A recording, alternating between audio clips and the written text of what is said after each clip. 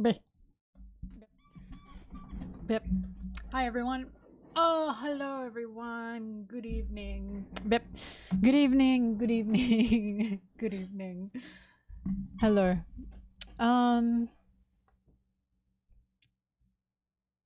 Hello. It is time. It is time to edit once more. I don't know how long I'm going to edit today.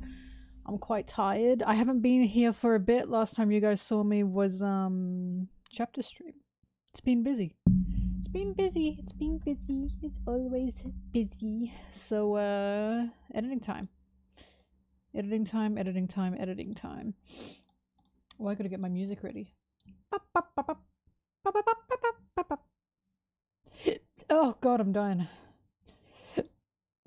Don't listen to that, don't listen to that.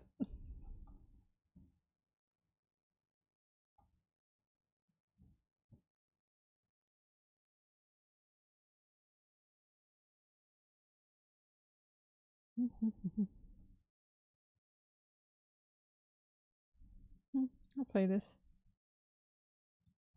I'll play this shit. I'll bump this.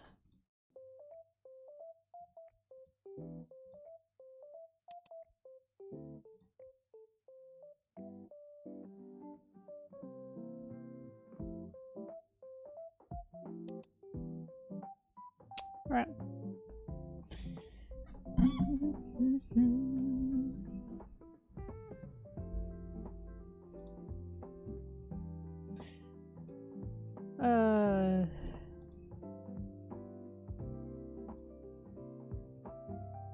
Okay.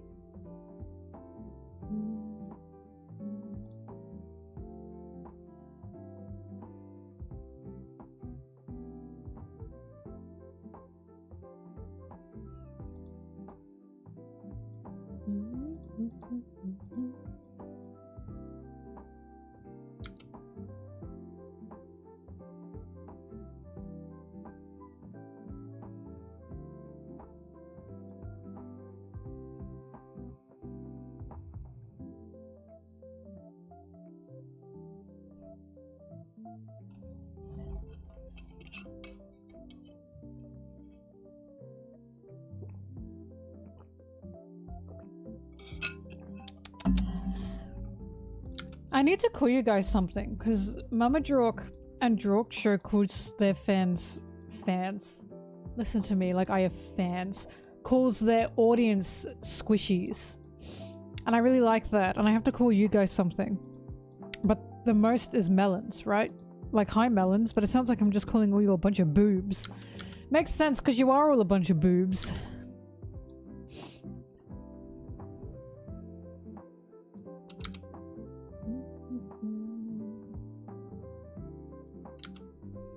Babies.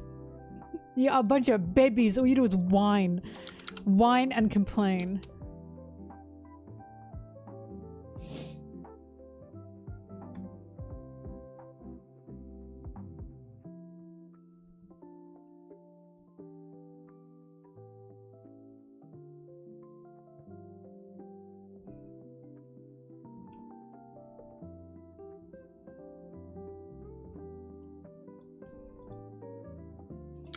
Fannies.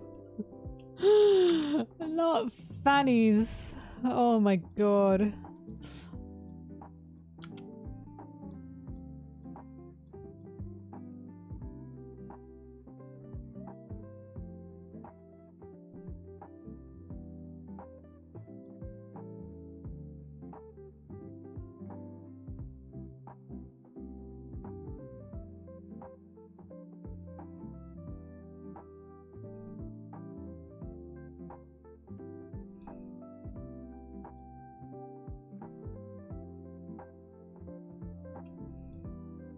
I don't know if anyone saw my Instagram story here. Nice try. Nice try. A lot of you probably did. In Australia, fanny means pussy. And I did not know it meant ass until quite recently. I'd say last year to Americans. I really didn't know. Because I think the funniest thing is when we advertise fanny packs here, it's on the front. Guess why it's on the front?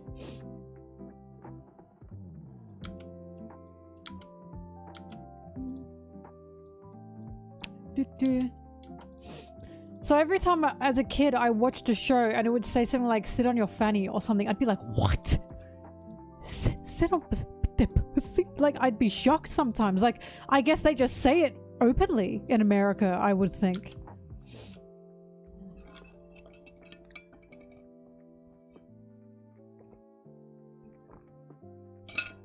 Why do you call her Aunt Fanny? Couldn't call her Aunt Booty. And I said that like an American. Aunt Fanny.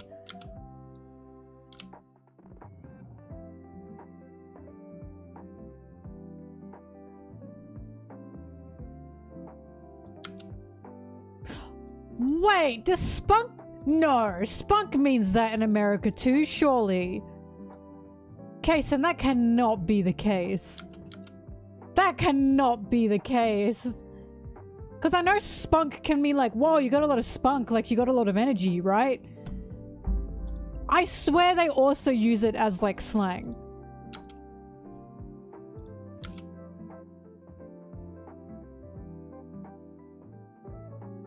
And that. I was gonna say, Kason, I was pretty sure it's also a slang for them.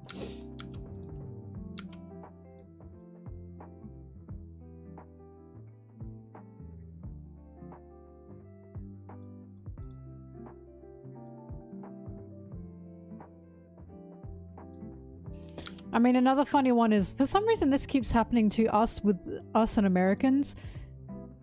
We say thong, but Americans think thong because they call G-strings thong. So when we say thongs, they think we mean underwear, when of course we're talking about flip-flops. And then rubber. We say rubber for a razor, but rubber for them is a condom. Why does this keep fucking happening?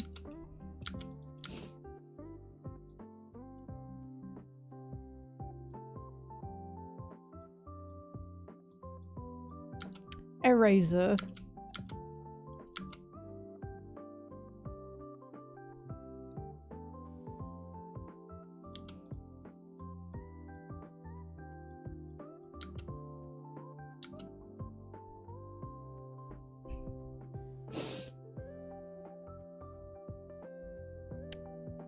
We say torch.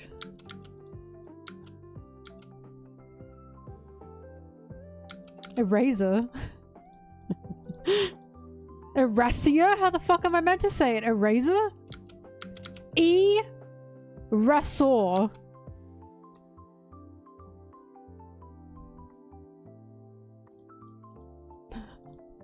Eraser.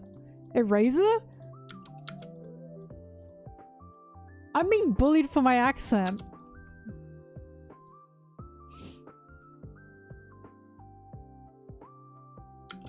Wait, hang on.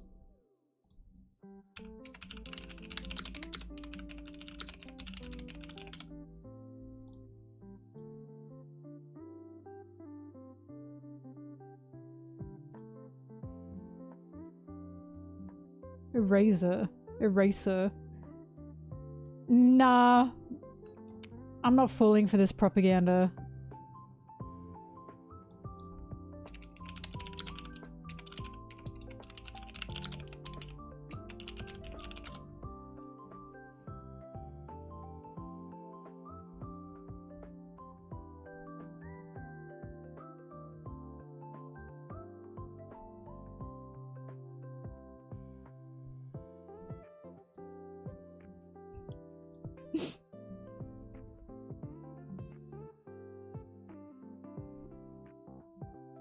Well, you know what's funny?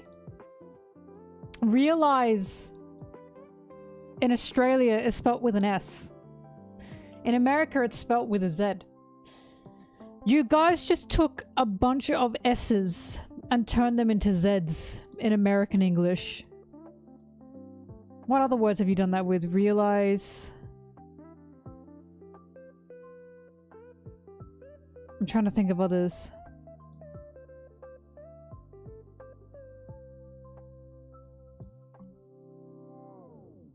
Do you not spell it with a Z? What do you spell with a Z?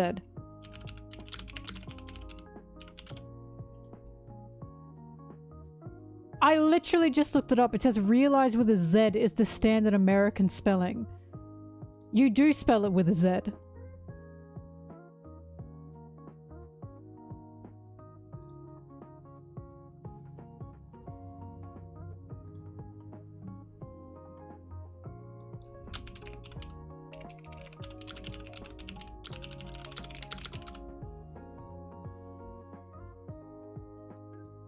Analyze, you spell that with a Z, we spell that with an S. Paralyze. Organize? You spell that with a Z? What the fuck?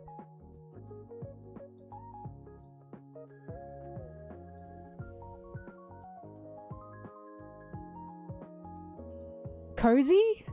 You spell that with a Z too.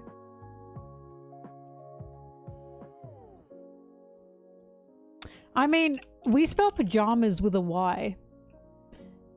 We spell pajamas P-Y-J-A-M-A-S, and you spell pajamas like a child. Pajamas! You spell it like a child. Americans. P-A-J-A-M-A-S. That is how a child would spell it. Pajamas. Pajamas! You children, all of you. Color me, shut the fuck up, Yoko.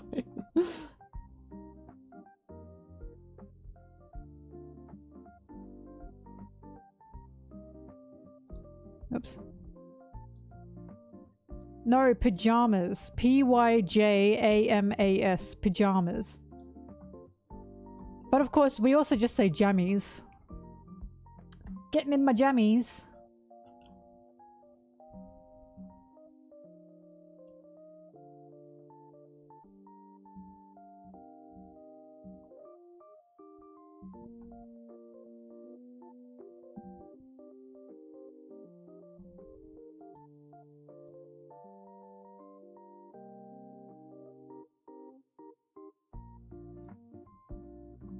We also spell yogurt with an H. Yogurt.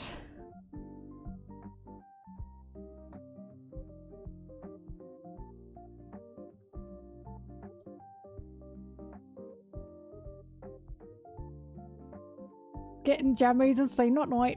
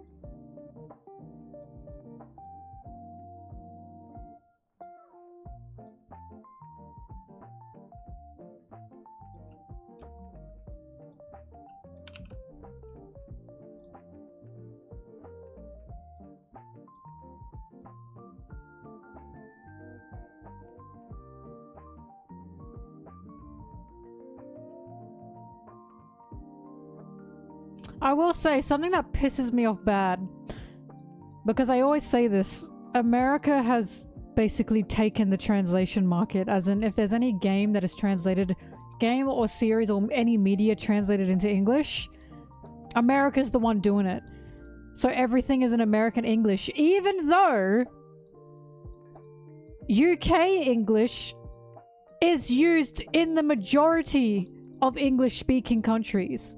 I don't know what Canada does when Canada spells things. I don't know if Canada uses American or British English. But I fucking hate that that's the case, because it's like I will buy a game in Australia and they're spelling favorite without a U. And I'm like, come the fuck on. Why do we not have our own translation and localization teams?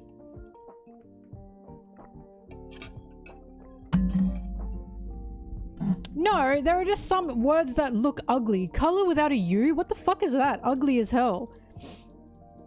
Defense with an S and not a C?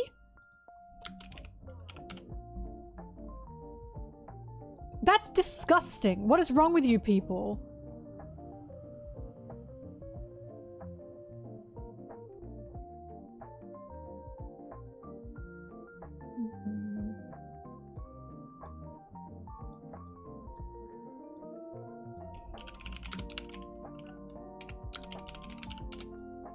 It's the fact that I have to deal with seeing Americanized English, but whenever Americans see British English, it's what is this? What is this? Bitch! Why does this happen every time?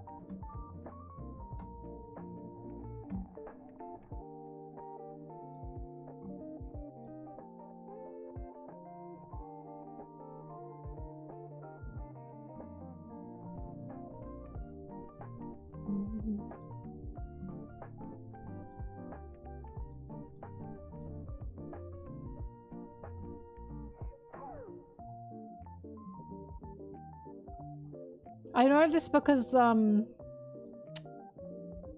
made a video that... No, honor! You guys spell honor without a U. And I called Jinbear's video Jinbear and honor. And there are so many Americans in the comments going, why did you spell honor like that? You guys need to be more aware of the world. You're pissing me off. I am forced to be aware of you. So you have to be aware of us. I've had it. I've just had it.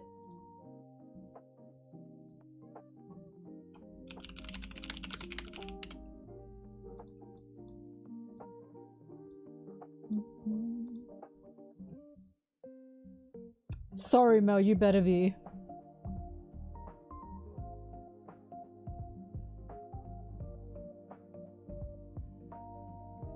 Yeah, you got rid of you because of capitalism. I don't know why you changed things to Z. That I don't know.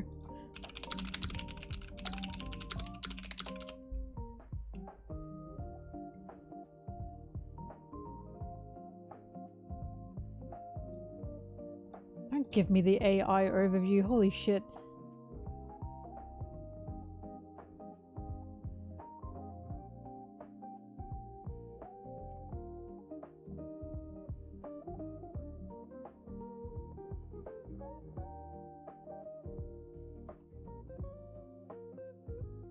From what I can tell, you did that just to be different.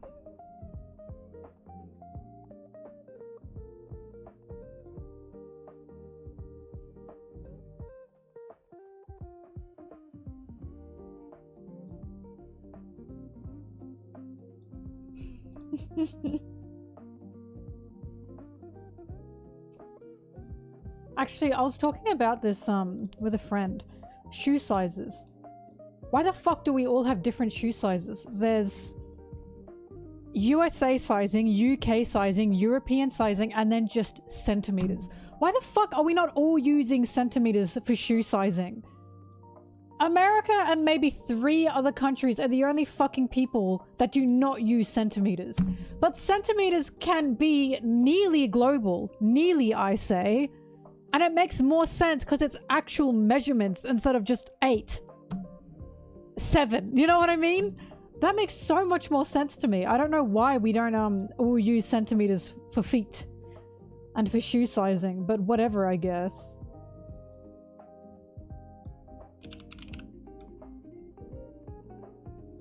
And you can much easier convert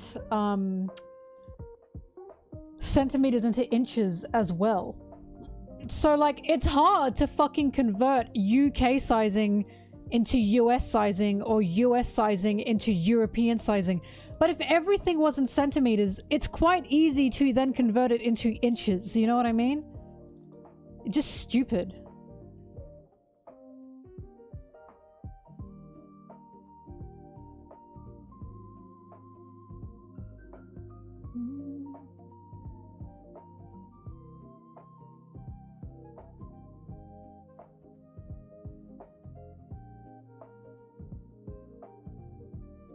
I don't care about what side of the road we drive on. Because eventually it's my hope that trains will take over, you know? That will eventually be phased out in my in my hope, in my utopian world, that will be eventually phased out and I'll no longer have to worry about what side of the road anyone has to drive on. Because I'll be on a train, going one direction or another, you know? We'll all be on trains.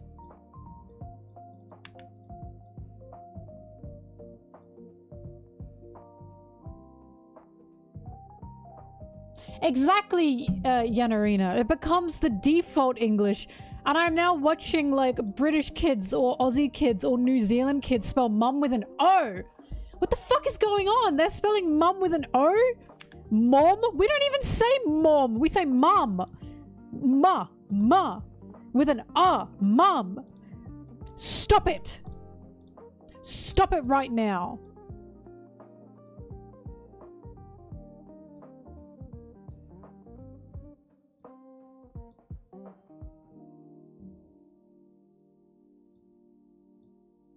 Yeah, ew, mom. What is that? You know, what is that?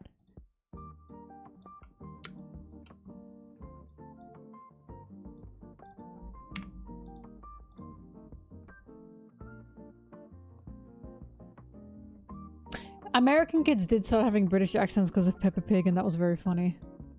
That made me laugh. I just don't like that America has taken the localization market. I don't know why each country doesn't have their own localization market. And you know why that is? Because, like, when you localize things, you also censor things, right? Or at least you can censor or change things. And I would rather different countries localize English-speaking countries. Localize themselves so I can fucking compare and contrast what they're changing and what they're censoring. Because we obviously here do not have the same, I mean, I say this, but there's a whole censorship ban spread happening now, but we here do not have the same radicalized, like, Christian fundamentals that Americans do. We still have it, don't get me wrong, but it's not as prominent in our media. And it can be very obvious sometimes.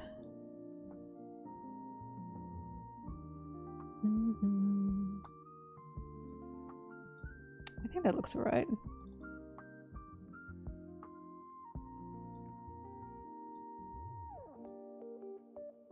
Oops. Yeah, that'll do. I don't care. Hello, Subaki. These two beautiful women are whispering to each other. I wish a beautiful woman would whisper to me. Grog, is this true?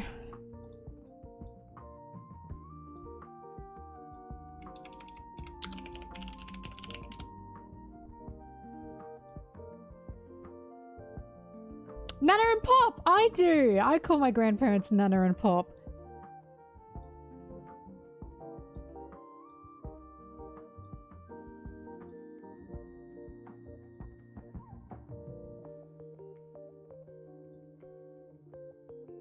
I'll never forget, there was one... Because... Hang on.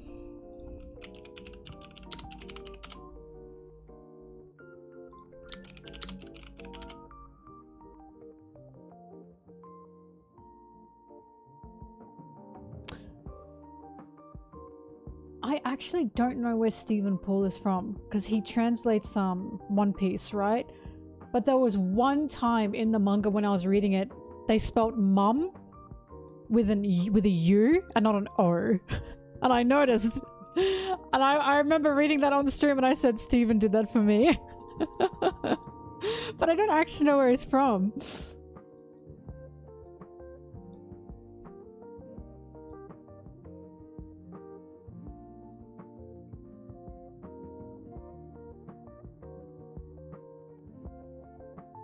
I don't remember what chapter that was. I just remember there was a time. Oh fuck, this looks like shit. Hang on. God, why do I always do this? There was a chapter where it had mum spelt with a U and not with an O.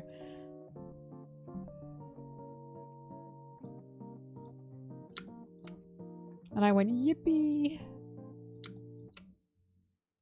Because guys, I'll be honest with you, I'm never spelling Big Mom with an O. It's not happening. If I ever make a Big Mom video, I'm spelling it with a U. Yes, I'll get bullied in the comments. I don't care. O is monstrous.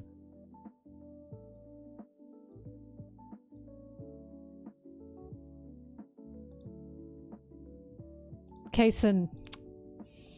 Come on, man. Come on, man.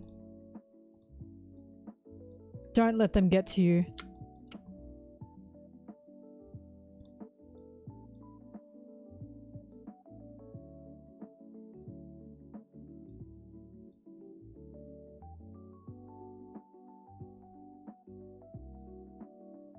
Her name is Lin Lin, you fucking idiot! Ah!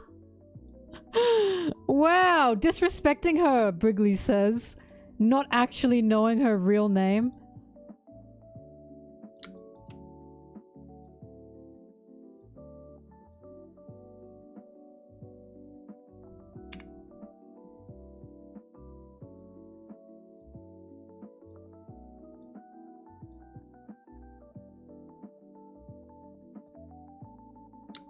This is actually kind of easy to cut out. I don't know why I magic tooled it.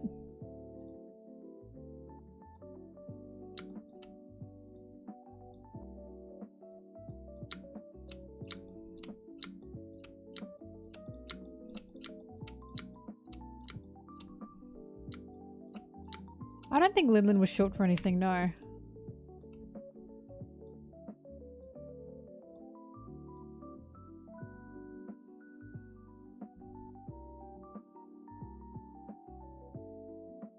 What would I do if Sanji died? I'd make the best fucking analysis of my life if Sanji died. I am not against Sanji dying because I love tragedy. I love tragedy. I like tragedy just as much as I like joy, you know?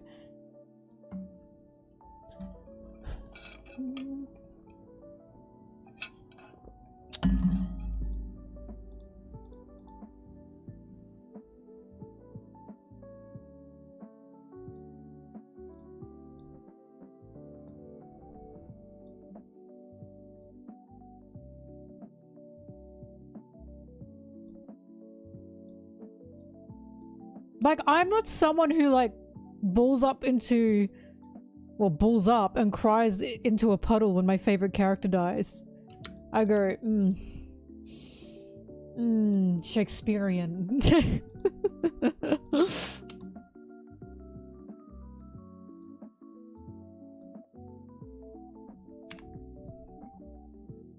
The only time I do that is if the death was bullshit and had no meaning and they just killed them for the sake of it.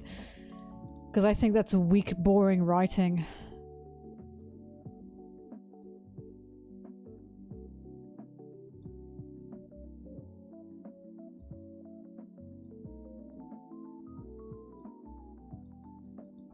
Oops.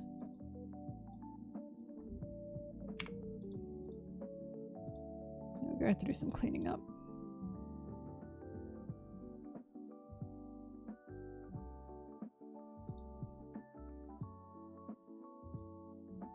Thrash.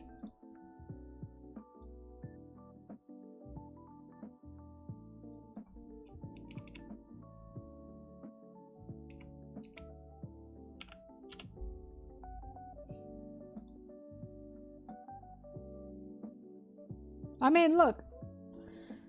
Sometimes I can cry if a character I like's died. I'd like to died. Like, Devilman. I crowed. But Devilman was everyone. Yeah. Ooh, 1 month ago, the Sanji text was crazy. This Sanji text is crazy this week. Guys, did you see my tweet?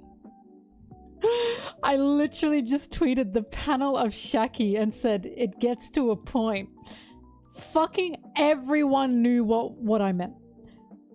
Everyone. I didn't even have to say anything. There are some people who get really, really fucking angry at the Shakky-Sanji comparison. The funniest thing is I'm not even all in on it.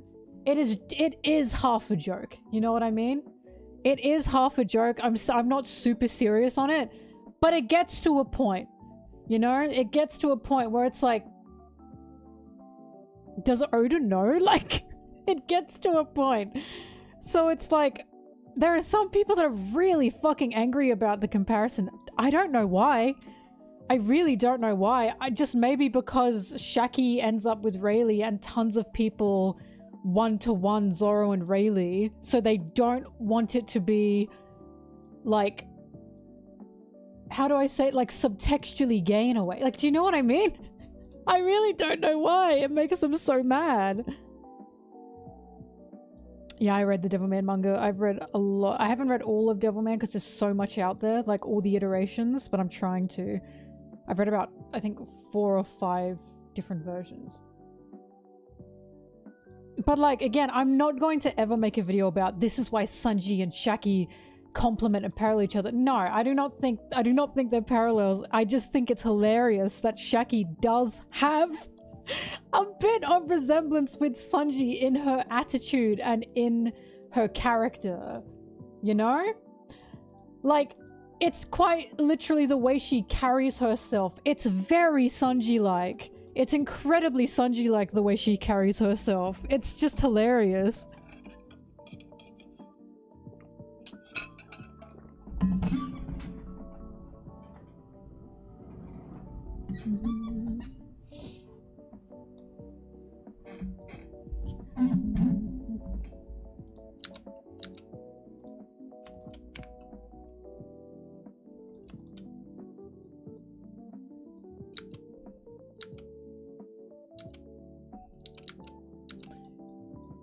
Well, what gets me is people are like, well, it's the Kuja tribe. The Kuja tribe fight mainly by kicking, which is, by the way, not fucking true. They actually mainly fight usually with weapons like bows and arrows. This is why Boa has that slave arrow move, right? Usually, from what I can tell, only the empresses of the Kuja tribe will fight with their feet. But majority of the Kuja tribe actually fight with weaponry, again, such as bows and arrows. This is, it looks to be specifically a empress thing, and also of course Boa's sisters. So the Boa sisters, so 3 of them, right? So the sisters fight with their devil fruits because Boa's quite special. Obviously Boa and her sisters quite special, they got devil fruits. But from what we can see, again, they fight with weaponry. They don't actually fight with their feet the way they do. However, that was kind of the joke when it came to Kamabaka Island and Amazon Lily. Because one was the island of women and the other one was the island of drag queens. And again, I understand, I always have to say this, I know that it can look like trans women in a very stereotypically horrible fashion. But again, I will always say the reason they're supposed to be drag queens is because they are supposed to be drag queens. It's in the name, right? Again, even if people don't agree with that, that is the author's intent, because I always think they should have English translated it as drag queendom, and I feel like that would have cleared up a lot on who the Kamabaka girls are supposed to be. A lot of them are supposed to be drag queens. Majority of them are supposed to be drag queens, right? So, anyway, that's the joke. That there's the island of women and then there's the island of drag queens. So Sanji got sent to the island of drag queens, and drag queens are obviously men who dress up very stylishly and very fashionably to put on a show as drag queens, right? Literally cross-dressing, which is fucking awesome, you know? But that was the joke. And the other joke as well is the kicking style is fucking similar. A bunch of the Kamabaka drag queens would fight using kicks. Even Ivankov does that. Ivankov just also has a death wink, you know?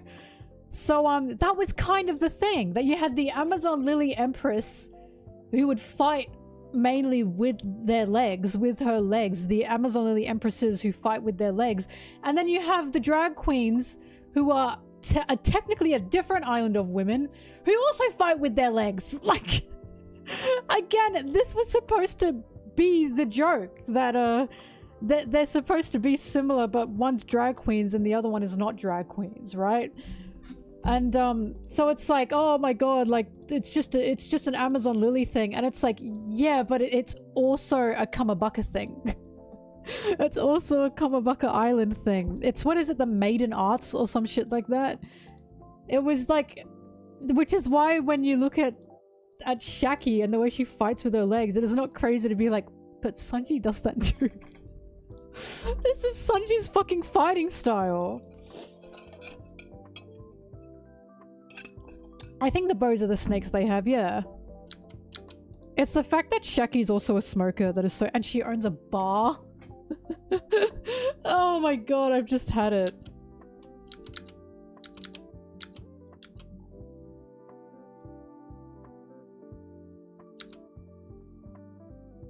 The cover story was fucking crazy. I was gagged. I was gagged. I cannot wait to see where that will go.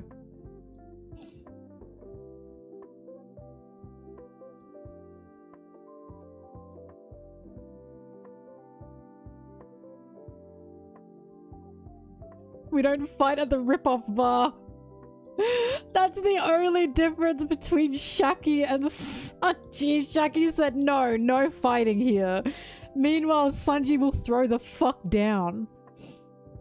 And saying that if anyone did try to fight, you know, she would stop it. Because I've always said, even before I was joking about this, Sanji and Shakky have similar introductions, which is why it made me laugh so much. Because I was like, wait a minute, I've seen this before. I've seen this before.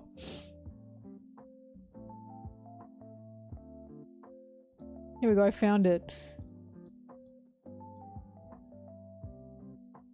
So this is Shakky's introduction.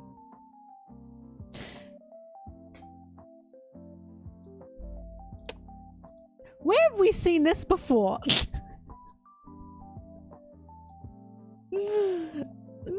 Where have we seen this before? Right? Oh gee whiz. I remember thinking back in the time, wait a minute, this looks like something I've seen before. Because what's happened is the Straw Hats have entered Shakky's bar and she's saying, what do you want? Like, what'll it be? And she's beating up a customer. I said, oh, wait a minute. This has happened once. That made me laugh.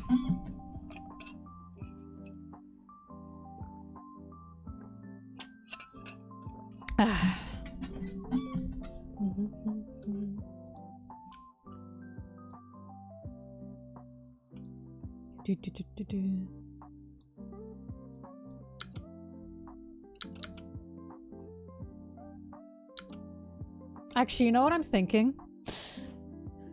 Rayleigh's the only one not in the bar right now. You know? He's currently on the ship. Now, what if Rayleigh is the one that's about to get caught, but Shakky trades for his life? I'm not saying that's gonna happen, but he's the only one who's not on the island.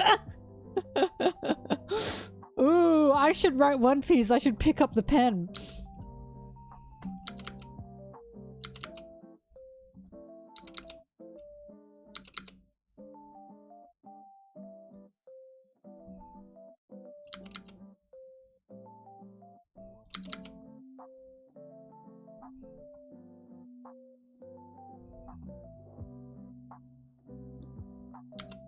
I mean, I keep saying this, I do not believe Shakky, if she does get kidnapped, which I'm still not sure about, I still do not believe even if she does get kidnapped, it's just gonna be like that.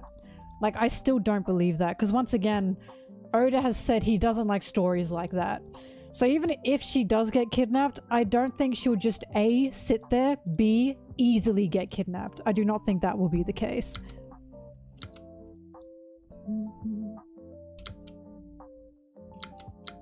Because remember, everyone thinks Vivi is gonna get kidnapped. But we saw Vivi get kidnapped once, and she fucking got out of that. Like, he doesn't just write, woman gets kidnapped and does nothing. Or woman easily gets kidnapped.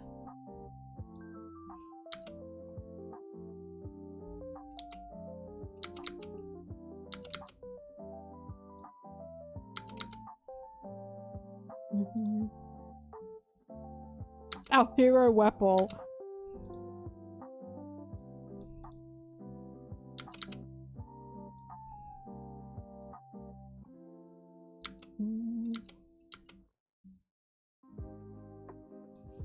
No, Nan, you missed what I said. They got Rayleigh first and then traded for Shakky. Because Shakky gives up herself to get Rayleigh out of there. And then they go into God Valley. It's possible! It's possible!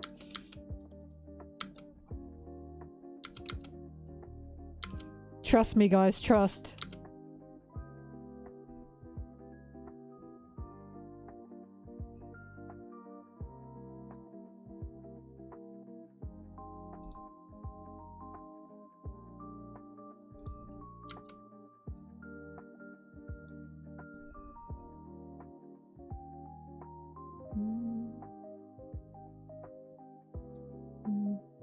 That's true. Guinea did get kidnapped and then died.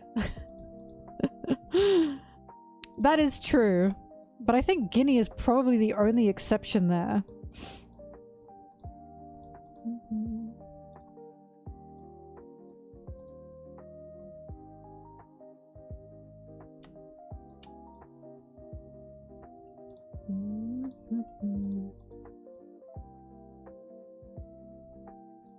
It's only because he said that thing about, I don't like stories where women just get kidnapped very, like, pretty recently. He said that.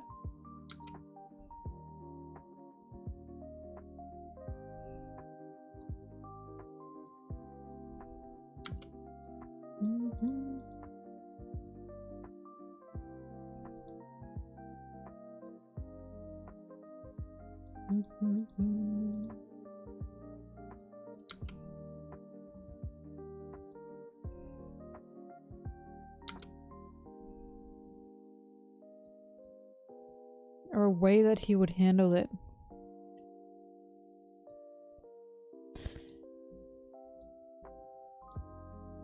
I mean, it's a bit difficult with her because she was still shown to be quite strong. But she got kidnapped by the world's most powerful people. But then of course Kuma also gets kidnapped as well. And is taken as a slave by the Celestial Dragons. But of course kidnapped in the sense that they blackmailed him and he had to. So Kuma and Guinea went through the same thing. That was kind of the point of that, which is why it's like, yeah, she's the exception, but Kuma and Guinea, Guinea together faced enslavement of the Celestial Dragons. In fact, Kuma was the first one to get kidnapped and enslaved by the Celestial Dragons. Her as well. Oh no, wait, no, together. They were the same age. No, she would have been kidnapped first because she's older than him. Anyway, point is, together those two faced enslavement from the Celestial Dragons. So the story around Guinea still makes sense, but she did get kidnapped. Because it's not like she just got kidnapped and went, Kya, help me, you know what I mean? I wouldn't say she saved herself. When she was a kid, she did. When she was older, she couldn't get out of there.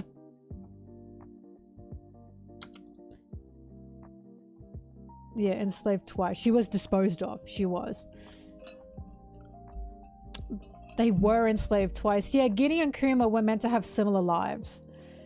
So, that's why with Guinea, it's like she is the exception, but it's because she and Kuma were supposed to have these same traumas. Which is just disgusting and sad, you know? Like, story-wise, it was a great read, but geez, it was sad. But,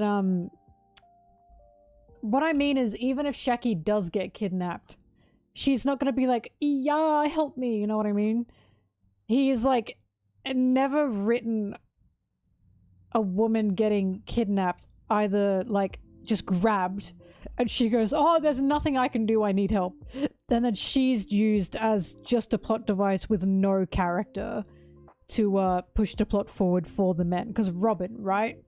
Robin got taken in with a deal, and then she got tricked.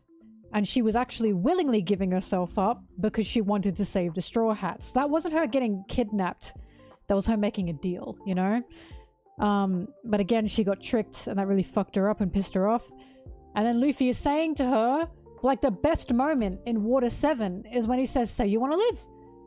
And Robin says, "I want to live." And this is about Robin, not about the men coming to get her. It's about her character growing and realizing what she wants. She's not just used as a plot device for other characters, especially the main male characters, right? This is her story. Similar thing with Nami, you know? Which is why the guys fighting for Nami in Arlong Park always gets me, because they're doing this for Nami, because Nami has been fighting all her life on her own. And now we've gotten to a point where Nami finally realizes she can ask for this help. So this isn't just a helpless woman asking for help. This is a woman who is tired. She's tired. She's been fighting her whole life. And now her whole village is off to die to try and save her when she never wanted this. And she finally manages to she breaks down and she finally realizes she does need the help. But again, Oda does that with tons of characters. He fucking did that with Sanji. Sanji's whole arc was him realizing he needed the help. He needed people to help him, right? So it's like, this isn't just a thing that he does for the women, which is why it's frustrating when people think he does, I suppose, because it's like Nami and Robin both had equally extravagant stories to other characters, such as Sanji, you know? Probably Nami and Robin had some of the best stories, in all honesty, right? But, yeah.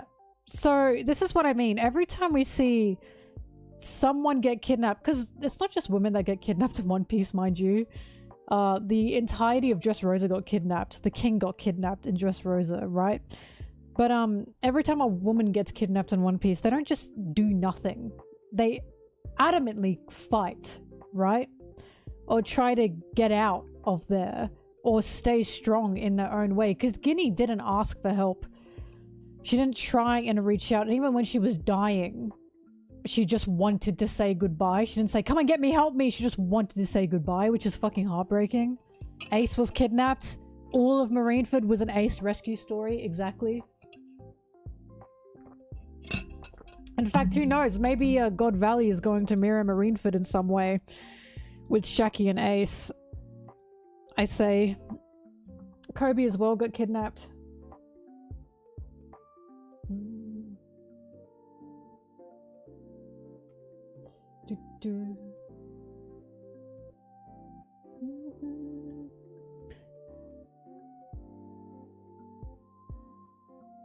But yeah, my point is, even if Shakky does get kidnapped, which is possible, I don't think she's just gonna get kidnapped, you know what I mean? I think there's gonna be more to it than that.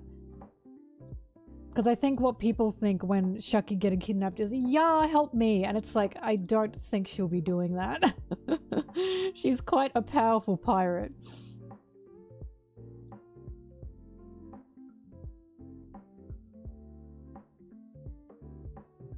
Because she's like Boa. Even though Shakky and Boa haven't gone through the same things, Boa is exactly the same. When Boa was getting fucked up by Blackbeard, she didn't struggle. She was scared, but she didn't struggle. She looked him dead in the eye and said, "Do it. Kill me," which is... I love that panel. That is one of my favorite panels in all of One Piece. Her looking Blackbeard in the eye with that stare of, like, indignation. She's just so cool. I love her. But Shakky and Boa are quite similar, as all the Kuja Empresses are. They all seem to share similarities, which makes sense.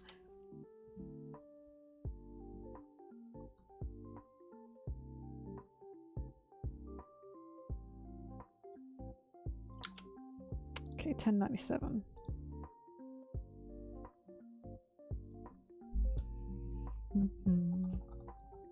But yeah, I'm not against Shakky getting kidnapped at all.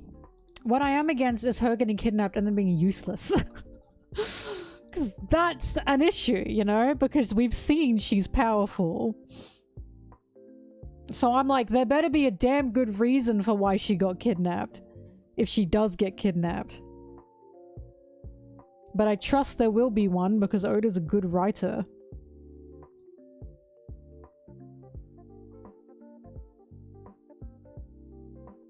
You saw guys compare Hancock to Shakky's beauty. And you know what's so funny about that? Hancock, that's what Hancock uses. That's why Hancock fucking hates men. And falls specifically for Luffy. Because Luffy doesn't see her with her outside beauty in any way. Like, whenever people talk about Boa's beauty, it's like, so she can use you. She can use you, and you know what? You'd blame her for that. Even though she's just existing like that.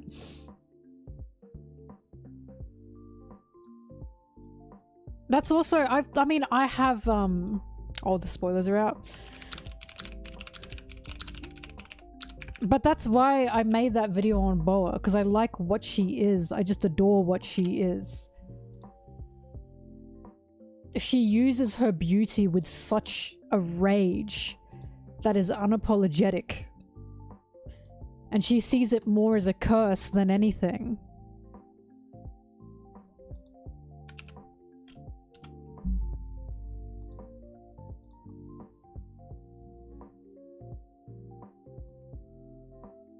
Because she just always reminds me of when, like, men will say, oh, but women will manipulate men with, like, their appearance. Like, if they're pretty, they can be manipulative. And it's like, only if you're a fucking idiot who doesn't see this woman as a person.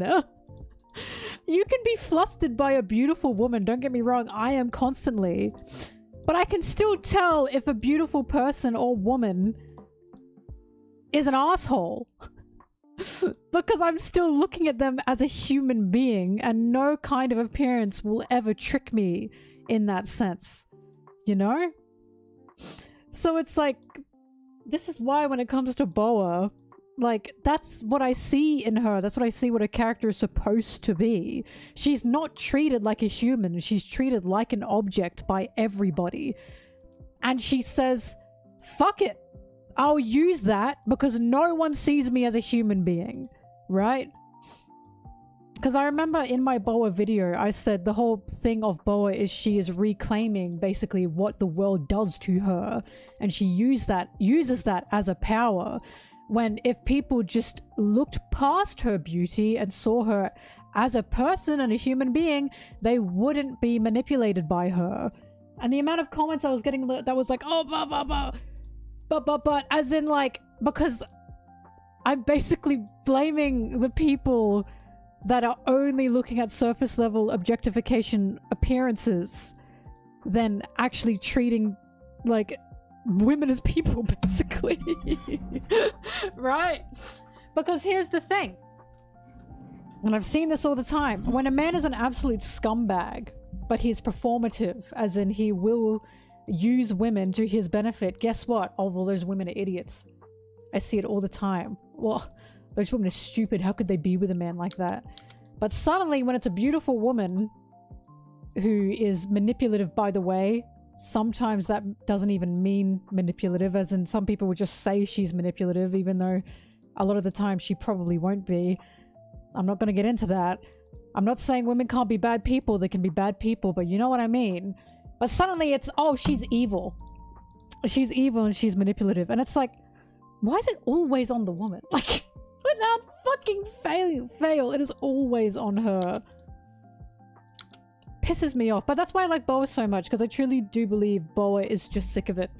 She's sick of it. People are seeing her like this anyway. She's gonna use that power to her advantage. And fair fucking enough.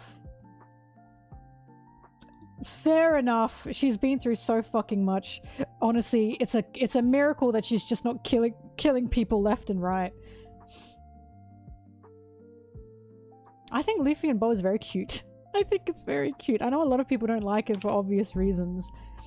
But, I think Luffy can definitely heal her and help her. It's just she is so broken that she kind of needs the help, I suppose, to regulate her emotions.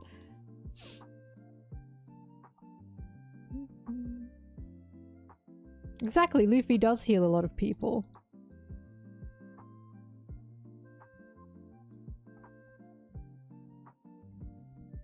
What chapter is this? 1097.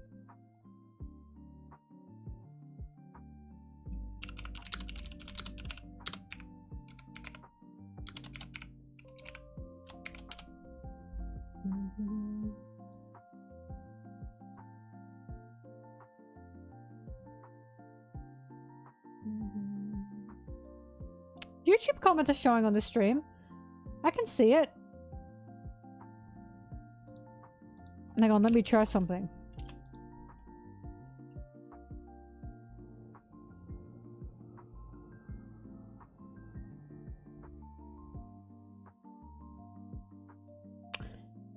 Never mind, you're right. I can't see. Oh no, they're there. I see them. They're just a bit slow.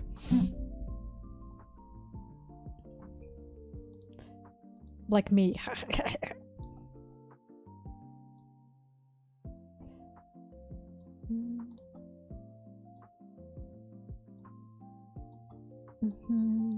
But yeah, I've said this time and time again. I like I like romance. I like it in media. And I like romance between boy and girl. It just has to actually be written in a way that makes sense and is nice and fun. Because the issue that a lot of writers have, especially when they're men, is they don't give these characters any chemistry. They don't give them any real reason to like each other. It's just, they are boy and girl, so they have to like each other.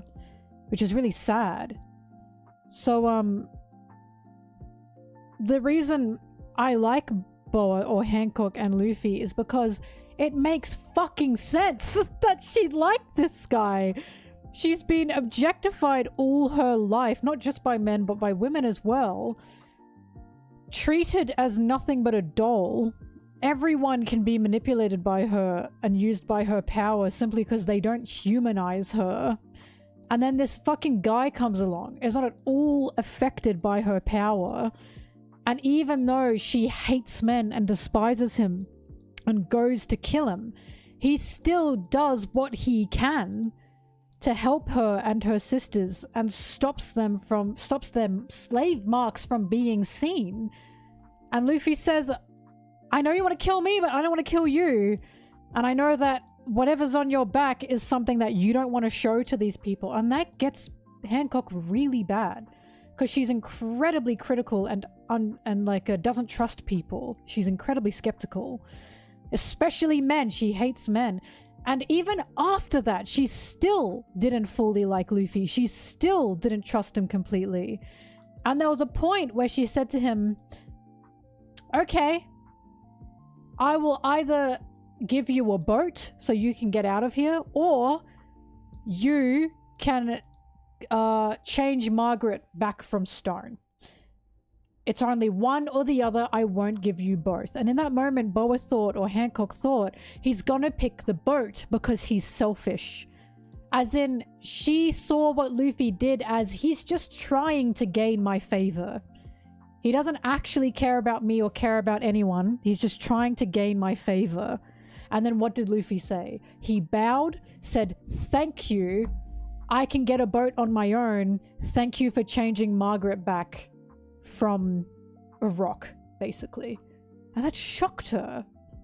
Yeah, it shocked her because all she's experienced in her life is people trying to use her, right? That's all she's experienced in her entire life. And then what really sealed the deal is when she found out Luffy punched a celestial dragon. And of course that's what made her fall for him. Not everyone fucking punches a celestial dragon. That is global news. That is a once-in-a-lifetime shit. That someone punches a celestial dragon, right? And of course, those are Boa's oppressors. Those are the Boa sisters' oppressors. And it's like, how can Hancock not fall for him? Like, just how can she not? He is everything that Hancock thought no longer existed in this world, basically. She didn't think anyone like Luffy existed, especially not a man. She thought no one could be this forgiving, this kind, this sweet, and this unselfish, basically. She didn't think anyone out there existed that wouldn't use her. So how can she not fall for this guy? I just think they're incredibly sweet. I don't think Luffy will ever like her back. Not as more than a friend, anyway. But I think they're quite sweet.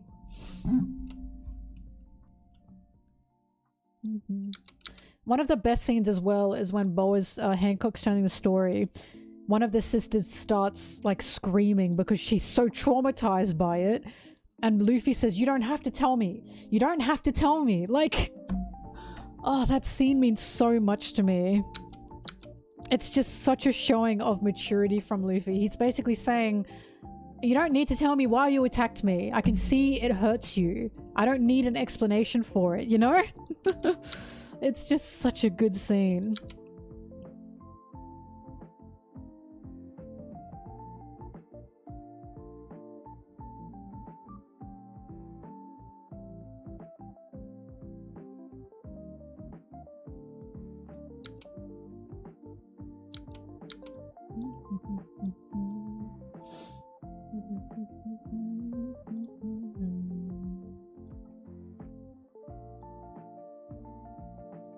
Anyway, I like boa a lot. I want a boa tattoo. I literally want my body to be covered in the women of One Piece. I want a Nami tattoo. I got a Nami tattoo. I want a Vivi tattoo. I want a Hancock tattoo.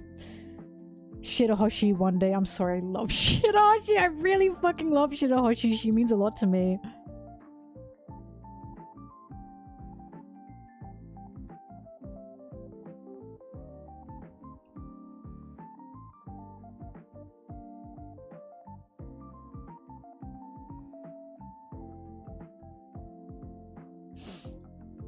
Another proof that Rox is Buggy's dad is he also had a toxic breakup with his BFF.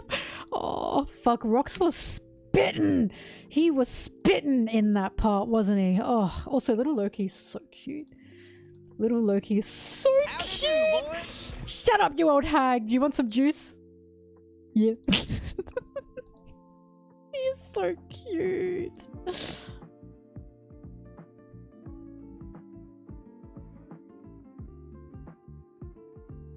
I think Luffy knows about the aspect of not wanting to visit past trauma simply because he has that.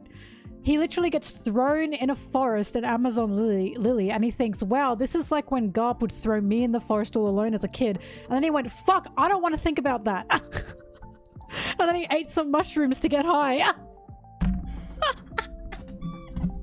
He went, never mind, I don't want to think about that shit.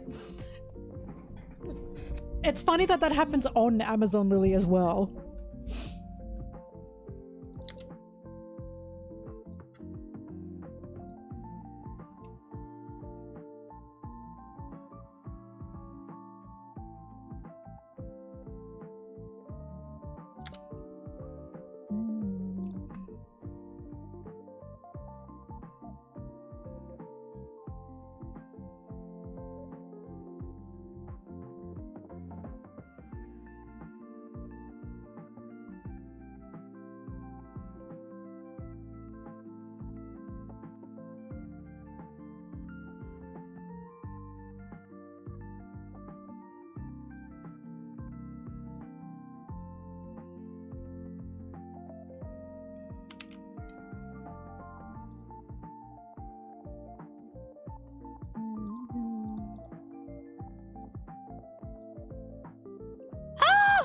I got a Lego ad and I pressed on it by accident.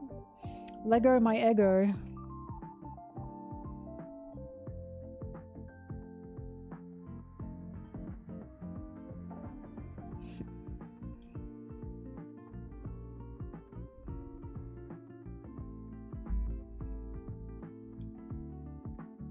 Shut up, Ari, you pissed me off. Oh, you pissed me off.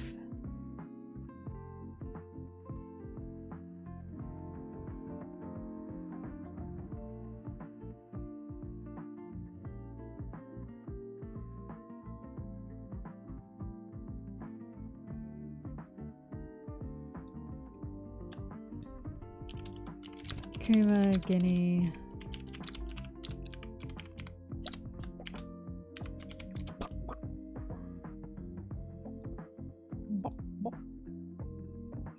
Ah! Ah! Ah! Ah! Ah! Ah! Ah!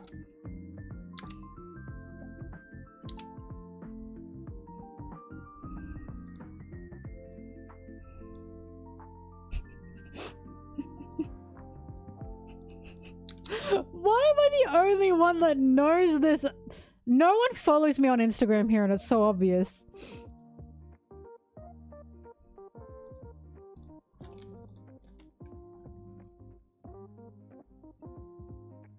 Hi, Sarah.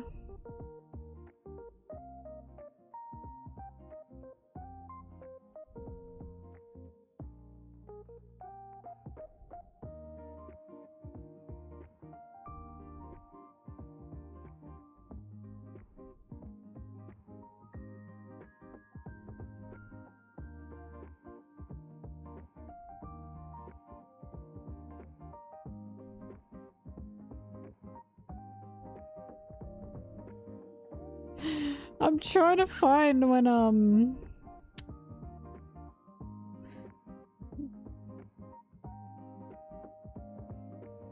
I posted it.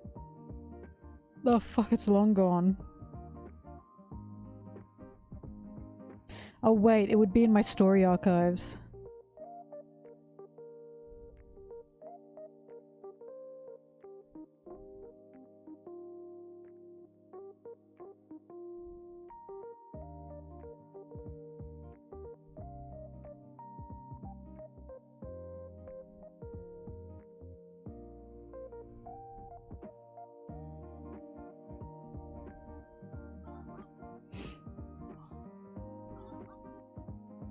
I found it, thank God.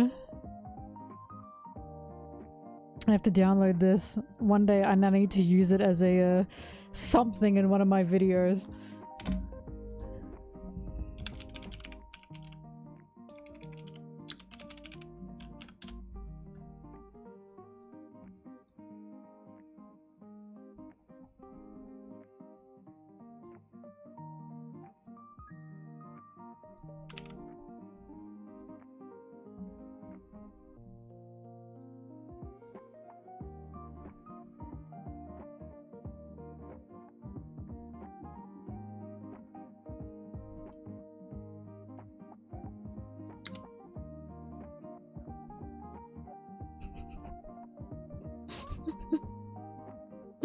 Now let me explain.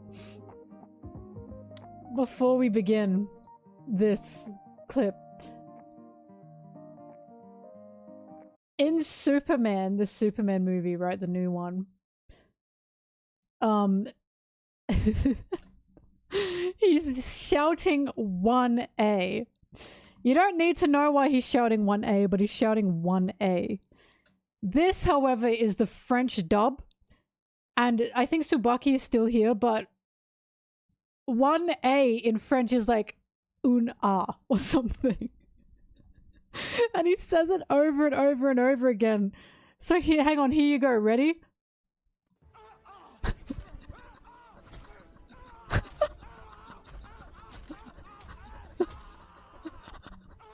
That's all it is.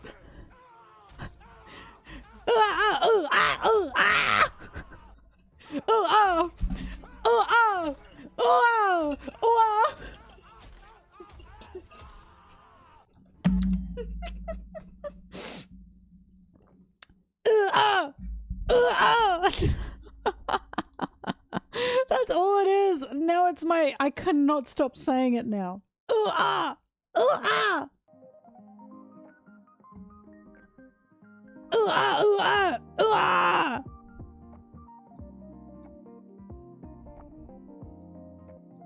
Ugh. That wasn't a good... Ugh. I'm not very good at Swamp. I'm really good at Wiggler. Lala! Lala! I'm really good at Wiggler.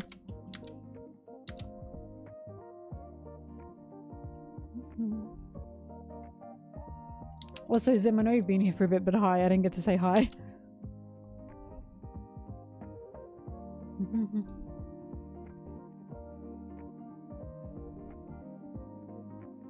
Oh, the one guy ripping it from the rack.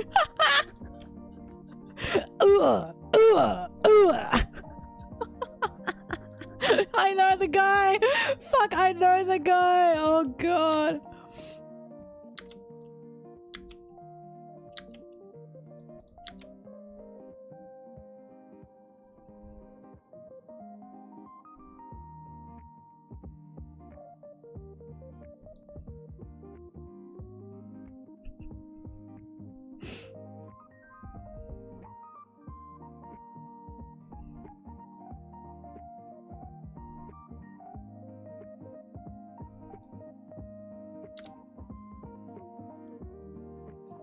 There's something beautiful about the Revolutionary Army when it was just Dragon and Ivankov. They were called the Freedom Fighters. And then that eventually changed into the Revolutionary Army. What can Oda possibly be saying?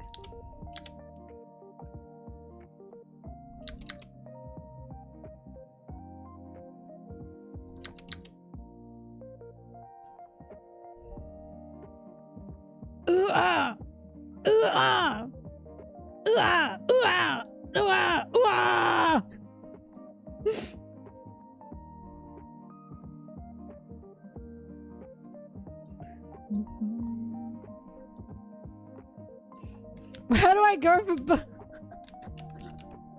Because I'm editing this and I'm talking about the Freedom Fighters. No, it is actually the correct pronunciation, trust me. Lex Luthor told me.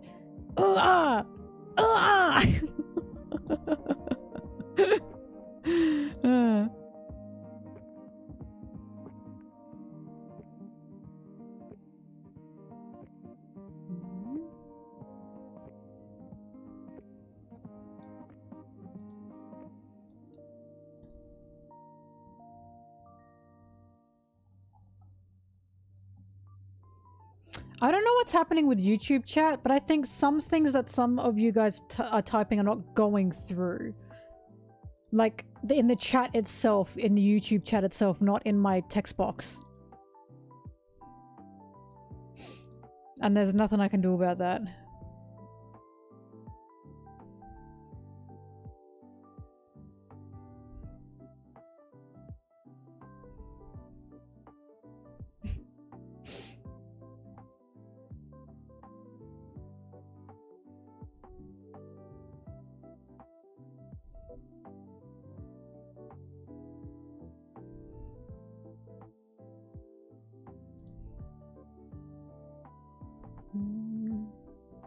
What's your question, Sarah? I'm really worried about it.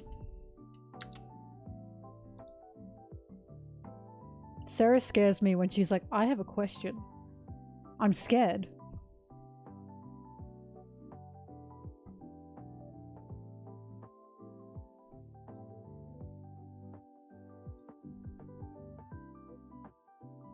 Why did they make Lex Luthor bald? You know what, Sarah? That is so fucking funny. I've been asking the same thing. And also, why make him bald and not grab his bald head? I've been asking the same fucking thing. And I want to believe the reason he's bald is because he's supposed to hate Superman because he's jealous of Superman. And Superman just has a big fat head of hair. And I think that adds to the jealousy that he doesn't have that kind of hair. That's my theory. Can't fly, can't shoot beams from his eyes, doesn't have super strength, doesn't have hair.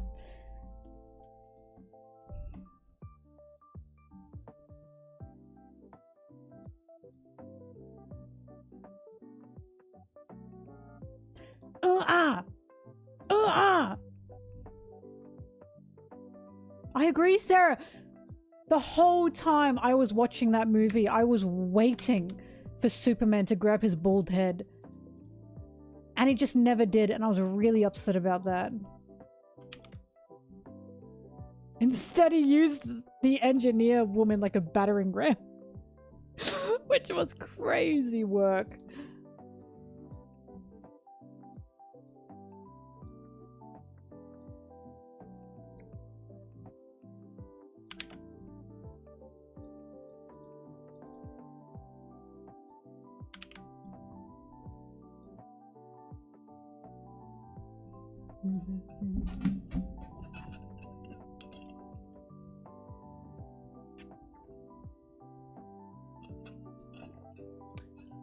Did I stop dyeing my hair pink? I'm letting it heal, right? Because obviously when you bleach hair, it can snap off, and I want my hair long again. But for my hair to get long again, I gotta let it heal. So I'll probably be growing it out for quite a while, but I'll keep as much pink as I can, and then I'd say once all the pink is gone from my fringe, because that's like this much, and that's gonna be this much, right? That's quite a lot of hair. So I'd say once all the pink is gone from my fringe, I'm gonna go back to a pink head. How many gifted subs for me to go bald? 10,000.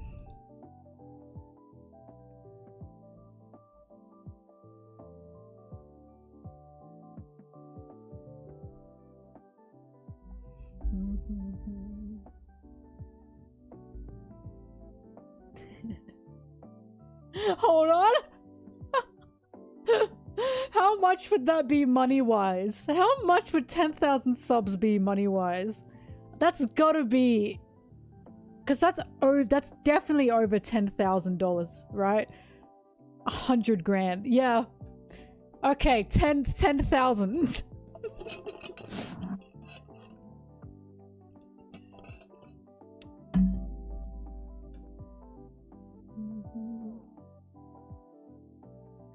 No, 10 million subs isn't achievable. If there's some crazy person out there who happens to be rich and watching this stream, you know, I'm giving them the possibility.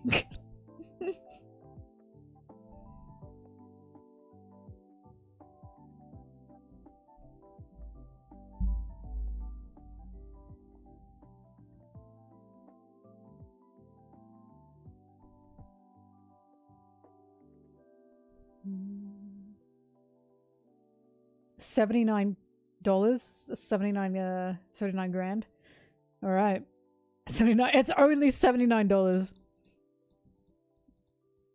Look, if there was someone crazy enough out there to do that with the funds, it's all going towards a new apartment that I can live in. I can definitely say that much.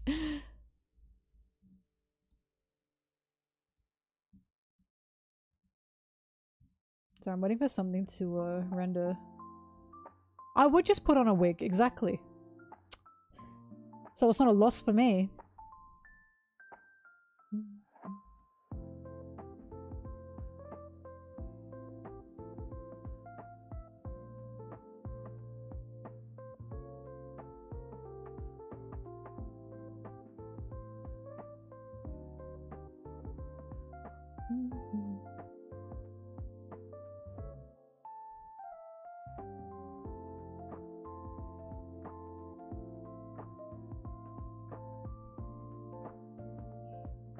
Being bald is cheap, and also it feels good when it gets to that fluffy stage, you know what I mean? Where it like feels really nice. That too.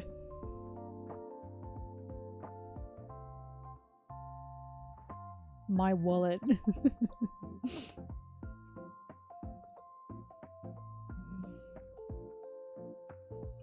Kuma, Guinea, Dragon, Diagon, Dragon, Ivan, Kov, the manga page, 1097. The whole gang's here.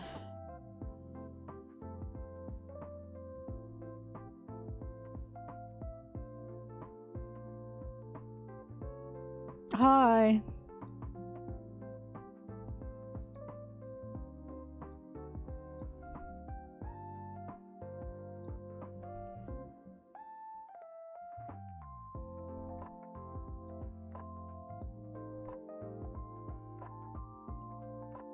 A Lex Luthor cosplay? Fuck, I so would. I so would. Guinea? It's Guinea.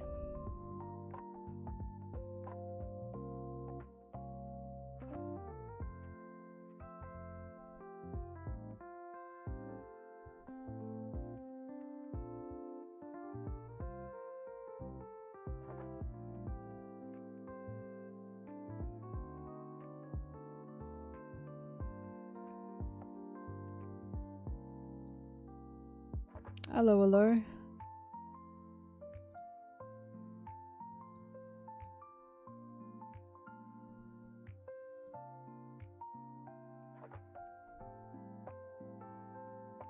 God, Dragon is so...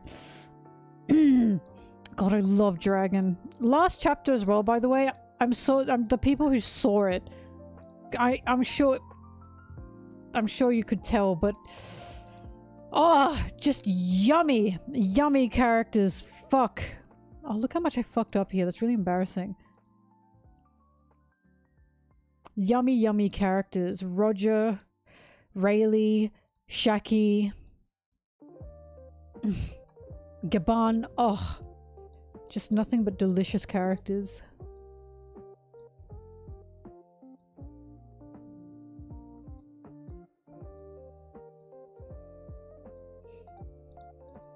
Well, you know, someone said the reason Marx... I saw someone say the reason Marx was in the manga and not in the SBS is because Oda decided he wanted to actually show the cook in the manga and not in the SBS. Because he didn't want people to miss it. And I went, alright, whatever. And next we're gonna get the fighter.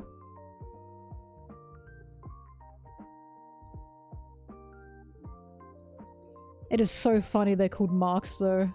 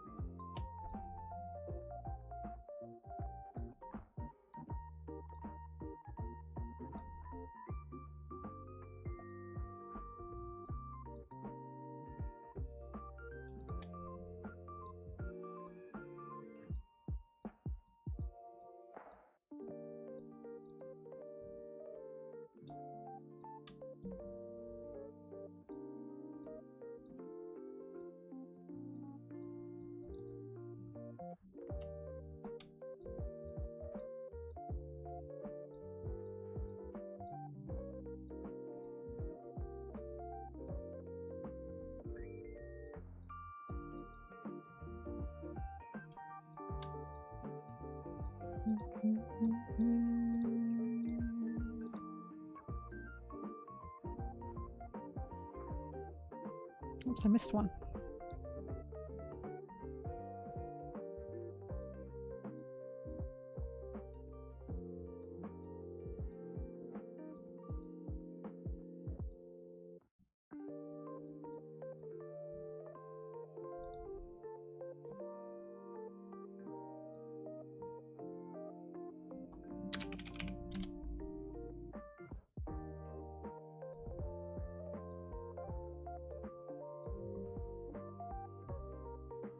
I'm removing the dialogue because the dialogue is what can get you for copyright.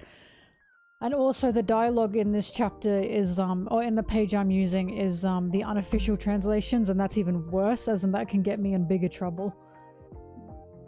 Not only that, when I talk about all the chapters, I always use the official translations, and sometimes the unofficial dialogue does not add up to what I'm saying. Or is just a bit different to what I'm saying.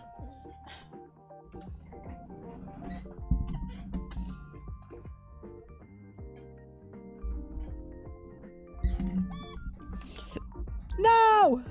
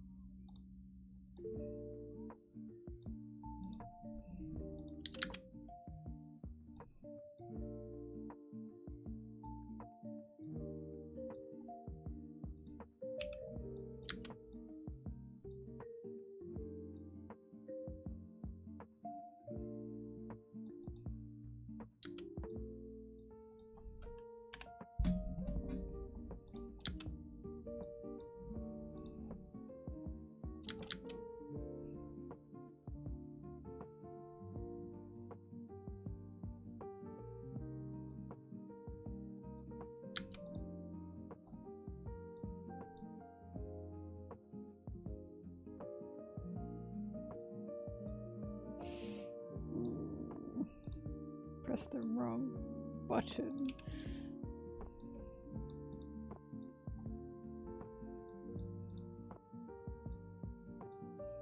I hate pressing the wrong button.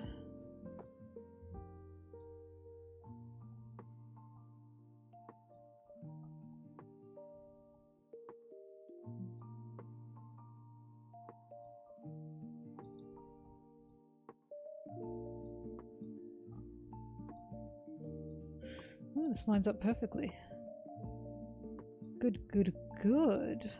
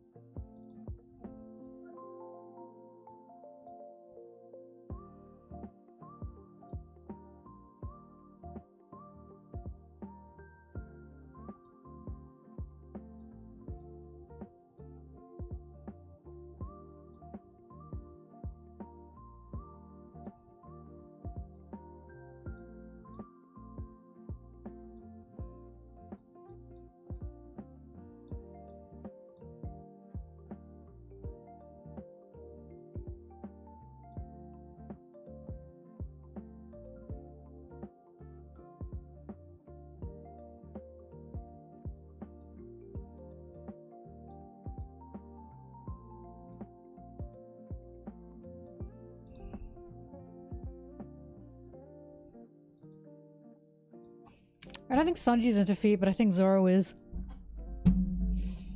Anyway.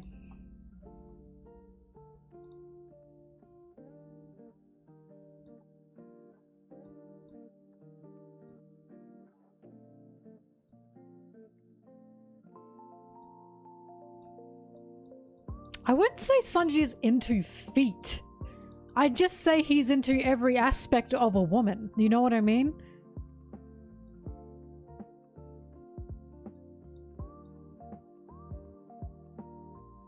Zoro's into feet. Why would you...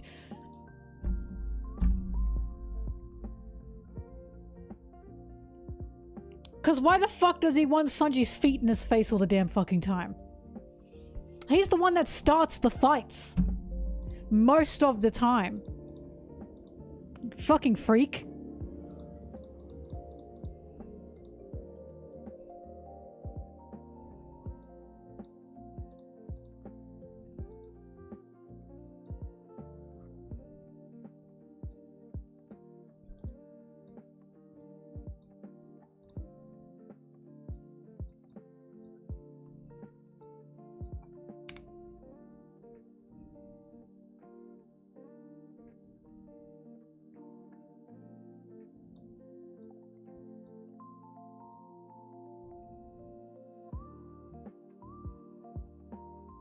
And I gotta think about it. What do you mean? What do you mean I have to think?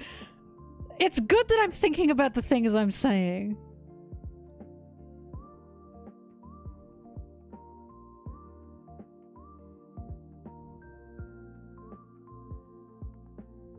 I'll have you know that Sanji's feet on that body pillow are censored. Thank you very much.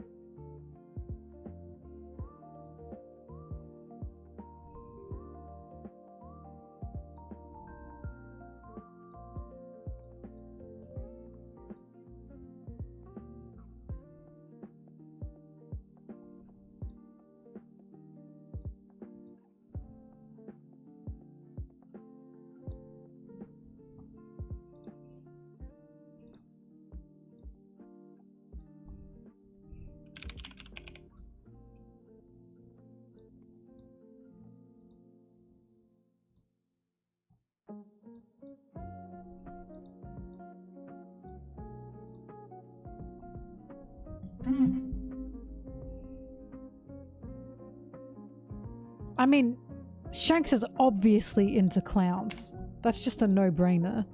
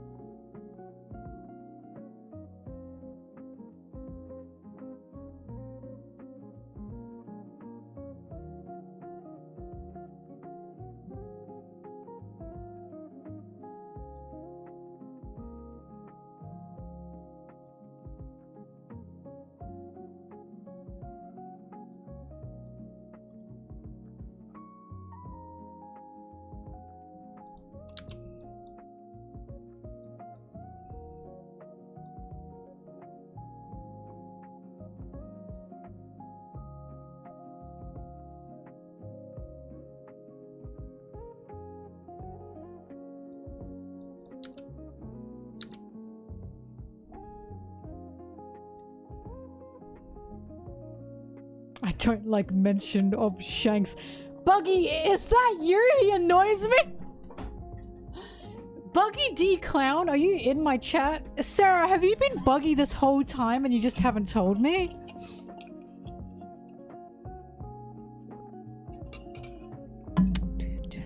Hong Kong.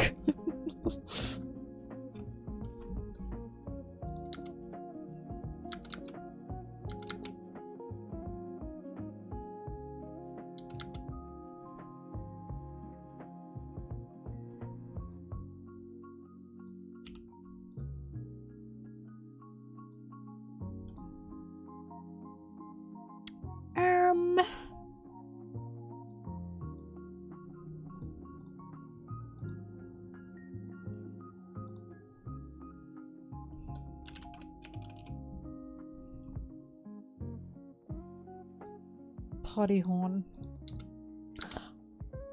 Ow! Fuck, that was loud!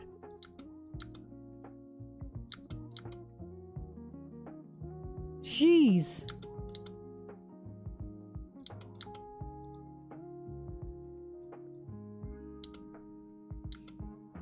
The confetti, the party horn sound I put in.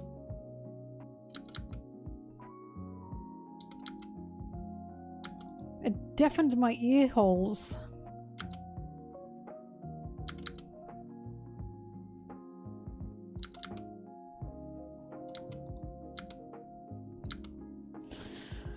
I gotta pick music. I hate picking music.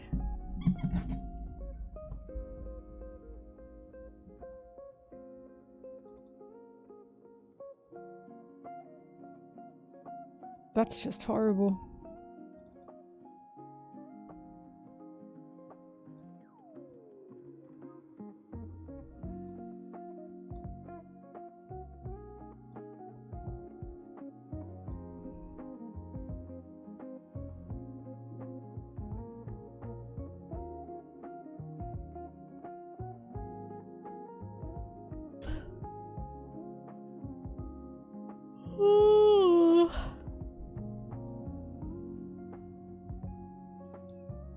Why am I so tired?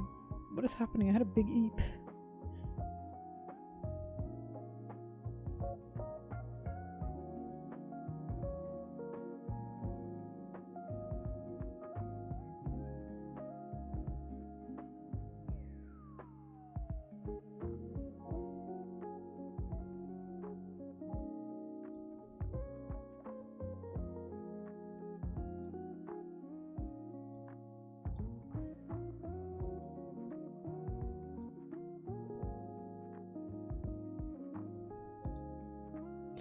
How many buggies would a buggy bug if a bug could bug buggy?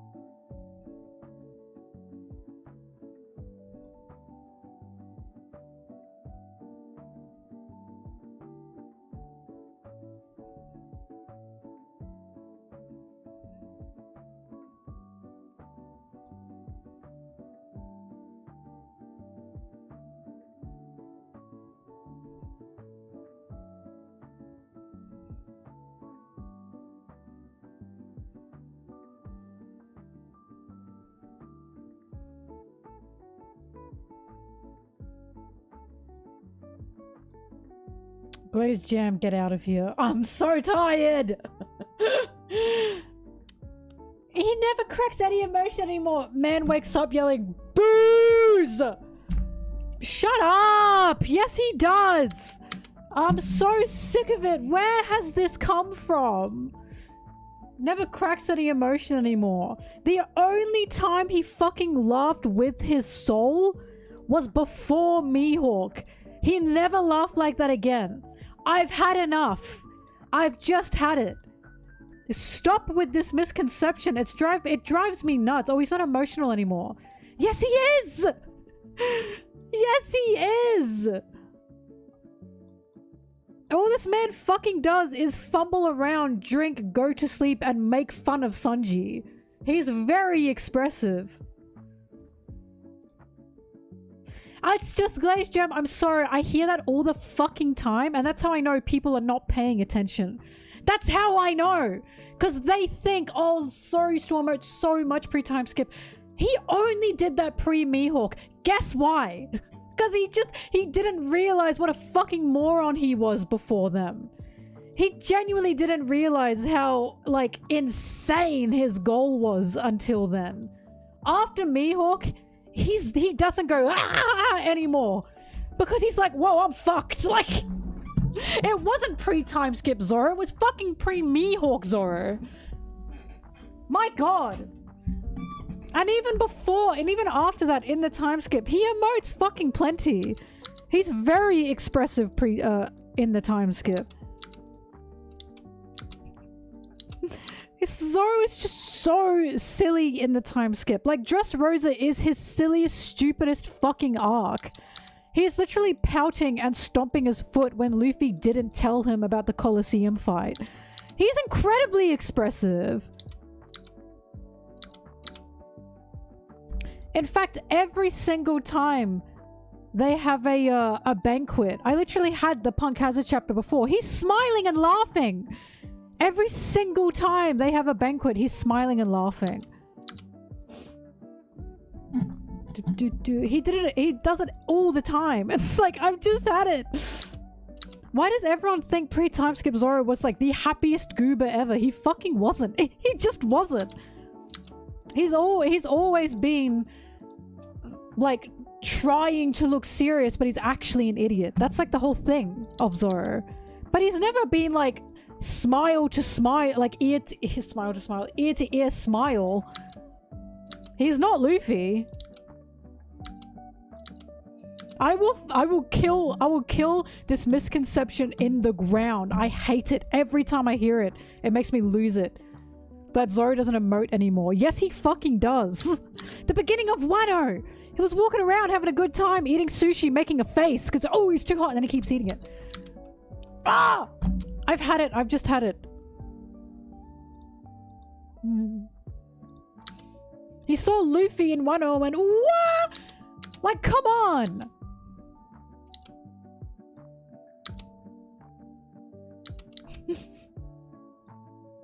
I won't stand for this. I just won't stand for it. It's just this weird romanticization of pre-time skip that's not even true. I think that's what gets me so bad. It's a lie! It's a lie!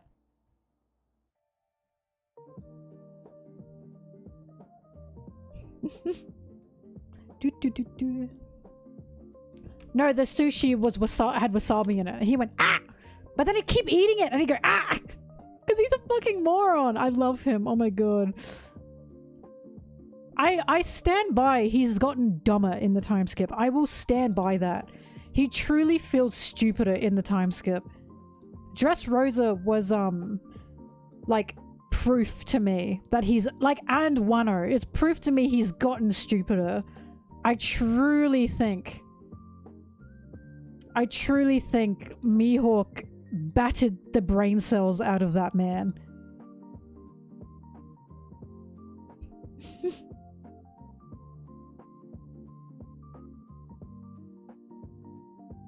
Long-term concussion side effects and also blood loss side effects. Zoro, in my opinion, loses the most blood per fight. I really think he does.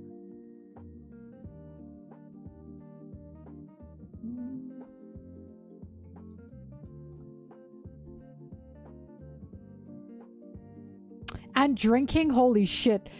Concussions, blood loss, and drinking. This man does not have a brain cell in his head. There's no way he does. You also know why I think this? Because he came up with the X plan in Alabasta, right? He came up with that. He's never come up with a plan like that again. And I always tell people that that's one of the jokes. When Zoro came up with that plan, Sanji said to him, I'm shocked that you came up with this. Are you an imposter? He's never come up with a plan like that ever again. Because he's not the plan guy. That was very rare.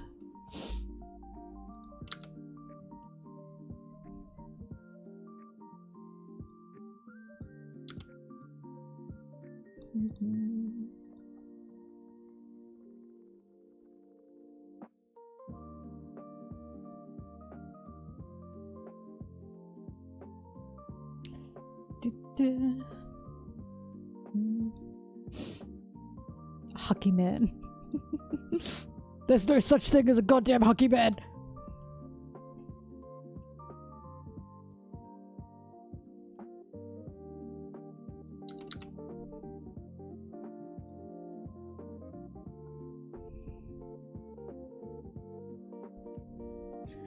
Isn't that actually a lie? Your brain fully develops at 25 or something. Isn't that a lie? Because isn't your brain constantly developing?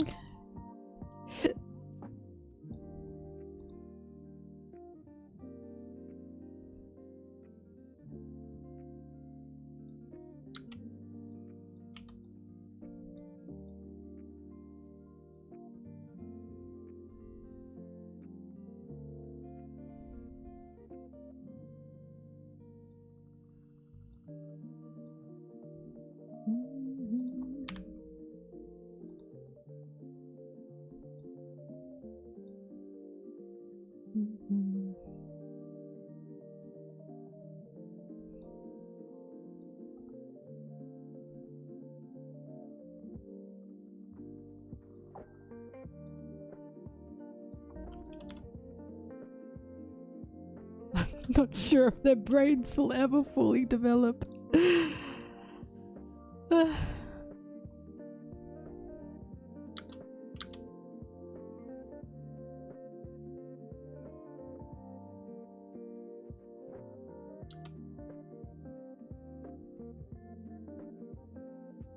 Oh yeah, I do know that.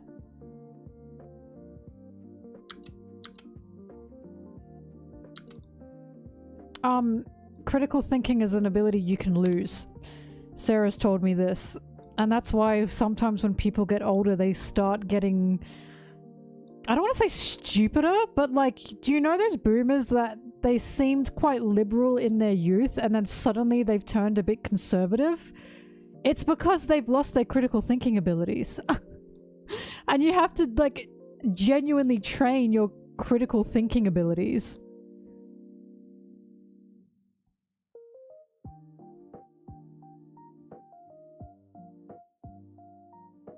And like, the way to train your critical thinking abilities is to literally just think about things and discuss things more than just, oh, whatever.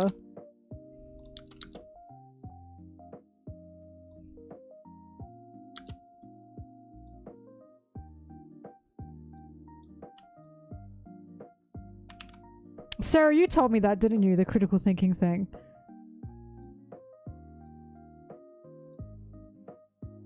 My critical thinking ability is going to stay very sharp. You know why? Because I fucking always think about anything I'm watching or reading to a stupid degree. To just a stupid degree. And I can't turn it off.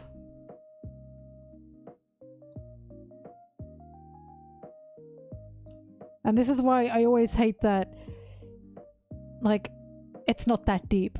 Okay, even if it's not that deep, it's still good to think that deep. Like, there's no issue thinking that deep.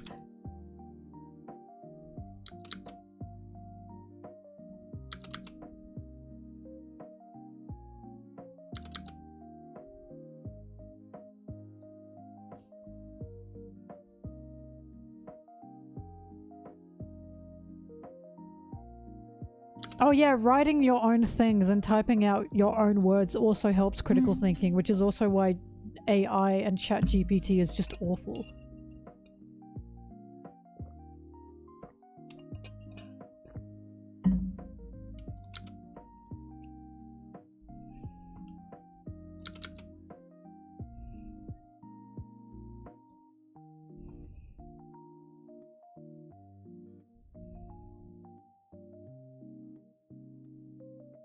No, I agree with Donnie,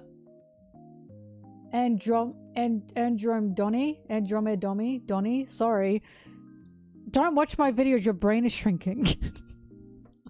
I will actively make you stupider, and you know why?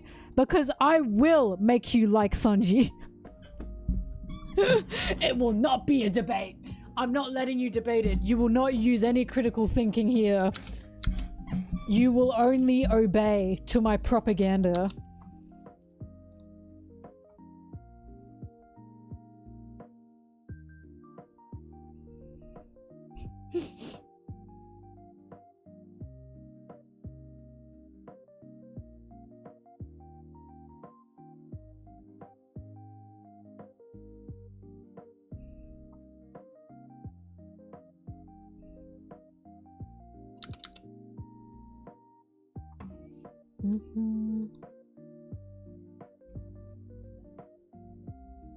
I actually don't know what video games do for brain development. I know they can be really good for, like, reflexes, right?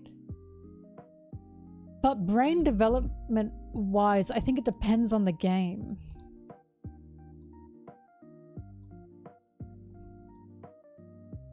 I also have a hot opinion. I think for every shooter game, everyone needs to just play a fun, cozy game.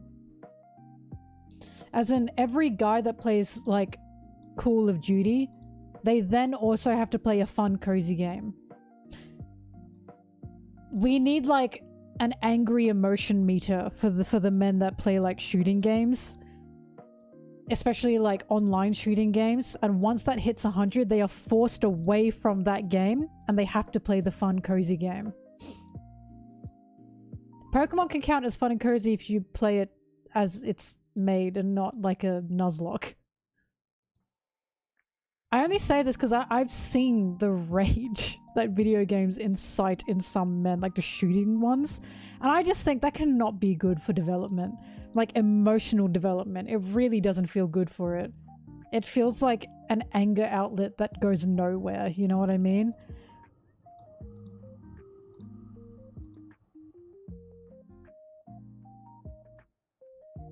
Like Stardew or Animal Crossing, or like that one cat game where you had to get cats to come to your house and like get rare cats and collect cats. Just thank you for the sub. Voltican, my gratitude for being part of this community has been on words for me more than 2 years now and hope for many, many more. Love you. Love and kindness shall be with you all. Thank you. Well, I love you, Voltican. Thank you so much. You've been a wonderful part of this community. Oh, QB, thank you, by the way. When Pikmin 4 came out, most COD players jumped to it. I remember that. That was a very peaceful time. I think we need another Pikmin.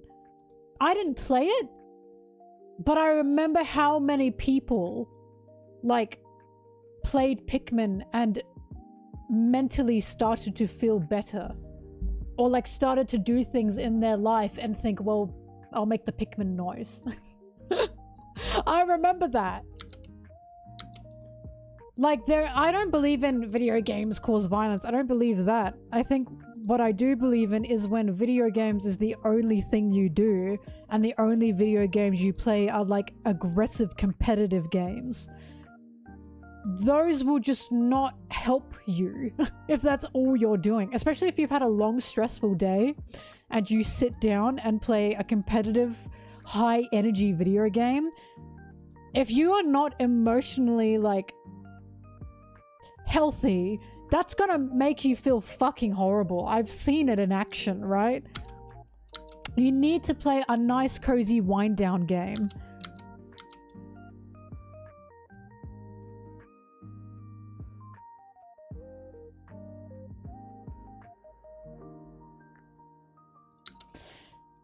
I think, Tsubaki, so long as you don't do it all day and as long as you have different games that you are playing. Because I say the same thing about media. I really think if you watch the same type of media again and again and again and again, I just don't think that's very good for you. Like, I think it's fine to have a favorite genre, but if that's the only genre you are watching or reading, I just feel like you're going to be a bit boxed in, personally. Because, like, I like horror, right? I like horror, I like psychological thriller. Those are not the only movies I watch. Or the only books I read.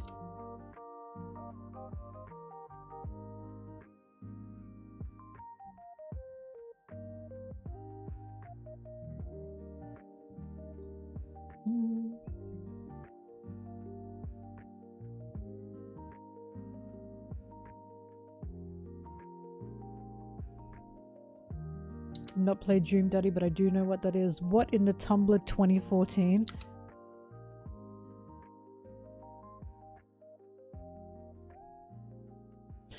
But chess is a competitive game, Ant. You see what I mean? I just think you should not be playing a competitive game. You need to be playing something fun and calm that doesn't have competition in it.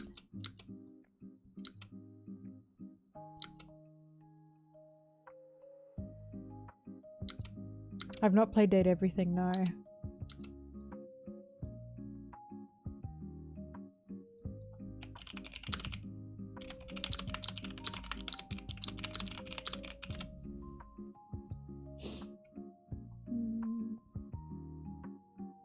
Soul-like games. I actually don't know what that is. I actually don't play many games.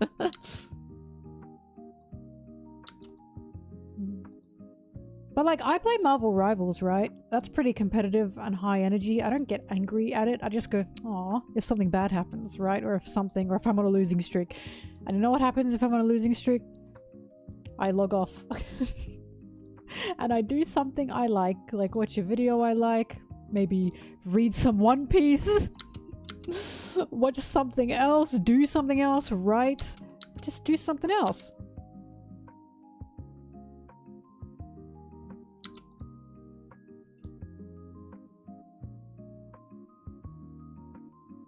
Ugh. Or I eat some delicious treats like chocolate.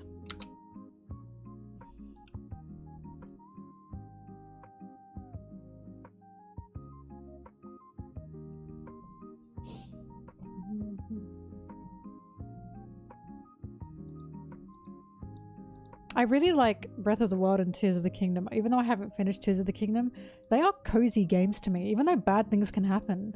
There's just something about walking around those worlds, like Hyrule, just with the ambiance. Like, one of my favorite things to do is just go to Zora's domain and just wander around. It's just calm and fun.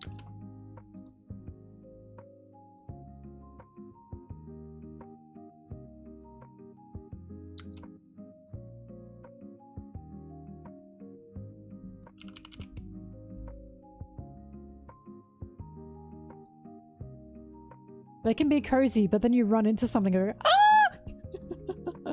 And then suddenly not so cozy anymore.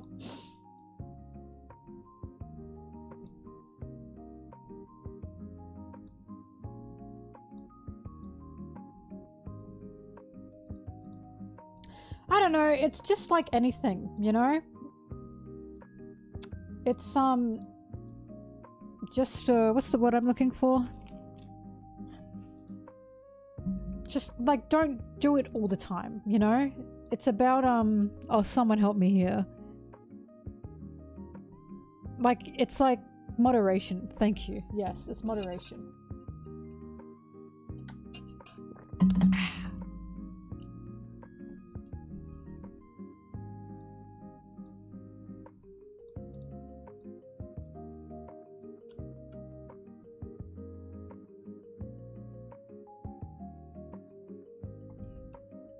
By the way, I want to show you guys what,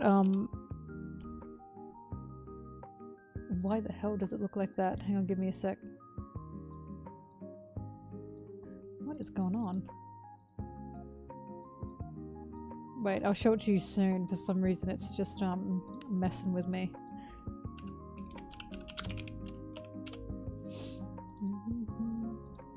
But that's why I think, you should just watch many things and everythings, because a lot of people who don't venture into the horror genre, for example, will not understand the point of horror, or even like gore, right? I'm not saying you have to like the gore genre, but I see a lot of talks of like, well, what's the point? It's just gory. And it's like, there's a place for gore in media as well, right? Just as there's a place for stories that a slice of life and don't really have a climax to them, you know? There's a place for all of it. Why can't I convert this? What is going on?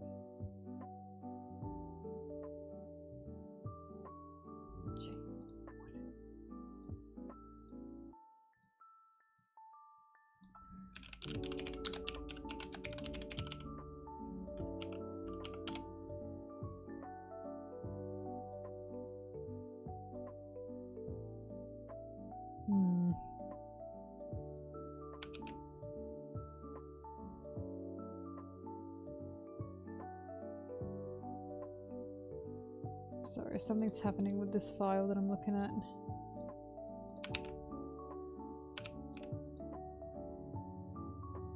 Okay, that didn't work.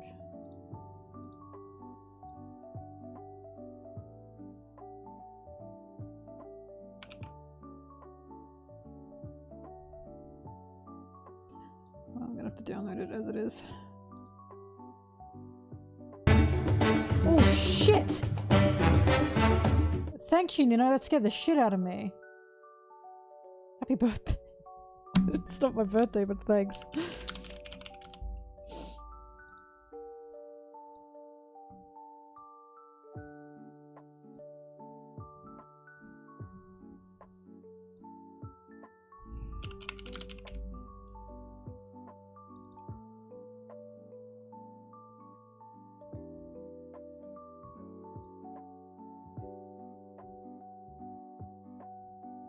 All right, it worked. I don't know why that happened.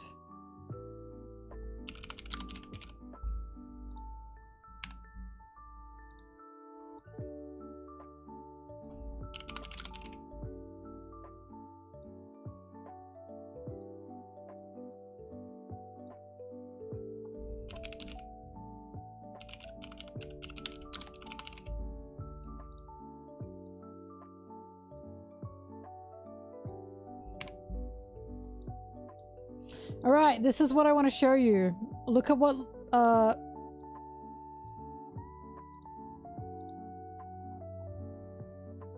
did I get the whole image?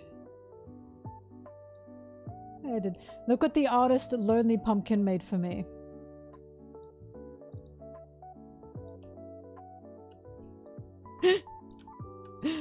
And now I have two! Now I have one from Applesauce and one from Lonely Pumpkin. Isn't this cute? And I'm gonna use both of them.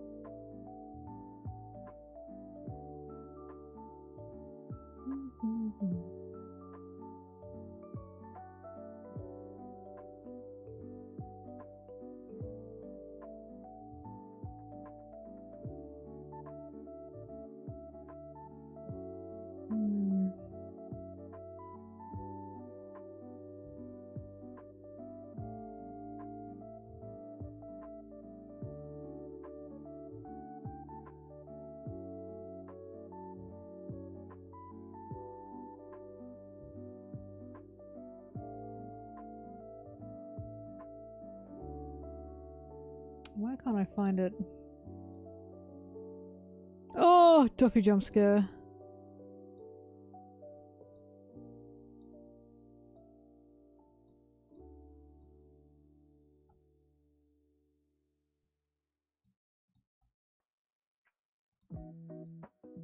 There it is.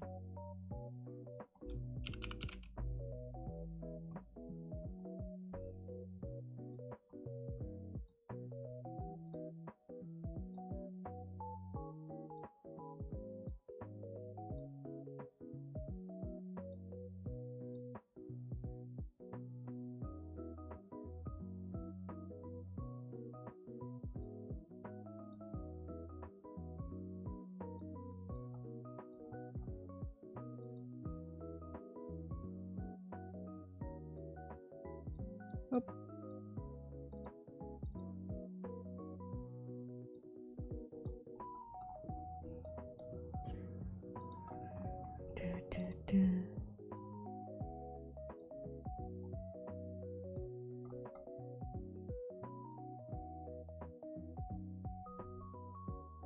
Many more minutes on the video, my friend. Many more.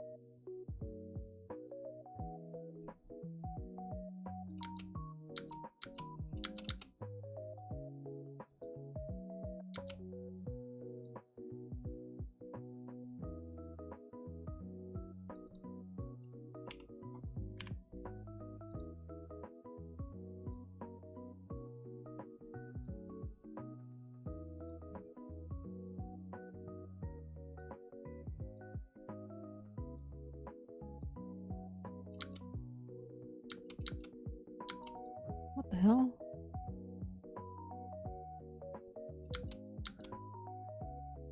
Oh.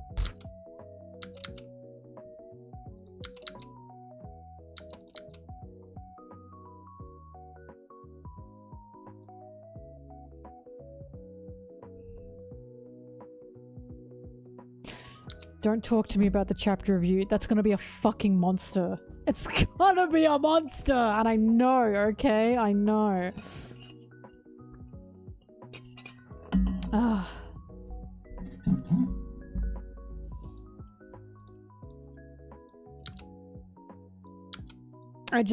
Like I said, I just haven't had the ability to be able to keep up because of how hectic it's been this year.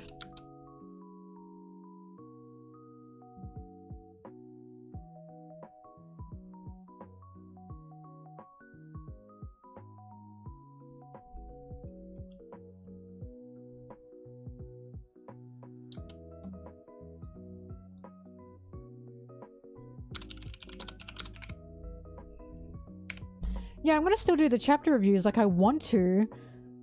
But again, the issue is it's just been such a hectic year.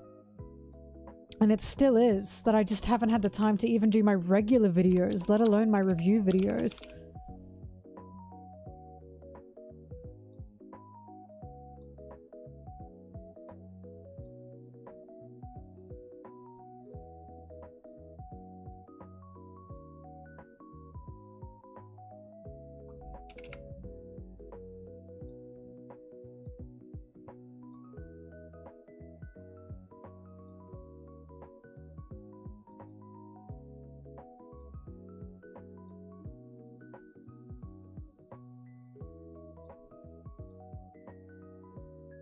Here's the thing. I know I chat to you guys a lot, but I'd work at the same pace chatting to you guys as I would not streaming. I know this because I always watch something on the side or talk to someone else in a Discord VC while I'm editing.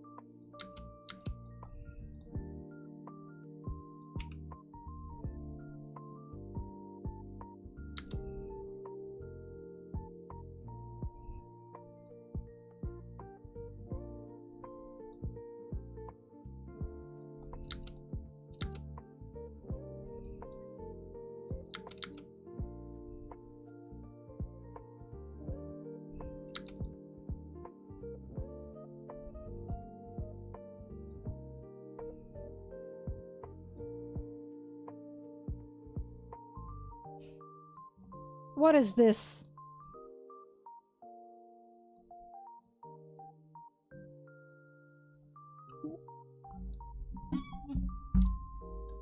God, animation's magical. Animation's just magical.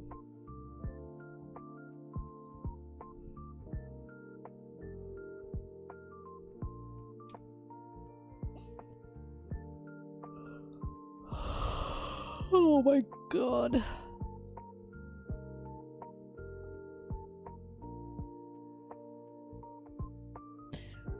Why am I so tired?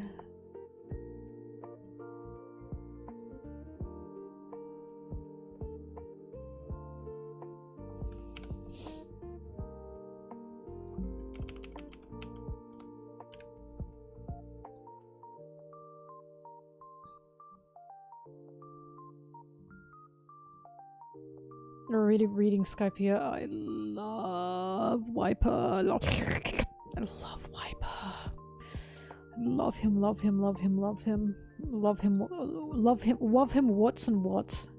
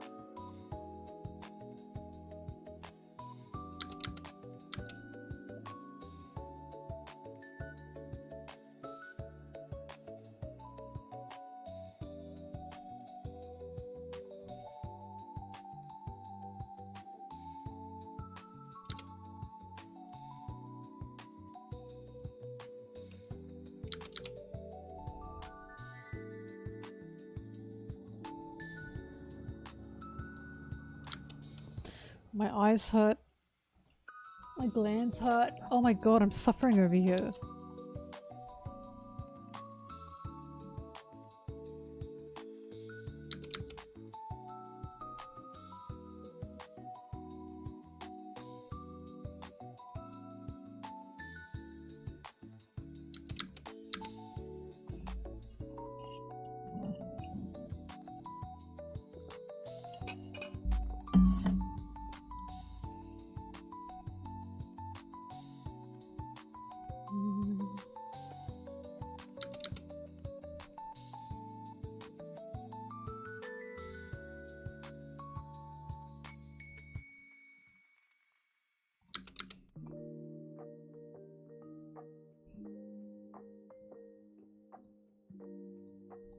Wait. I can use the jerking part of soda pop.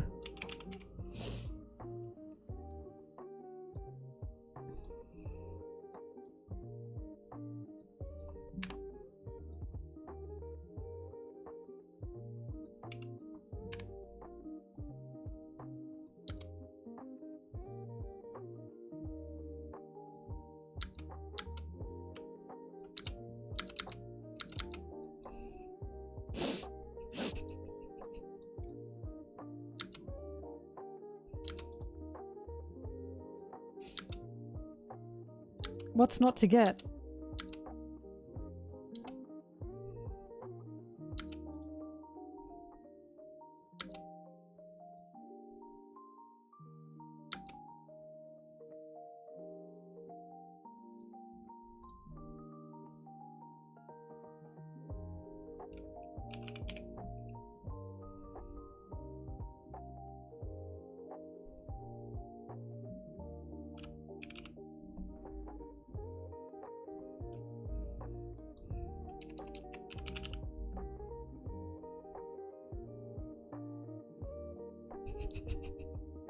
Gulp lick sound effect.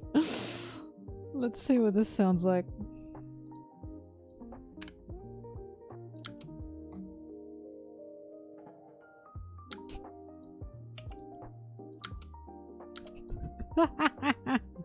Yeah, I'll take that.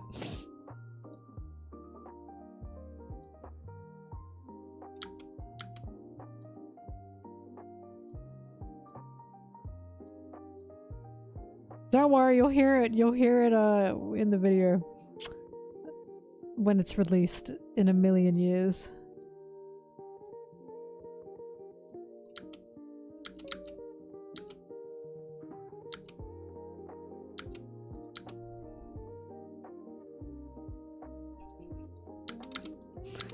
They're gonna be like, what was that?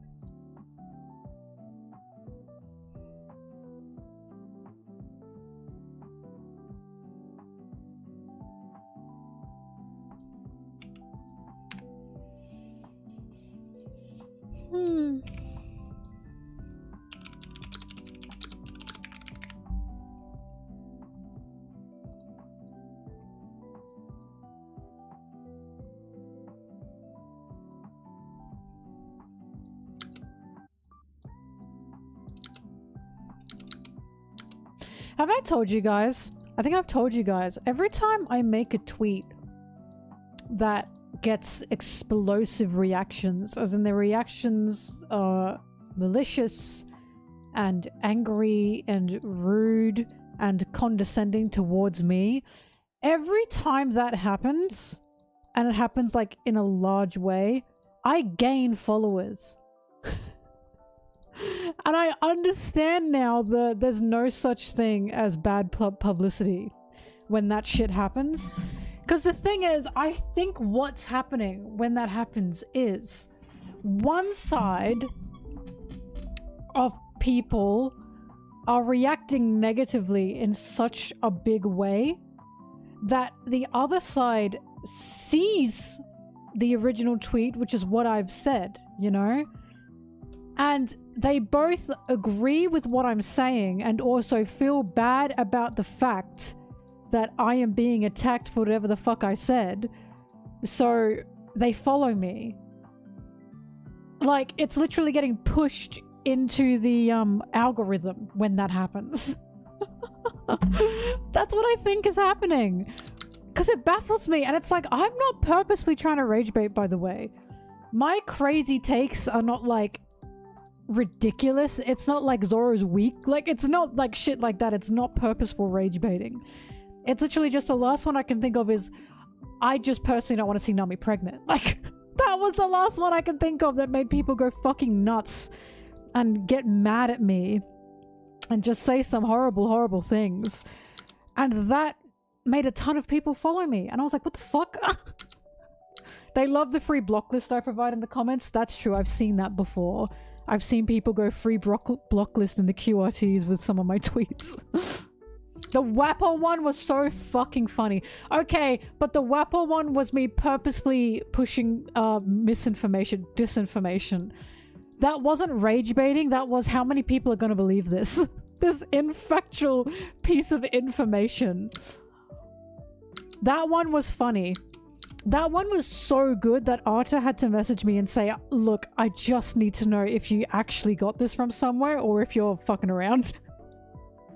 That one was unbelievably funny. I felt really bad, and he said no, he thought it was funny too. He was like, he had a feeling, but he just had to ask. That was amazing. That one was funny. Yeah, that was bait, but it wasn't rage bait. That was misinformation bait to see if anyone researched anything. And they don't. That's the consensus I come to. People will believe a tweet if you say it confidently enough.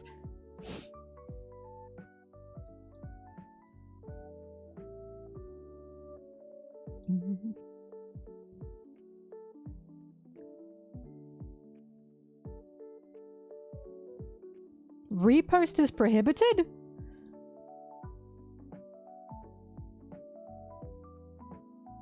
Oh! Androm, I think you know. That means they don't want it re-uploaded. Because back in the day, it was retweeting. Now it's reposting. And it's very much confused a lot of people. But, no. I'm not gonna snitch, I'm just letting you know. It doesn't mean no retweeting, it just means do not re-upload it.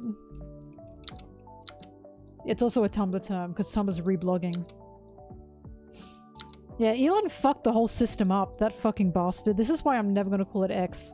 It's always gonna be Twitter. I don't care if that dates me. But to be fair, Twitter's phasing out. It is. It's gonna become the new Facebook. To, I want to say, millennials and Zoomers. I don't know what's going to replace Twitter, but something will replace Twitter in the future. It's not going to be the main social hub. I'd say I want to say in 10 years, 10 to 20 years, it's not going to be the main social hub anymore. TikTok, it's going to be... I don't like that it's going to be TikTok because TikTok is incredibly restrictive in the content you can post, as in all you can post is like mainly videos and photos, you know what I mean? There's no actual conversation space, and I really don't like that.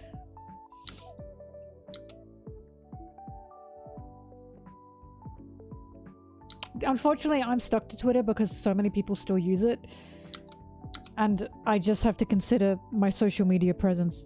It sucks dog, but it's what I have to do. Also, it still has good art. It still has good art on it. There's censorship laws. That's so fucking true, because that's what phased out Tumblr. Even though Tumblr was never like the big account for like, you know what I mean? Like, I don't want to say normal people, but I want to say normal people. That is what happened with Tumblr. Tumblr died because they banned porn and then everyone went to Twitter. That's probably gonna happen again, you're right.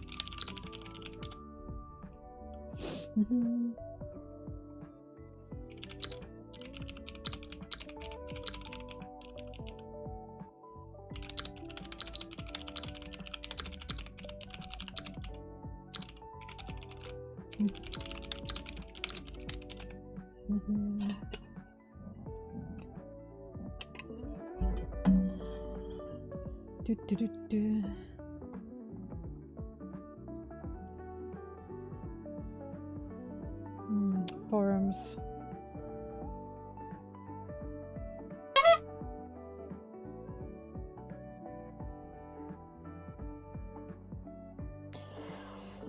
I think Blue Sky will come up. I just think Blue Sky isn't... It's just not there yet. It doesn't have some things. Like, it doesn't have bookmarks. And that's really frustrating. It just needs a bit more. And then I think Blue Sky will be on the comeuppance.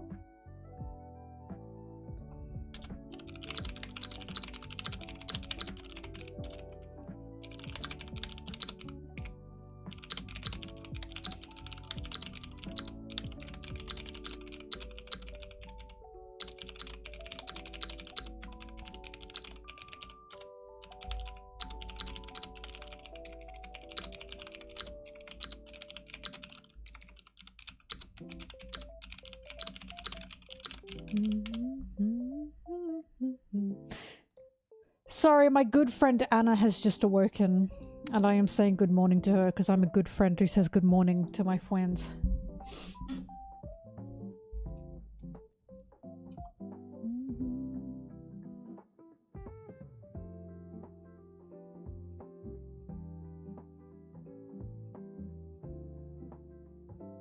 Yeah, Discover tab on Blue Sky is also bad. Blue Sky just needs a bit of tweaking, and I think it can indeed combat Twitter. Because the thing with Twitter, and what makes me really upset about it dying and why Elon just totally fucked it, like just unbelievably so, is it's so global. It is an incredibly global platform, and it genuinely had that sense of togetherness. Even if it was kind of shitty, there was still some really good sides to it. Now he's just fucked it, and now people of all places and countries just don't really know where to go or what to do. Blue Sky has the potential to be that global, so I'm really hoping it does get to that point, because I just hate what Elon's done to it. Just fucking arsehole, you know? Paying for subscriptions as well has ruined it. Absolutely ruined it, because now Blue Sky, now Blue Check gets like boosted to the top of things now. It gets better treatment from the algorithm as well, and you have to fucking pay for it. It's like, oh god. Like, what a way to ruin, like, you know, what a way to run a website, because the more interaction you get with blue checks, the more like you can make money off it. And this is why people will make the most fucking brain slop rage bait stuff ever, because they don't care what the interactions are, they just want interactions, and it's really ruined the platform.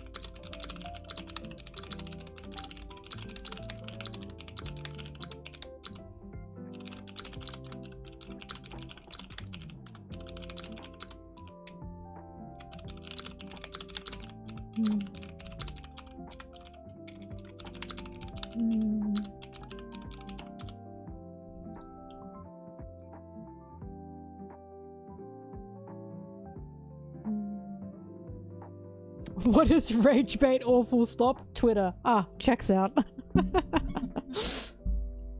God.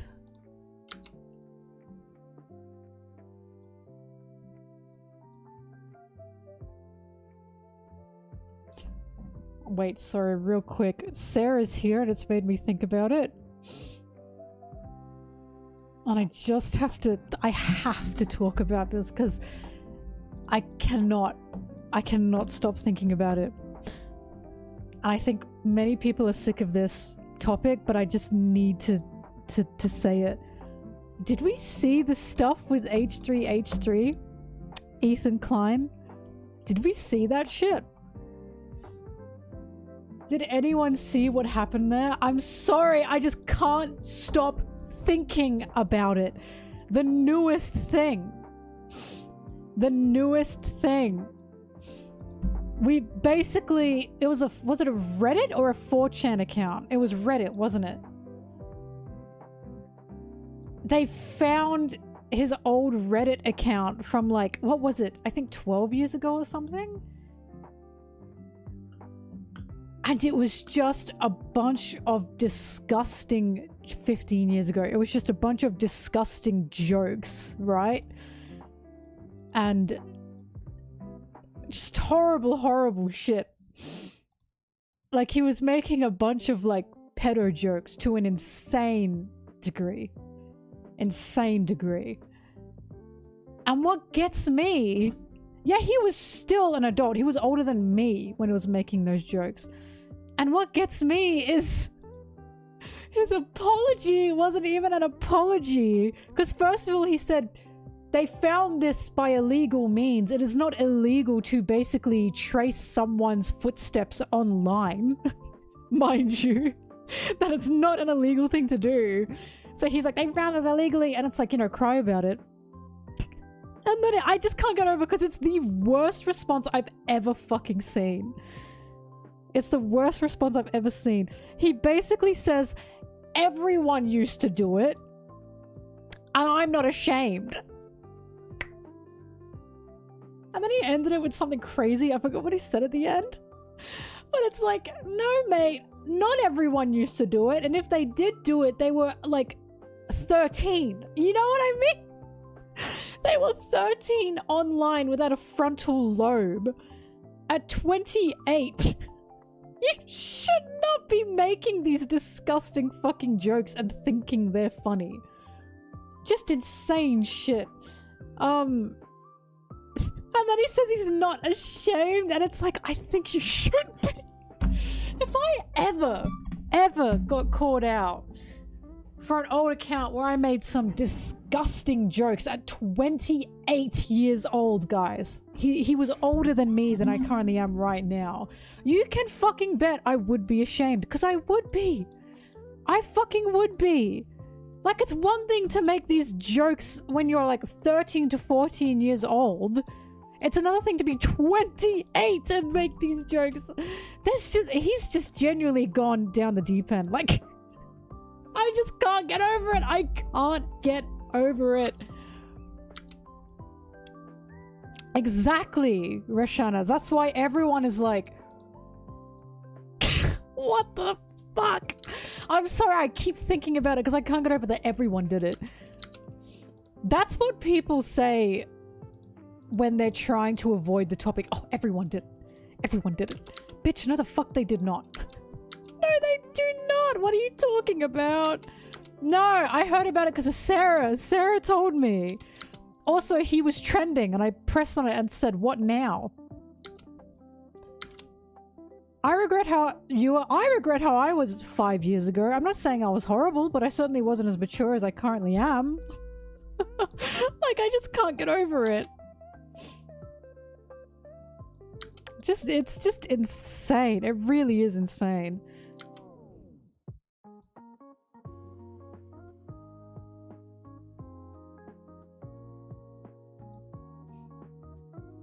Because I do stand by, if you were saying shit when you were like 13 to 14 to 15, although it does depend on the severity, and it's online,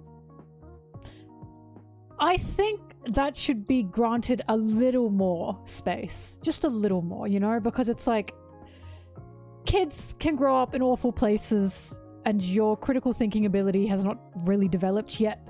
And you don't really understand the severity of things that you are saying a lot of the time when you are a kid. Although there are consequences that should be had because that's how you learn, you know? That's how you learn things. But when you're an adult and you're doing this shit and you clearly haven't changed, no, I just don't think so. You should know better.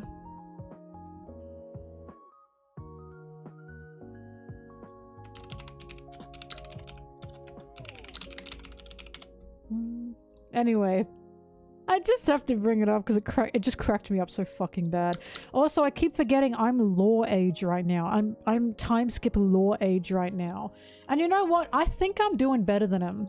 I just have to bring that up.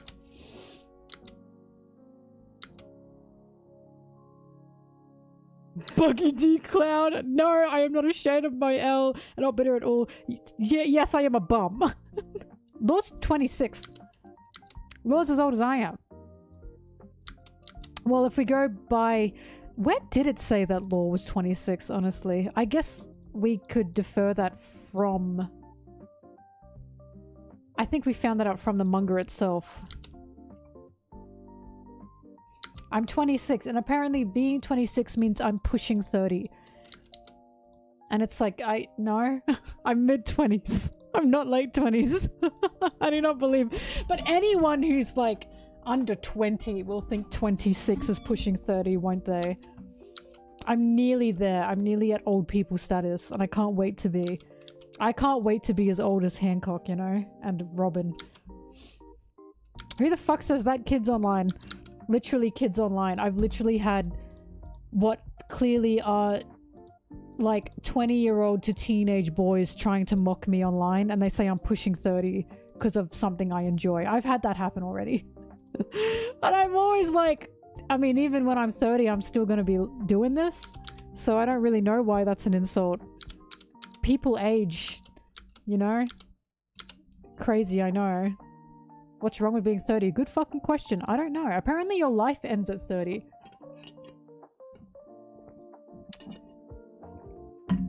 But what gets me, apparently your 30s for a lot of people are like some of the happiest times of their lives. And I always say this, statistically, women, single women in their 30s are the happiest statistic. The happiest group of people are single women in their 30s. I am very fucking excited to be part of that. I am so fucking excited to enter the happiest statistic technically out there.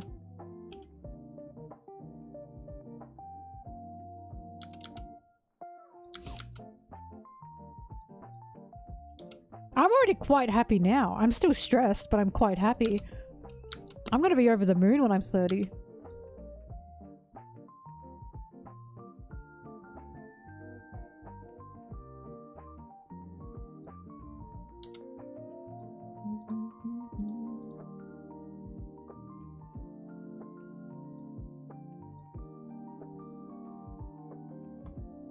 You turn 30 this year? That's a good thing! That's a good thing. My friend turned 30 this year. And I love her.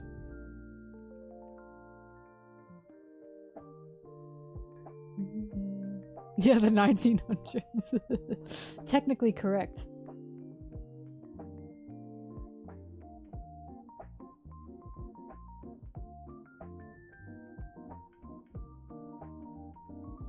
No, post-time skip law is 26. Who is 24 pre-time skip, 26 post-time skip.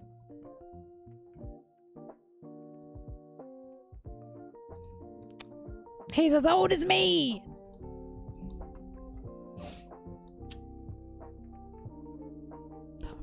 Good knee and back exercises.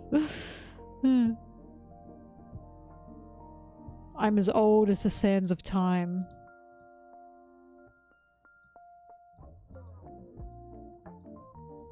I just like this idea that when you're 30, you can't like anything anymore. You know? That's just incredible. And again, that's how you know that these are like youngins saying it, because for some reason they think having hobbies is for young people. And again, just bizarre. Oh wait, what am I doing?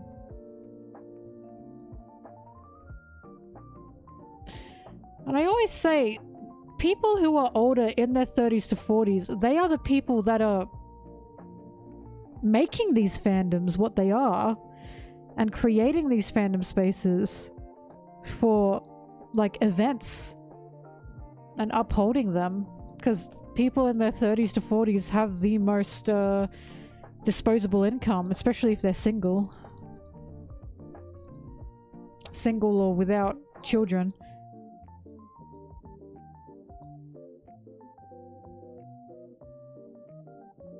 Gonna get rid of this.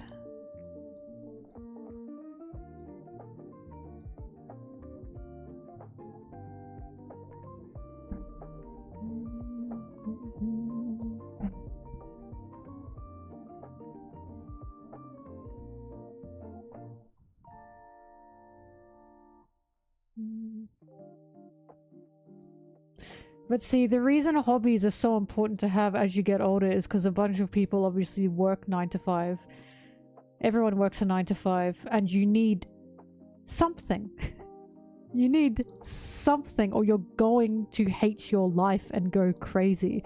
If anything, the most important time to have a hobby or have an enjoyment is when you get that full-time job. Because by God, do you need it? You need it. There are people that come home from their job and they are miserable. And if you don't have something to look forward to or something to enjoy, you're going to get worse and stay even more miserable. It's why some people enjoy just always going out on a Friday night to get drinks with their friends or have dinner with their friends. It's just something to look forward to. It's why people look forward to the chapter every week or every second week. It's just something that they look forward to.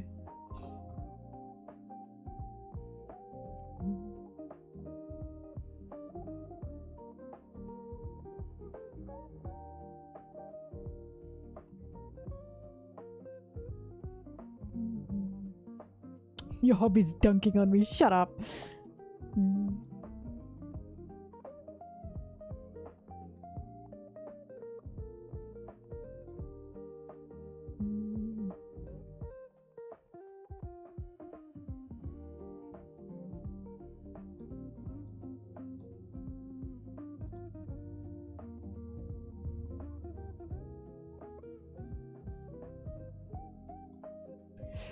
Oh god.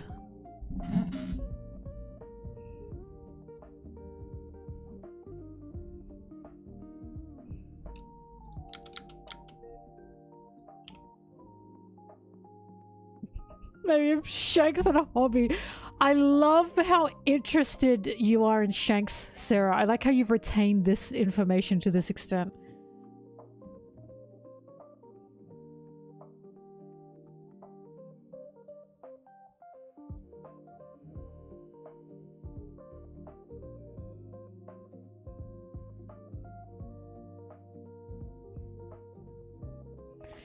Shanks is an easy target. Thank you. He is. People don't understand why I bully Shanks to the extent that I do. I like him. He's just fun to bully. He's just really fun to make fun of.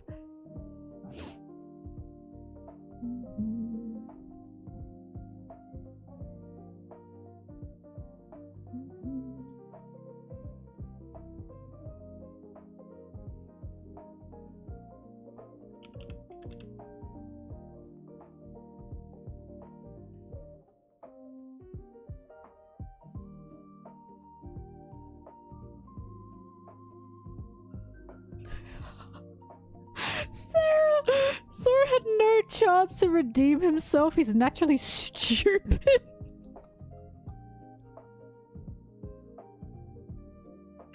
Oh my god. What did Zoro do? Bro, he's just sitting here.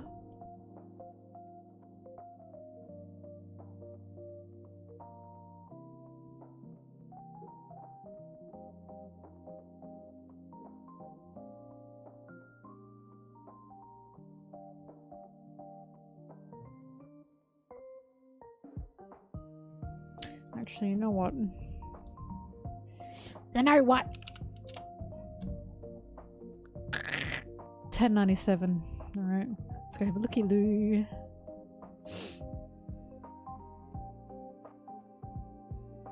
Hi, Flamingo. Yeah, we're kind of bullies in arms. But not to other people. To each other.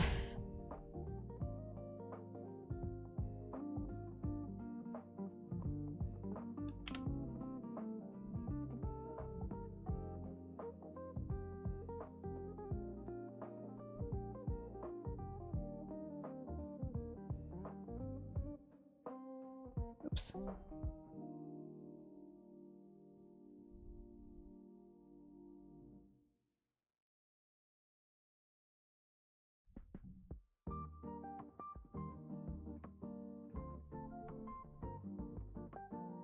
You want something to bully Sarah for? We were playing a little trivia board game. And one of the questions was, who painted the Mona Lisa? And I looked at Sarah in the eye. And I said, oh, this is easy. You know this.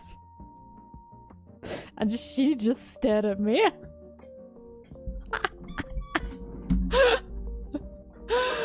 She just stared at me and shook her head.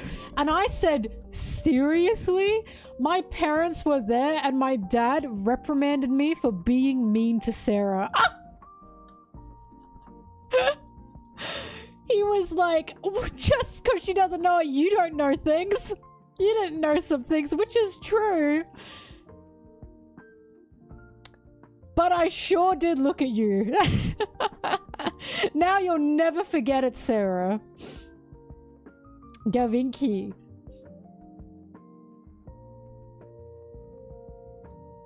The upside is she's never gonna forget who painted the Mona Lisa now.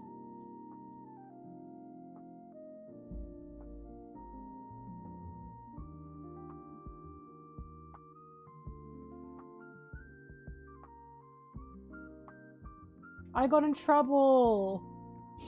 I did.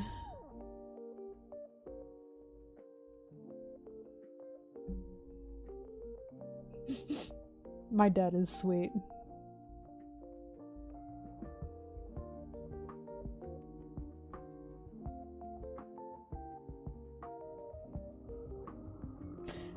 Now we did get a question and I had to like describe the action.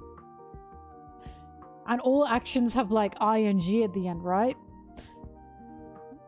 And I said to Sarah, what does Sanji do? Like, I got cooking. And I said to Sarah, what does Sanji do? And she said, oh, cooking.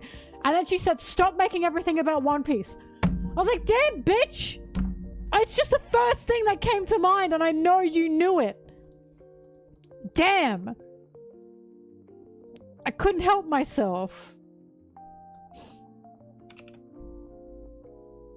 She's so mean to me, guys. She's just so mean to me.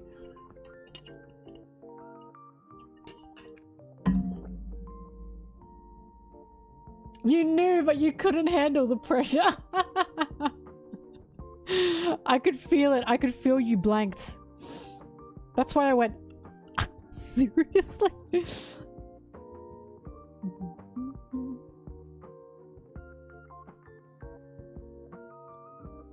Oh my god, yeah, so my dad is smart, but he's slow. And my mum is also incredibly smart, but she's quick. So we teamed up for a little trivia board game night. I was with Sarah, and my mum and dad were, like, together. Obviously, as a pair. And there was... my dad has a habit of the actions, instead of explaining the action, he will act out the action. Which you can do, mind you, but obviously that takes fucking forever. And he'd sit there and he'd do this.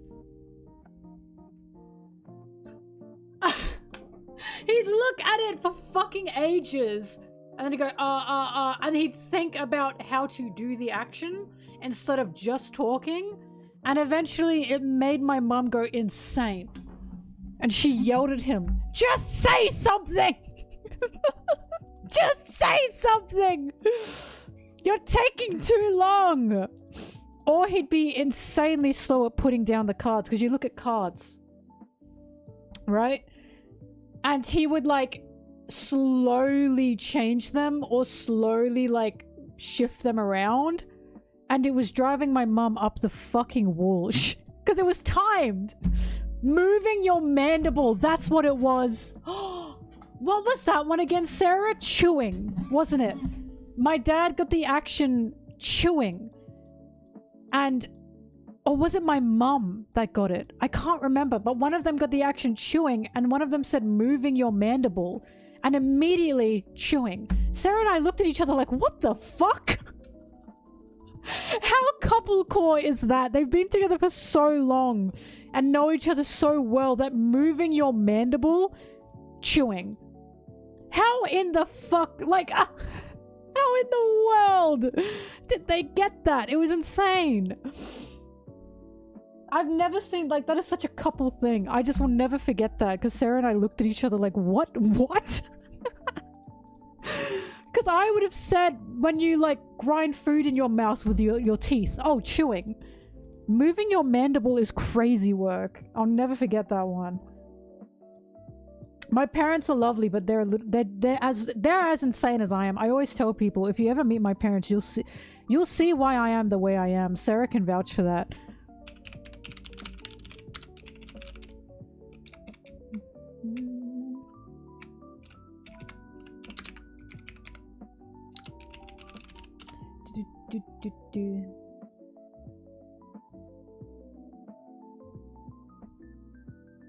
You're so curious. My parents are literally like, I am a combination of them, truly.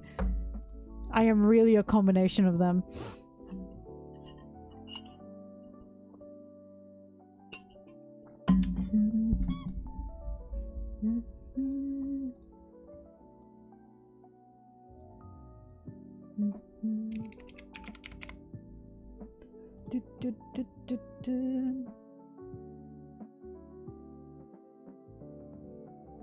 Moving your mandible.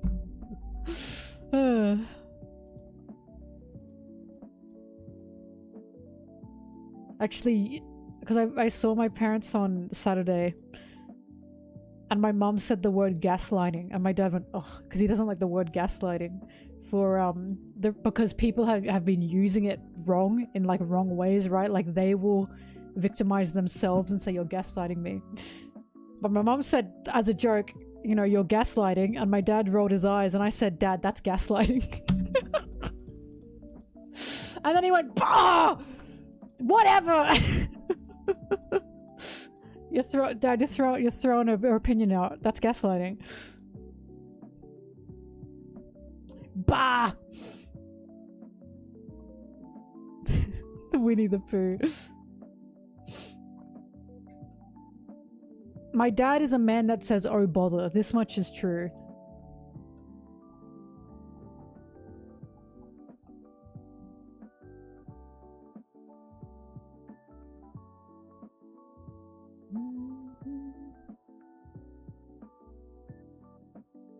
Do, do, do, do.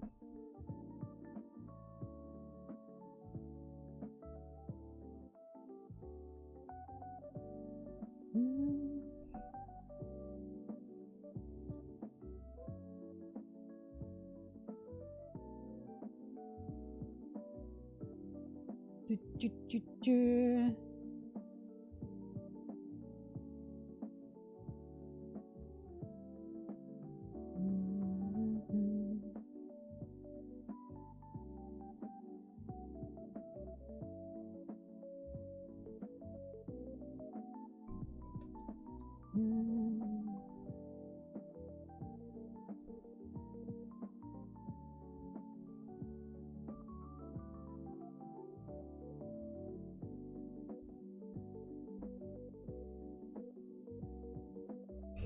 Sorry, what's gaslighting doesn't sound real.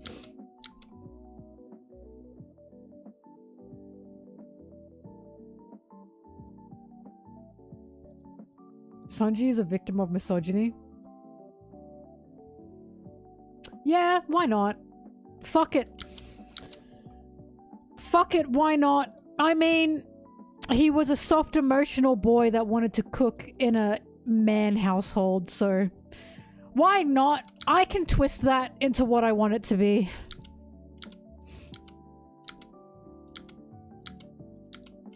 Listen, my mind is beautiful. My mind is beautiful. I mean, he's a victim of patriarchy, I know that much.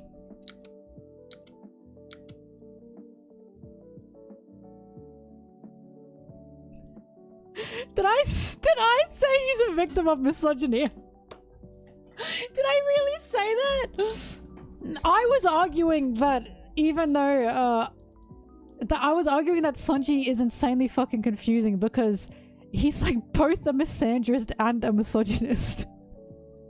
He's genuinely an insane mix. Because I'll never get over that SBS where it's like, if he were to take control of the world, he'd give women everything they want, and he'd even put women in all positions of power, and men would get nothing. And I'm like, wait a minute, a misogynist would not do that at all. That's misandry moves. Because he's fucked, like he's fucked, don't get me wrong, there's still sexism in his character, but there's a bit of both in him. Some days he's a little misogynist, some days he's a little misandry. That just cracks me up. He's such an interesting character.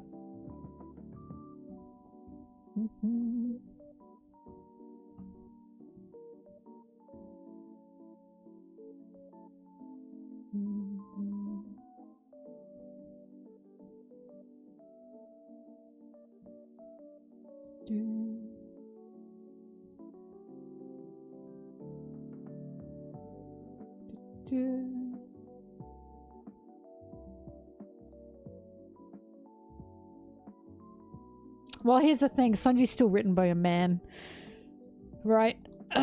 So there's still issues. But again, the reason Sanji's so interesting is because while there's misogyny to him, he still puts women over men in like majority of situations, which again, that is not what that's not what a misogynist does. But I always argue putting women on a pedestal. Oh, Tsubaki, I think I know what I said. Is it when I said Sanji's treated like a woman? Is it when I said Sanji's treated like a woman? Because every time he does something that's incredible, he gets demeaned? Is that it? I was gonna say, no, I was gonna say, because there's still a lot of misogyny to Sanji's character. But again, there's also misandry because he puts women on a pedestal. However, putting women on a pedestal in a separate area to men is still misogynistic because you're still othering women. It's a whole conversation we've had before. I always say it's a circle and people like don't believe me when I say that, but it is. You are still othering the genders when you do that. So it's like Sanji putting women on a pedestal and putting them above everyone and thinking women are better than men, which he does. It's like, okay, yippee, but that's still a type of misogyny. It's still a type of misogyny.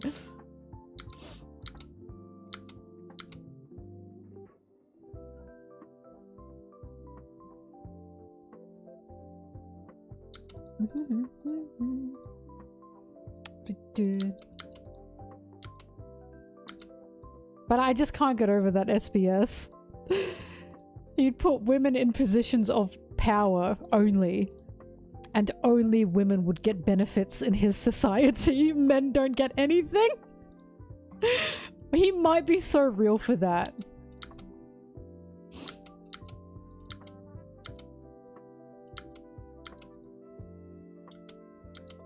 I mean, Sanji did not risk Nami's life. He risked his life. It was her body. But it still did not damage her because he took very careful precautions to not hurt her. And he didn't. Even when they switched back, Sanji's body was totally fucked while Nami's body was totally normal. And felt good. And Nami was like, what? And it's because Sanji was taking the utmost care of her body, some of the jokes aside. But that was like the part of it. Like Nami's body did not have a scratch on it because he made sure to not do anything too drastic. Yeah, he said sorry to her, but he still didn't get injured, did he? He still made sure for that to not happen. I wouldn't call that risking Nami. Not her life, anyway.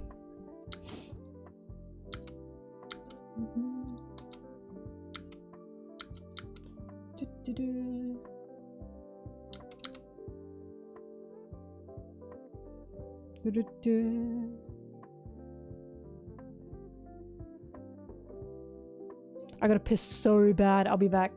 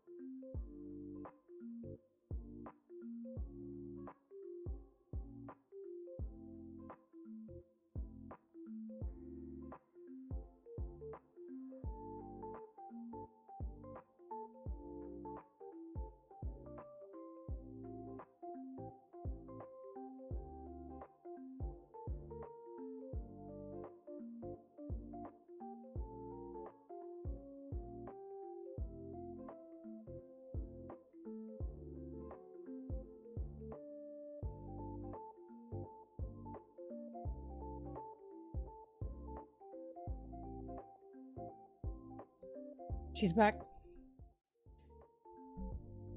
And look what she has. It's pretty good. It's pretty good. Do, do, do.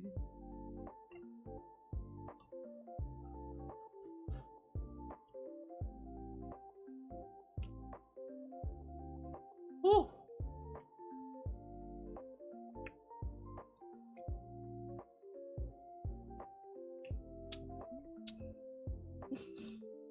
Pasta with Parmesan.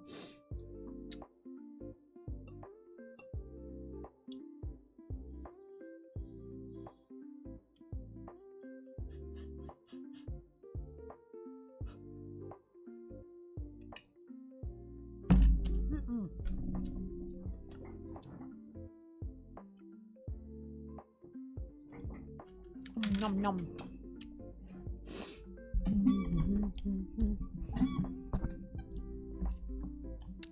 Now hang on. I gotta say this because I don't like the way that's phrased. Sanji grabbing Nami's boobs. He did not grab Nami's boobs, he was in Nami's body. And the reason I have to say that is because people act like, oh, he groped her. That is not groping, like... And also, it wasn't like, The most he did was this.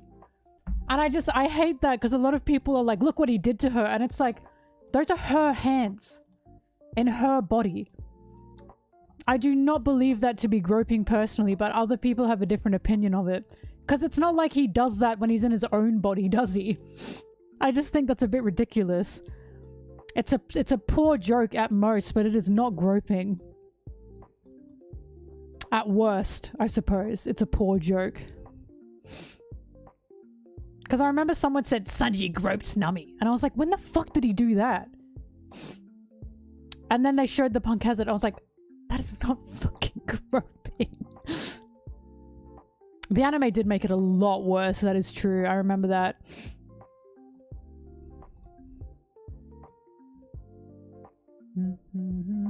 But he didn't go squish, squish, squish. You know, he wasn't doing shit like that.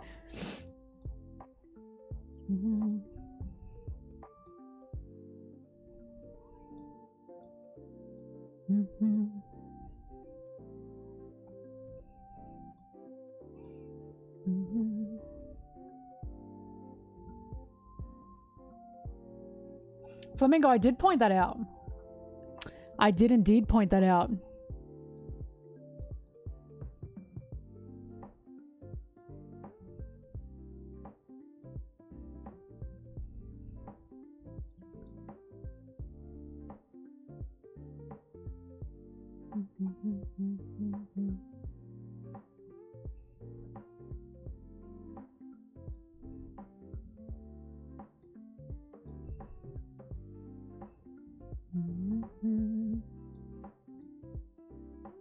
Ooh.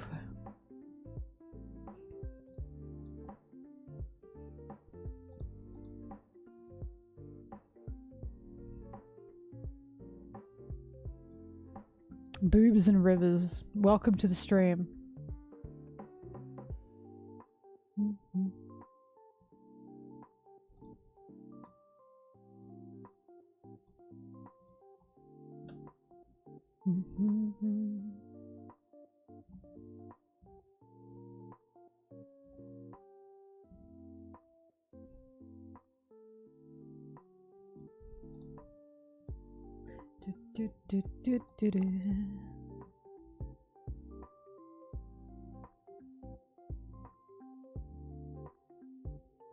I'm still not sure if we're really going to see all of God Valley.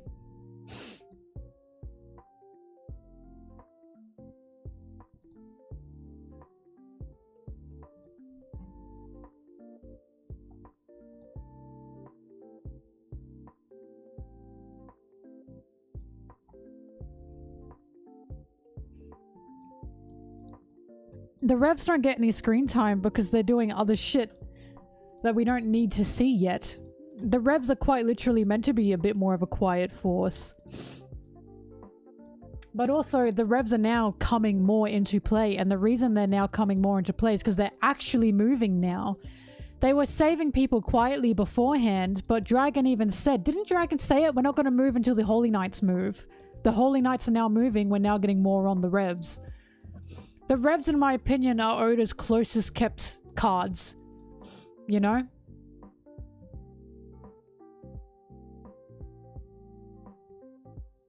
Good job, Sarah.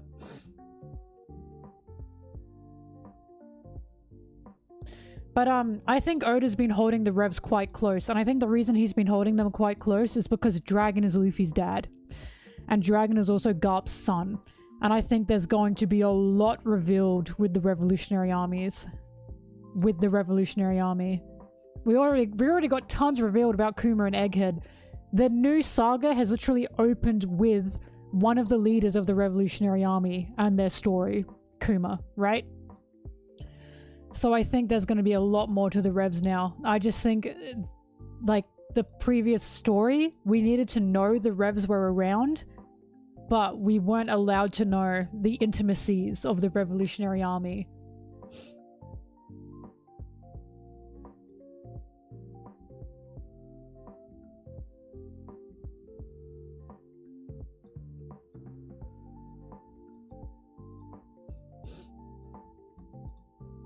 Well, I mean, Imu's not chilling. We have to remember everything that we're seeing, or Imu is seeing, is taking place in the course of, like, minutes, right? He told them to hurry up, and they're hurrying up, but he wants to see what Elbaf will end up as. Because Elbaf is important. I wouldn't say he's chilling. I'd say he's watching. And he's watching them hurry up, mind you. And again, think about how fucking horrifying that is. Imu can watch the Holy Knights take over a nation. Like, that is what he is watching. That is fucking horrifying! That he can just say, hurry up and take over this island. That's how powerful these fuckers are. That's why they scare the shit out of me.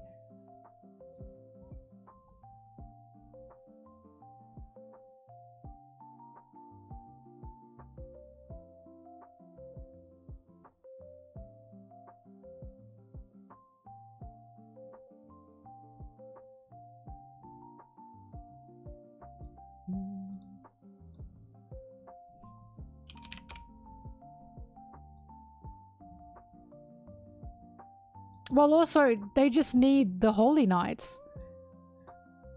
But, the, Holy Lands were attacked while the Holy Knights were going for Elbaf. It's just bad timing. Or, Dragon knew that that would happen, because I think it is the Revs that have attacked the Holy Lands, and he moved purposefully on that time.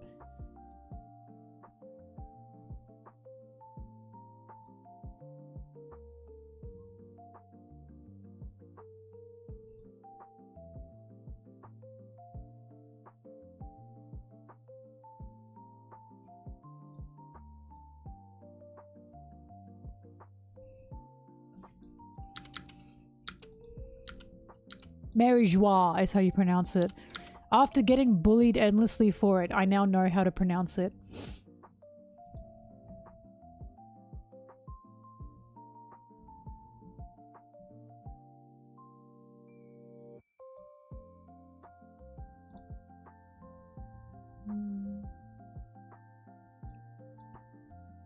Why do they want Loki so badly? Well, if we look at the mural, there seems to be a giant that looks similar to Loki on the mural.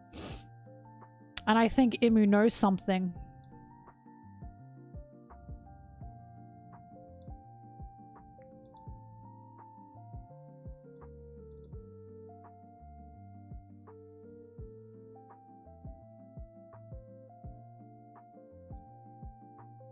Yeah, his eyes, there's clearly something there.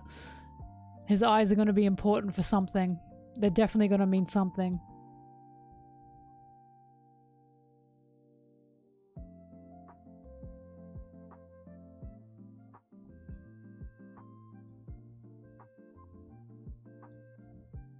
I think the only time travel that will come into play is moving forward in time, such as Toki.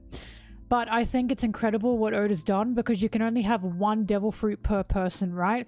So Toki has jumped forward. How many years did she jump forward? 400 years or some shit like that. She jumped forward a significant amount of time. So no one else in that time frame could have had Toki's fruit, right?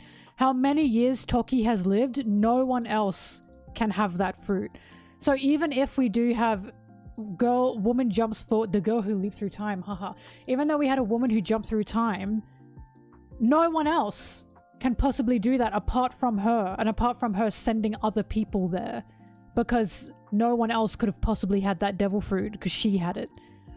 And I also like the fact that it's only jumping forward, because where time travel gets fucked is when you go backwards.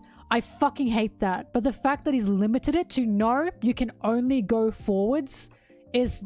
it's just good. It's just good, and it makes me happy. Because, yes, that's a good limit on time travel. Only make them go one way or the other. They cannot go both.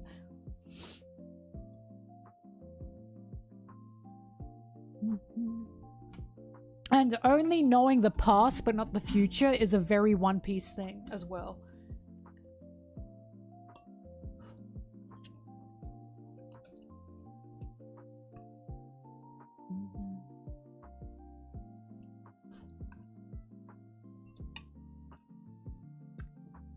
How did he screw up Flamingo?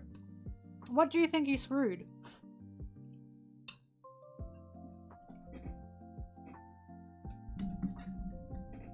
Like, where do you think that fruit screwed up the story?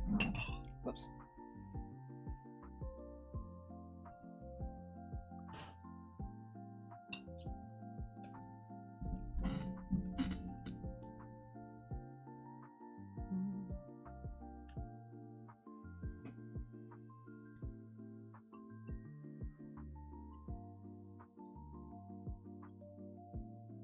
What? Whoa! Huh? But that's what I'm saying. He made a time travel fruit, but you can only go forward. What? Hang on, Flamingo, it sounds like you don't like it because of how it could have been bad, and then it wasn't. I don't know, that's just a bit silly to me. Oh, here it is. Oh, never mind. Nothing actually went wrong here. I disagree. I do think One Piece needs those kinds of powers, especially something to do with time travel from the past to the future, only because one of One Piece's themes is the significance of the past, especially with something like the Void Century. And it's not like Toki told us everything, did she? She's a mystery because we found out she came from the past and then she died. If anything, we're going to discover where Toki actually came from and why she jumped forward to the future, but it won't be in her own words. If anything, we'll just see her in the history book somewhere. I think Toki as a character embodies the importance of the past. Because her power is literally she's from the past. And all of One Piece is the importance of history. We have no idea what happened to her fruit. But why would it matter? We're not going to jump forward in the future. And even if we do, we can't go back. You know what I mean? Whoever jumps forward in the future can't change anything, you know, about what we're reading right now. Simply because they can't go back, you know? They can't stop anything. That's why I'm saying the fruit that Oda has made is fantastic. Because he's given it a limit. He knows how fucked up time travel can be. And it's, if you let them go both ways, you fucked it. If you can only go one way, there's nothing you can do. Especially just to the future. That is really limiting. Because you can't stop anything. You can only see what's going to happen.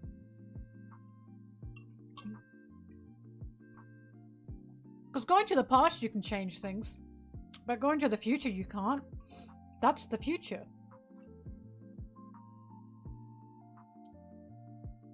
Giving up on the present? Yeah, that's really depressing. Which is why I'm sure Toki will be relevant again. Because who knows, maybe she knew Joy Boy, but it's possible Joy Boy lost the war. And you're right, she probably gave up on her current time. On her current age. Which is, that is depressing. Not to mention, she loved Odin so much, and she loved Wano so much, that she didn't jump again. She found a place that she wanted to believe in, so she didn't run. She stayed and died.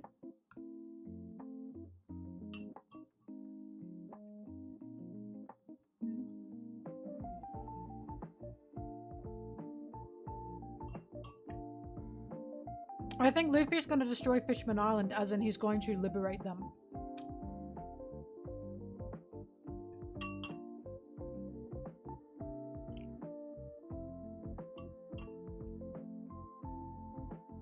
I'm 100% sure she died because she's a mother.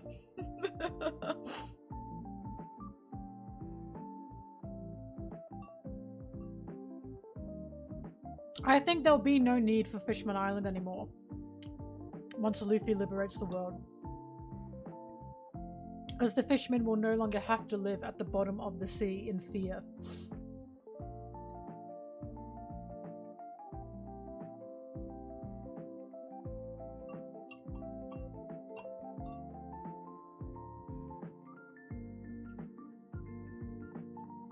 Howdy do, boys!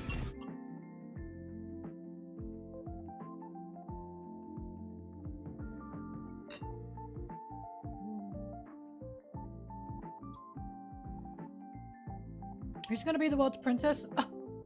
Sanji, obviously.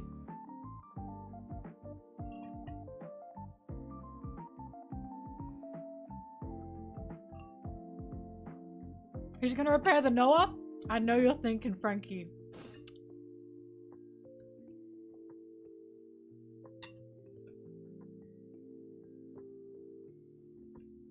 We can liberate Sanji again.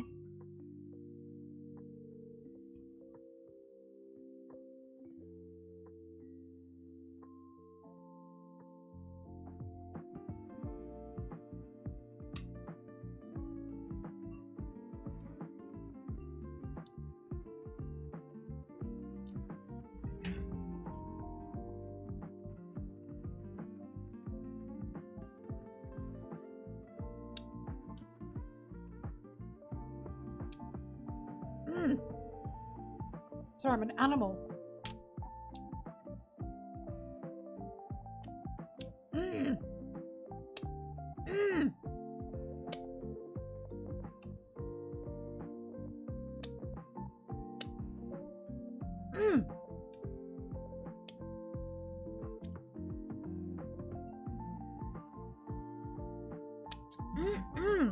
Okay, I'll be back.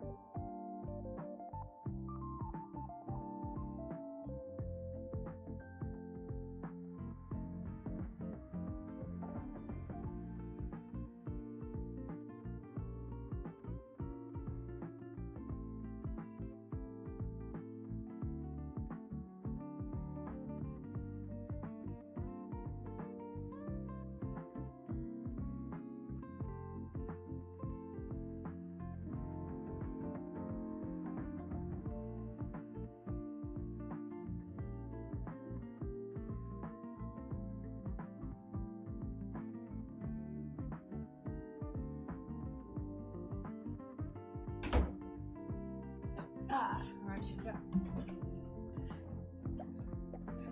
Whew.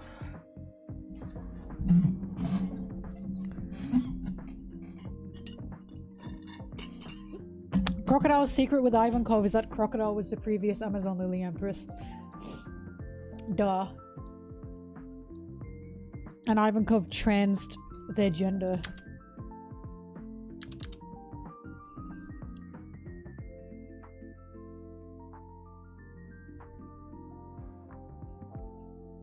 Tritoma, yep. That was Crocodile's dead name.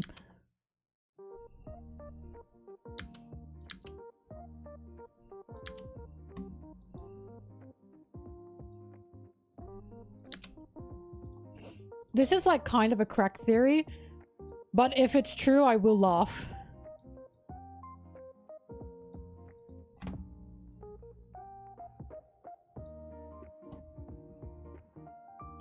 I think Croc had lovesickness for being a man.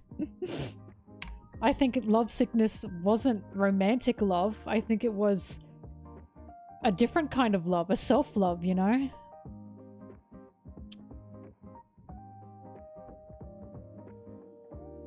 The Moria stuff, Flamingo. Fuck, that was crazy. Gagged! Holy fuck, was I gagged?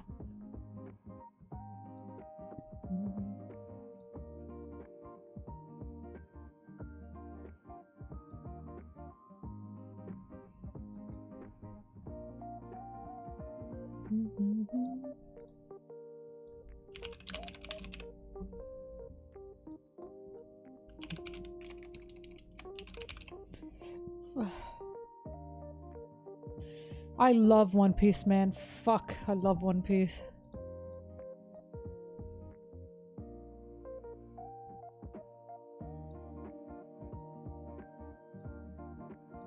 I mean, current... Oh, I hate when this happens.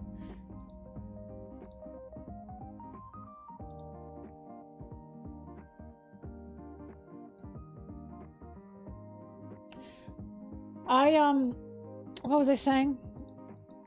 Currently, like, I think, like,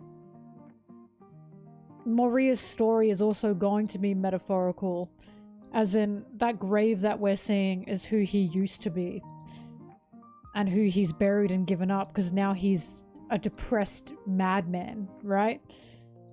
So I think he was someone totally different. And that grave is a past version of himself that's dead and gone. And I think there is a metaphor there for his depression.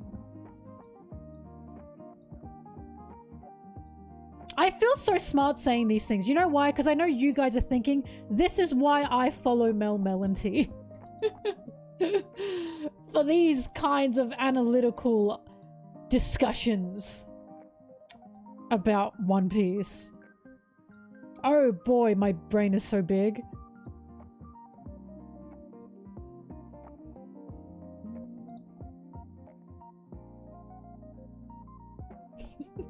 Stop gassing me up. Stop gassing me up. Stop it. You'll make my head big, and then I'm going to say a horrible opinion. And then I'm going to defend my horrible opinion.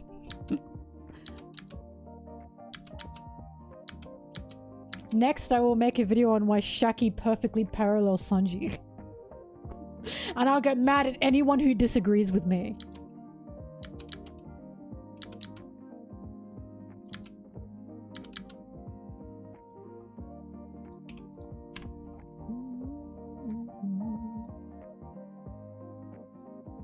Here's a crack theory.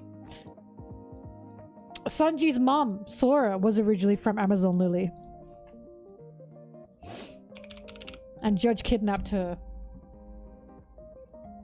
Yeah, think about that.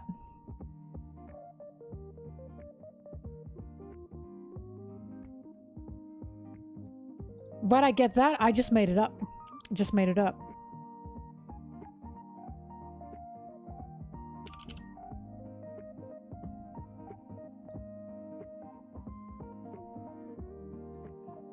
I'm holding you hostage.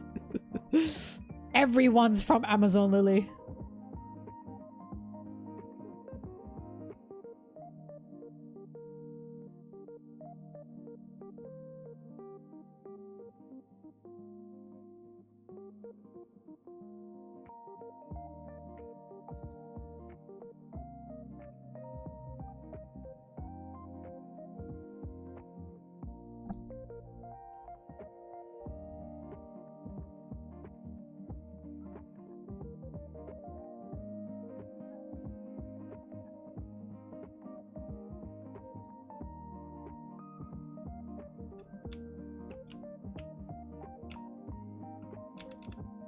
I mean, look, I always say this every time people go, why would Sora marry Judge? I'm like, Judge is literally a tyrant evil king that would like kill other kings and behead them for power.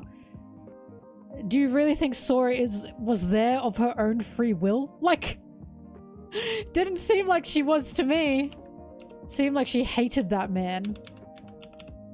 And he just wanted good genes for his babies, for his experiments. Ugh. Gross.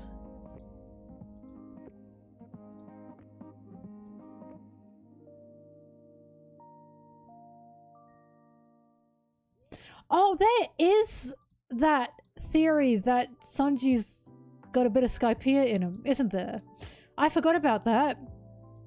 I did forget about that one. There's also the theory that Sanji has a little,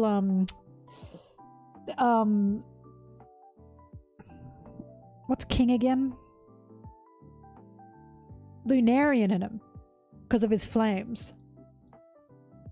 And here's the thing with that. I don't think that's totally insane, only because we know that Mads was working with Lunarians and Lunarian DNA, which is what King was. And Judge's whole thing was fucking around with DNA. So, and he wanted to create super soldiers. So I do think it's possible that Sanji has a little bit of Lunarian in him, because Judge meddled with and fucked with his DNA. And he got this super strong DNA from Lunarians. I'm not saying Sanji is 1-to-1 a Lunarian. Like, yes, he's fucking white. But Judge can meddle with genetics, right? I'm saying that Judge put some of the powers from that DNA into his kids, you know? Because again, he was splicing them. And because Judge is supposed to be a disgusting, weird Nazi archetype, because he is, right? That he just kept these kids pasty. Right? Like, I think he's like that too. Yeah, and the other kids have other powers as well. I think it is not insane to think that Sanji might have some Lunarian in him, honestly. Only because his dad was splicing genetics. Was splicing DNA.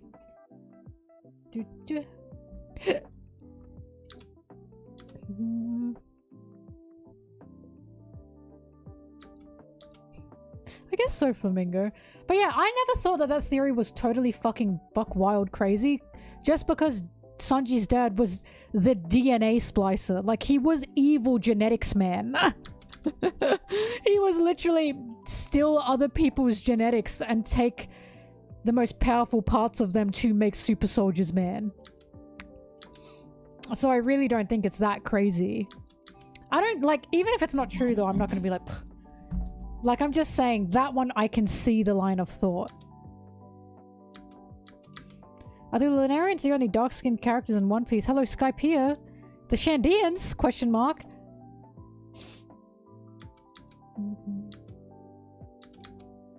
Well, the Shandians are at least brown. My beautiful King Wiper. My beautiful character of color Wiper.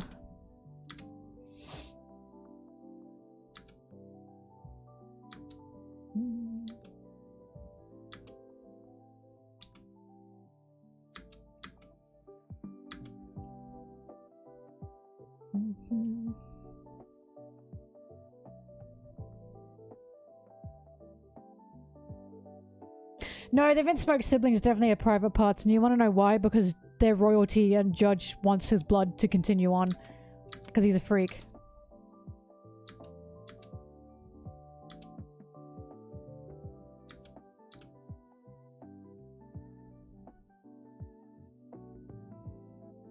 Hello, mama.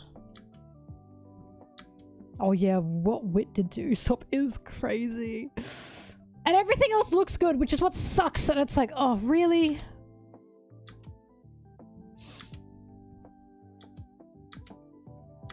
Not even odor makes Usopp as white as wit. That's how you know it's kind of bad.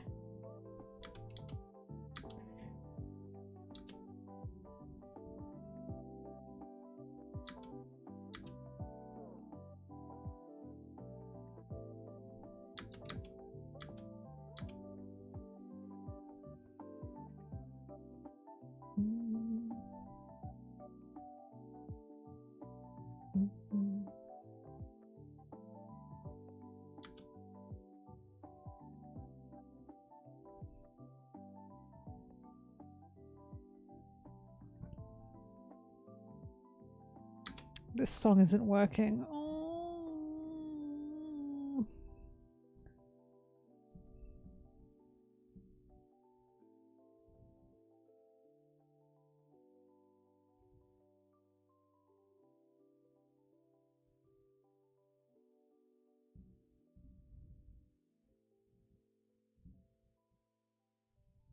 Oh, stop it.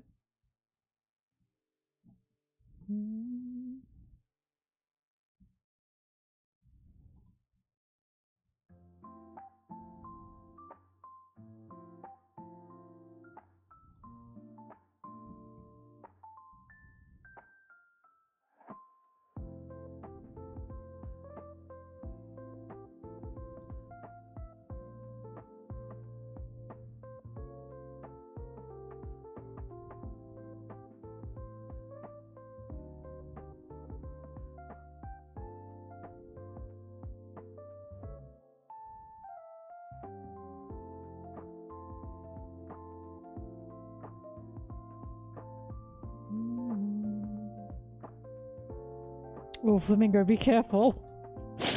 Be careful.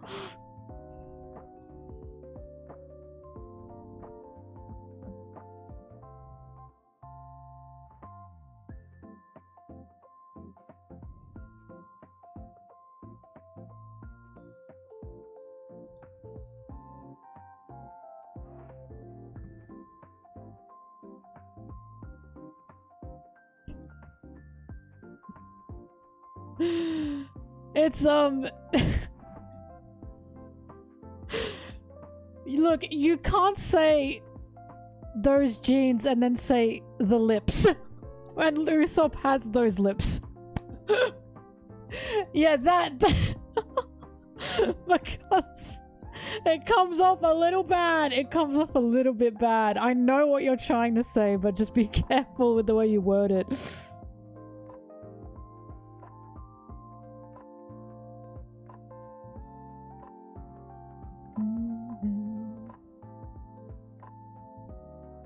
I understand. My jeans are blue. God.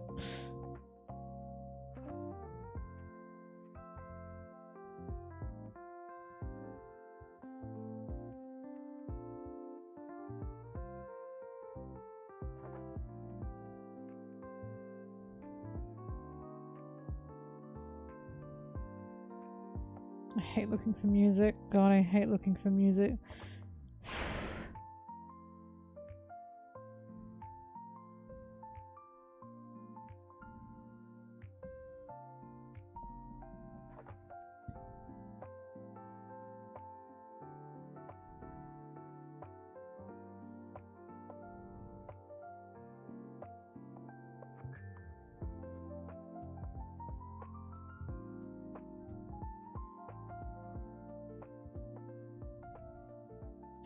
Honestly, it might be time for me to see what old YouTube audio library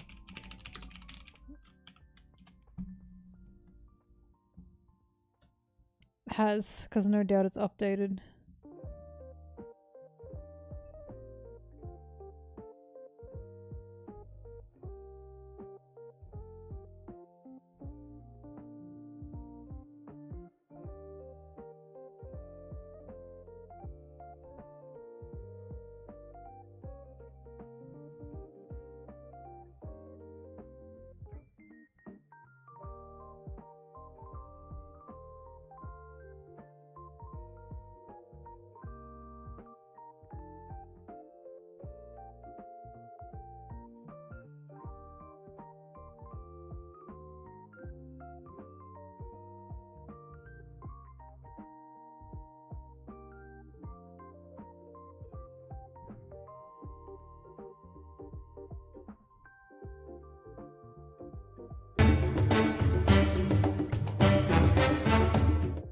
Thank you, Votakun. You're very generous.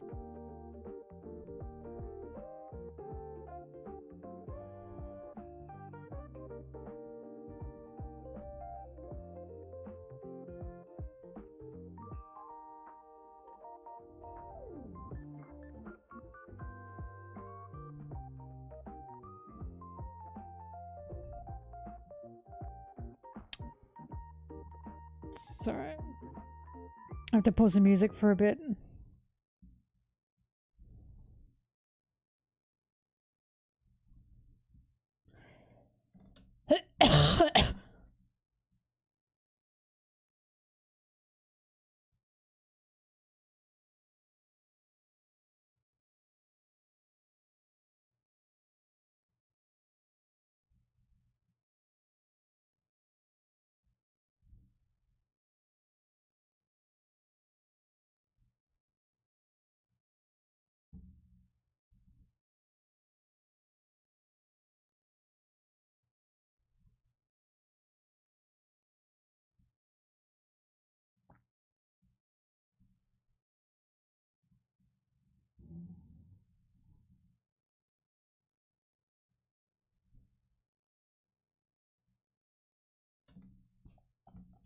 YouTube music either has good, like, video use noise songs, or it's the most horrendous shit you've ever heard.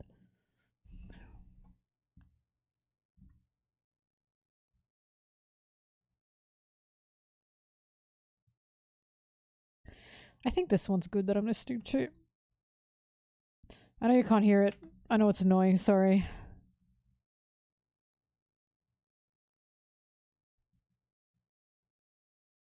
But I will take that one.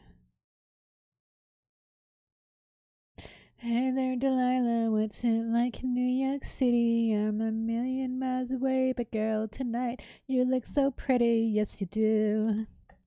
Times Square don't shine as bright as you. I swear it's true.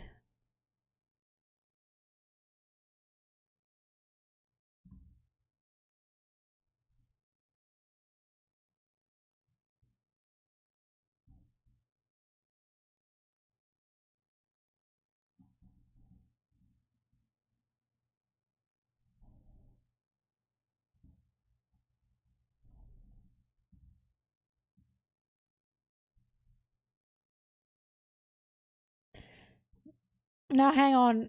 I actually do know, and again, this is not at all in defense of the man because I think he's horrendous with the dark skinned characters. I do know why Oda does not draw dark skinned characters, and again, this is not in defense. I've just picked this up. He thinks dark haired women are the hardest to draw. And the reason he thinks that is because of the toning that you have to do, right? So what I think is going on is he just doesn't want to do that same toning work with a whole body, basically. And again, not saying that that is acceptable because, bro, this is your job. Yeah, I'd say that he just doesn't want to bother with it. Which again, it's not good. It's just something that he clearly doesn't want to do because he doesn't like the toning work. But still not good. It's just not good. But that's something. When he said that, that's when I went, oh god, that's why he has the same fucking skin color for everyone.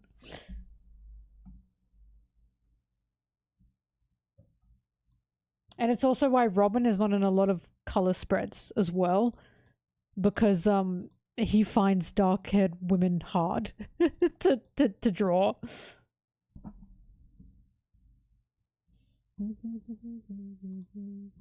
He's probably fighting for his fucking life with Shakky right now.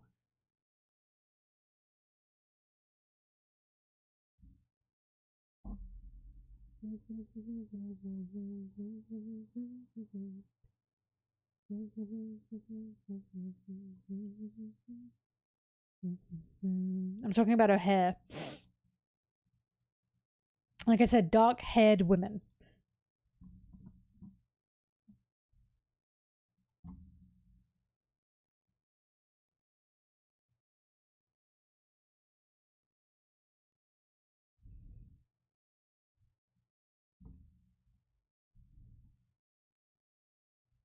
But the reason that gets me so bad, and the reason I'm still like, that's no excuse, is because he drew King in his full leather outfit for a whole arc.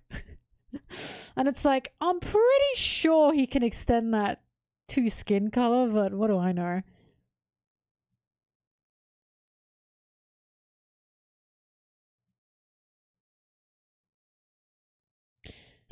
How does that work for black and brown people? Because you have to tone all their skin to make their skin dark, right? When you draw someone who is not pasty white, you have to actually color that in on a black and white page. And it's simply just extra work that I think Oda doesn't want to do. But also, you know, he's still an old Japanese man, so he does digital for color spreads, but he just doesn't like drawing. He finds it difficult to draw dark-haired women. He said this because he doesn't like the color work, basically. So I think even digitally, he tries to avoid it for whatever reason.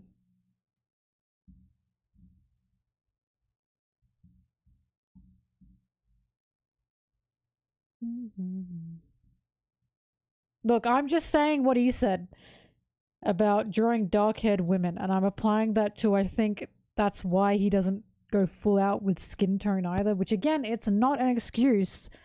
It's just what I think is happening. And I think he's using that as an excuse to not make different skin tone characters.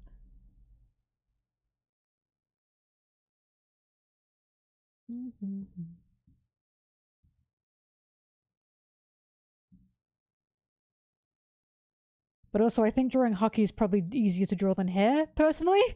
Because Haki is kind of just...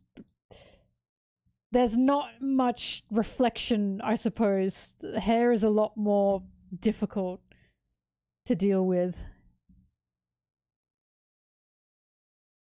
Well, I mean, here's the thing. He does include other skin tones. It's just not common. That's the issue.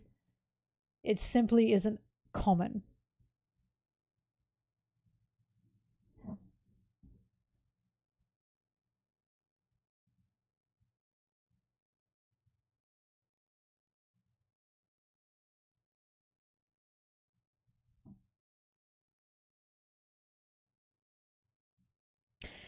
If skin toning and hair toning is his assistant's job, why does he say he hates drawing dark-haired women? Because he hates the toning work. It's definitely also him. He has to do it too. Like, you realize that Oda's not just drawing the spine of this stuff, right? He's also doing toning work too. Like, he has to do that too. He doesn't just give toning to someone. He does all the pages he can.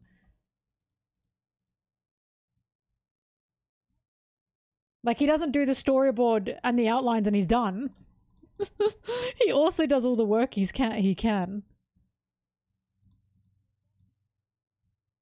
Yeah, Luffy's hair is black. That's why it's so funny. I even said, because my friend said that to me about, because she's a Robin fan. And she said, well, now I know why Robin isn't in, like, a lot of color spreads. And I said, so he's got to regret making Luffy's hair black. And she said, I think he does. Because he wears a fucking hat the majority of the time.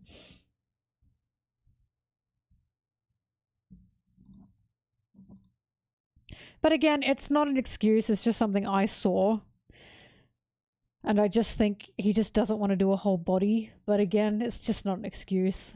I just think it's, again, I think it's him not wanting to.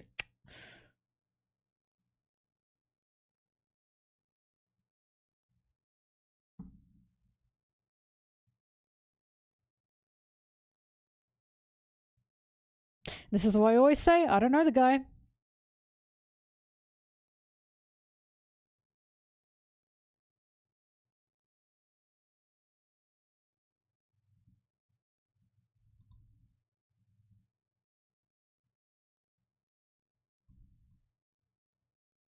Okay, I'll take that.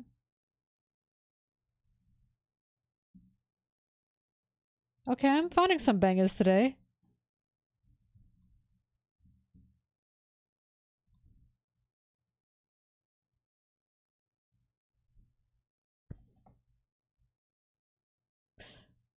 I'm finding some bangers today. I know you can't hear it, but I'm finding some bangers.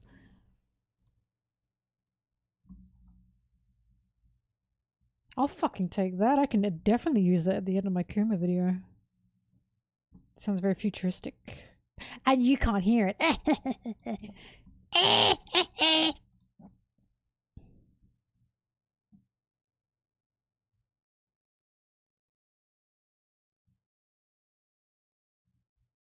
If I were his ghostwriter, you would fucking know.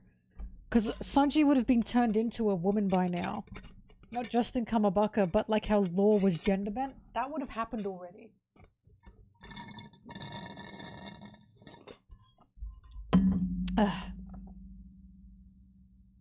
I don't have my background music on right now because I'm listening to other music to put in my video. I know it's deathly quiet. It's a bit scary, okay?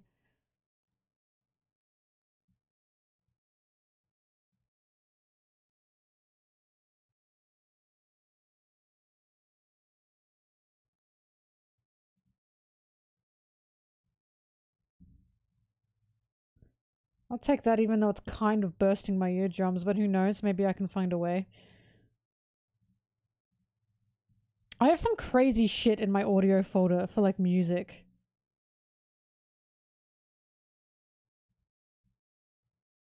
Just because I've taken some songs and gone, you know what? I can probably do something with that.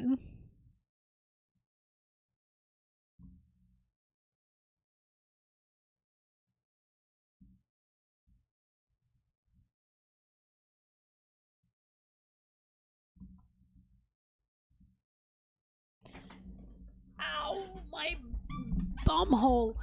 Oh, my spine. I feel like Hank Hill's sitting on my spine all his life because he has a small ass. You know what? You guys can probably listen to it with me. I don't see the problem. Let's listen together.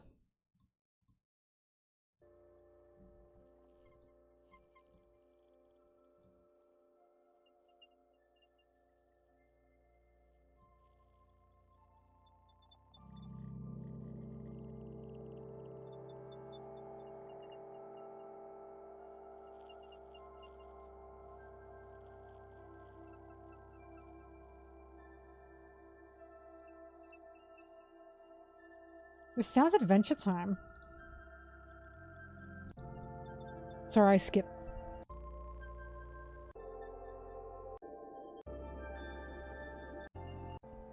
No, I can use that. I use that kind of music in my sad segments. Hang on, I gotta shift things around. All right, in the folder you go. Next one.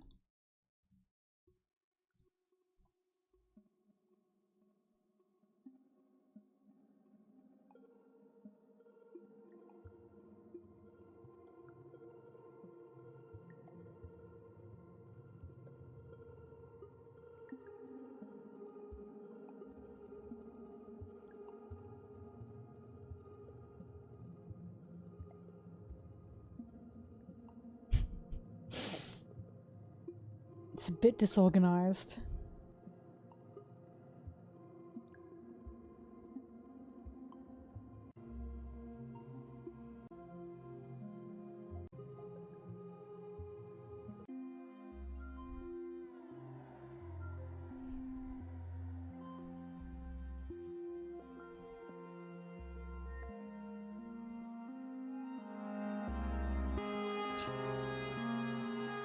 Sorry, turn that shit up.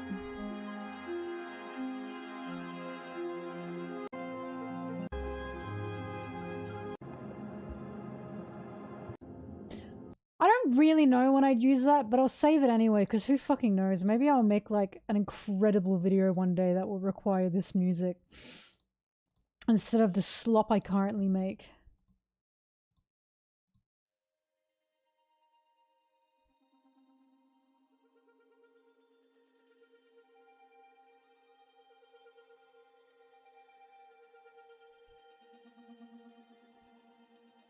There's a lot of in these songs.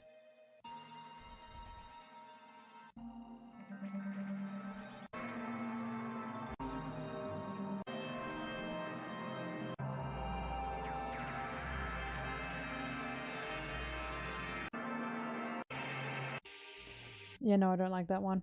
The next song is called Spaghettification. This better sound fucking awesome.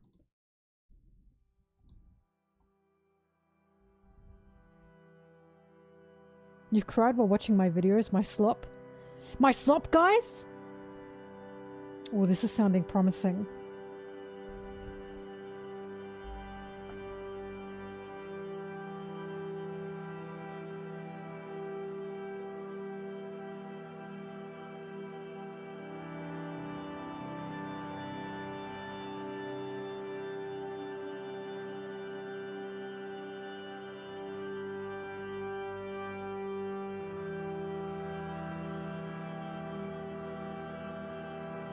I feel like I'm watching the world end. But it's like a sweet calm that I didn't think I'd feel.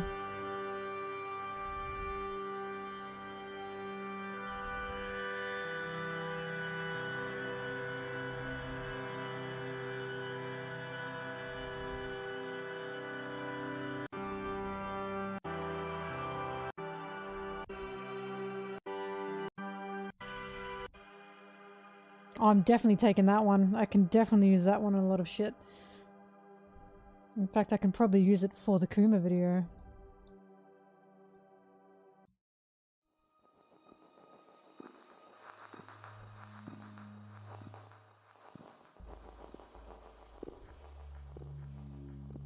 No, royalty free. This one's too scary! Oh! This one's too scary! I don't like it! I don't like it! I don't like it! Ugh! Ugh! Ugh! This is Freddy Fazbear's behind me! This is Dead Space shit!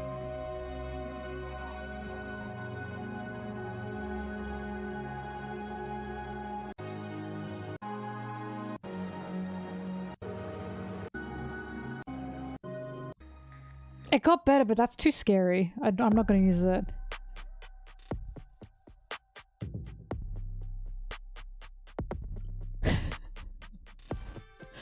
Audio jungle. Audio jungle. Nah, the fucking beat sound effect gets me so bad. I can't, no, this one sucks.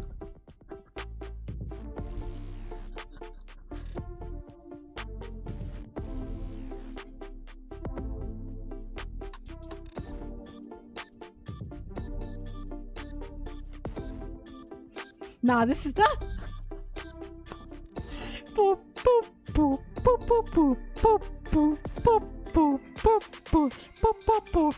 Nah, this is us.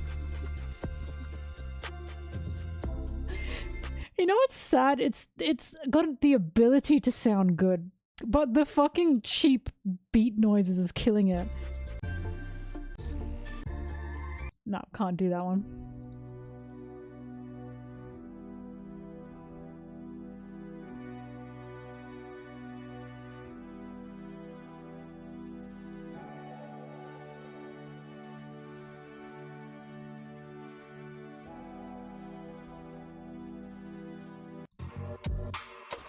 What the fuck? Hang on, I gotta go back.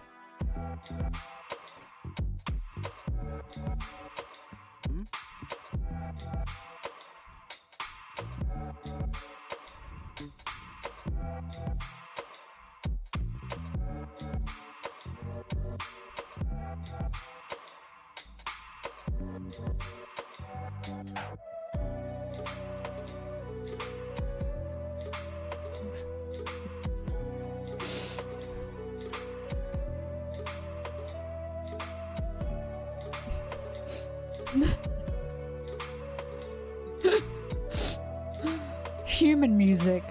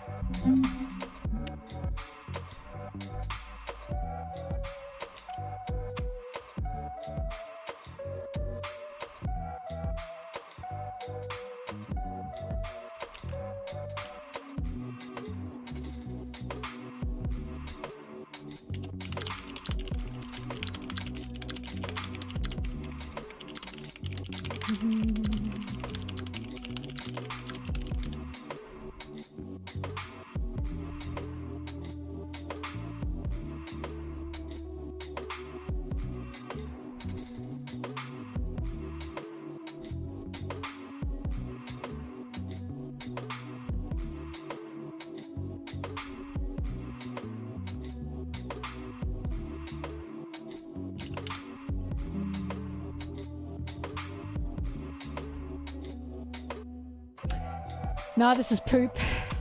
Next.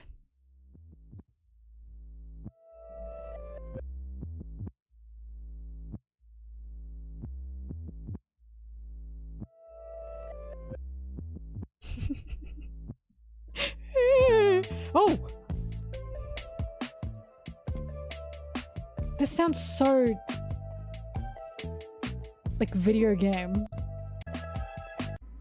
Or like 2000s video game. Yeah, no. No! No, fuck no!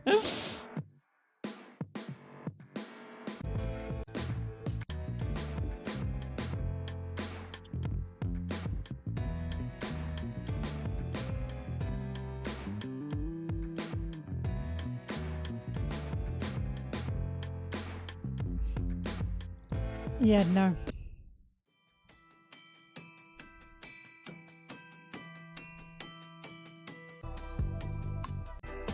No.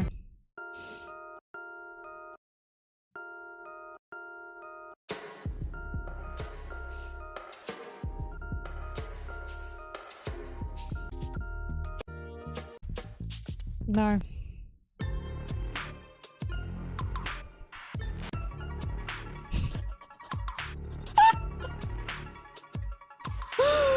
Is there a fucking spider on the piano?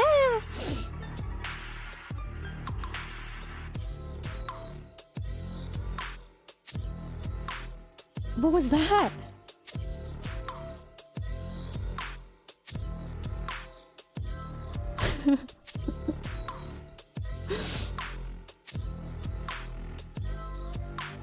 This lineup is ass.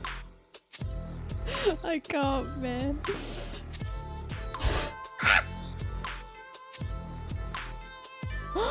It just gets better and better. Ah!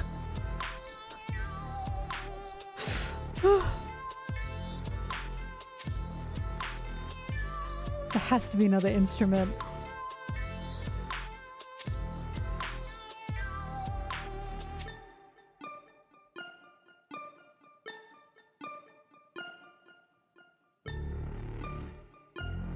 Ooh, evil and menacing. Yeah, no, next. Oh, already horrible. But where's it gonna go? It's interested me.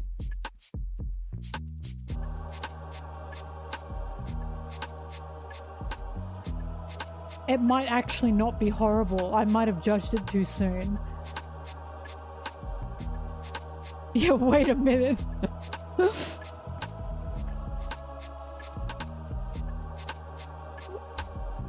This...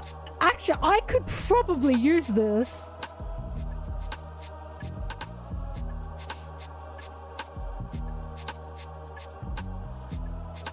Saint Saturn ass music, you know?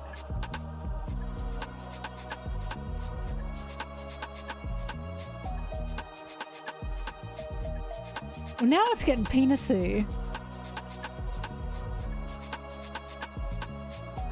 I don't like...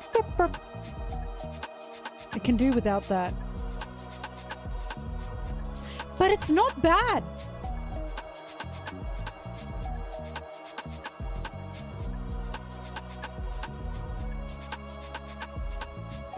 Yeah, I'm not using it. It's not good enough.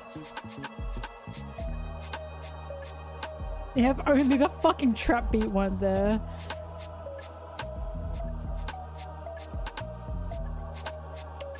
This sounds like a 2000s video game song.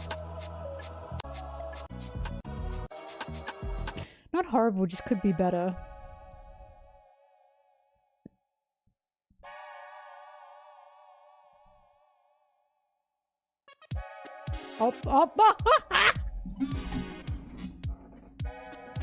Never mind. I thought it had potential. What is this? Oh! Oh! Alright! You can dance to a little ass, you know? You can dance to slop. Who gives a fuck?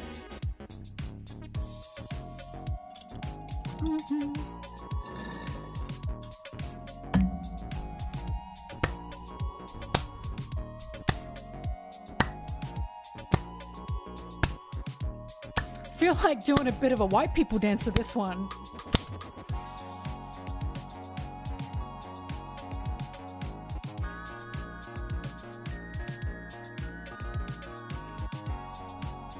Okay, let's move on. White people stand up.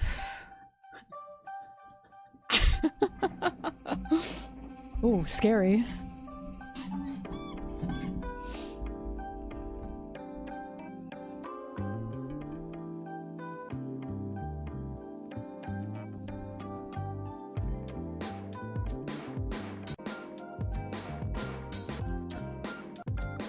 No, never mind. No, absolutely not.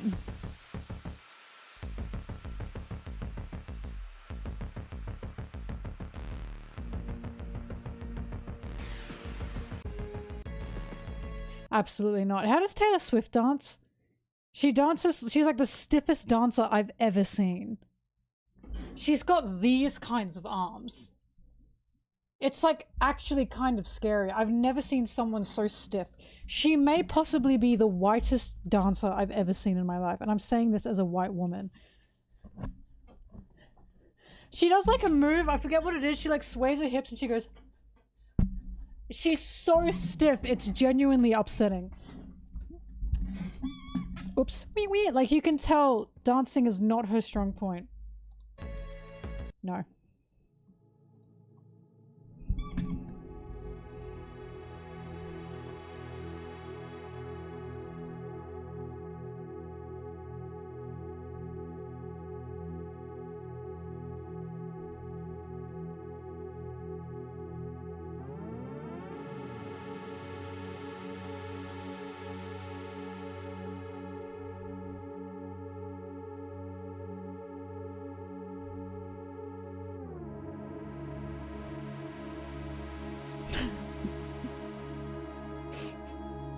I'm trying to listen to this, but when you said, is she like German dancing, you reminded me of when he tried to twerk and he like started galloping.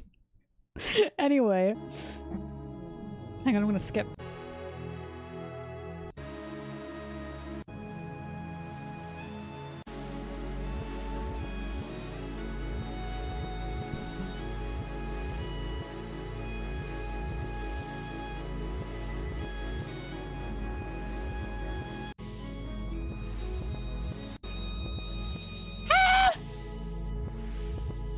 I can use it. I can use it. That ending is so fucking cringe though, but I can use it. I just will fade out from the end.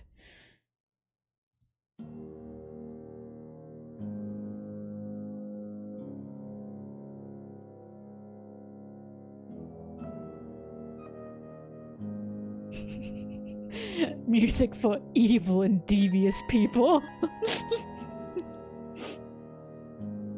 I can scheme to this music on my big chair.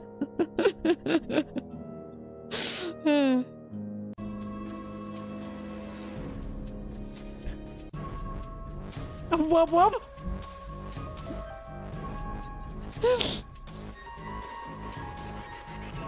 Oh my god, wait. Okay, yeah, no.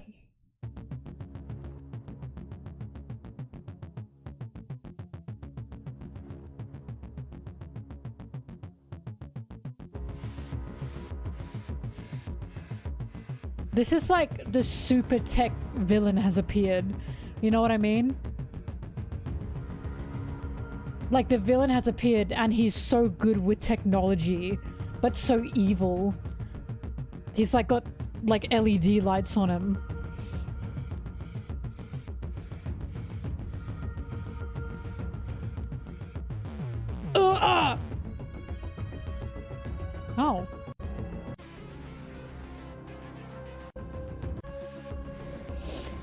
No.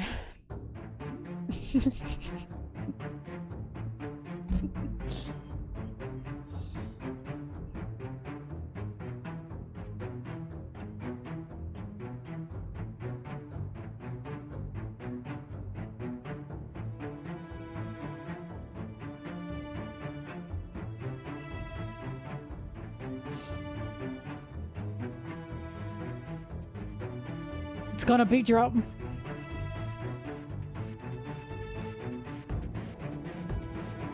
What is with this evil people music?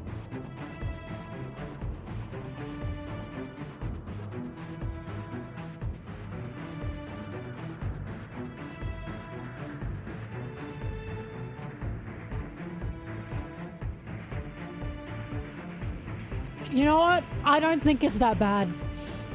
I would never use it, but I don't think it's that bad. Oh, here we go! Oh. The fuck? They edged me. I was waiting for a boom, you know? Now it sucks.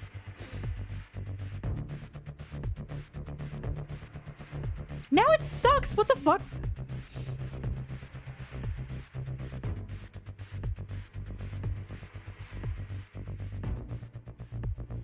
Wait, wait, wait. Oh, no, it just repeated itself.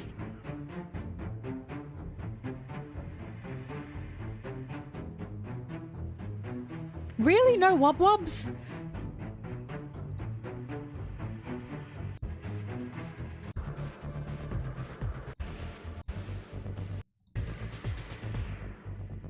Oh, that is so disappointing. I was expecting a huge wub-wub drop.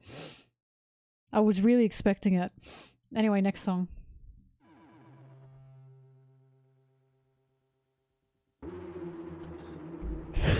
Spider-Man! Wee!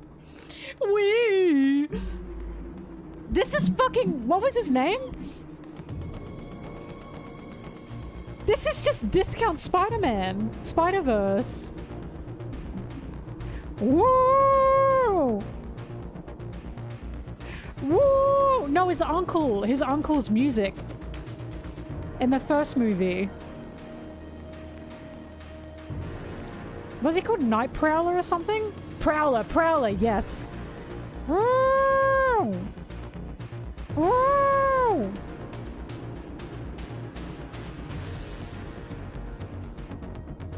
This is discount Spider-Verse. It is. Aaron. Sorry, my nose is itchy.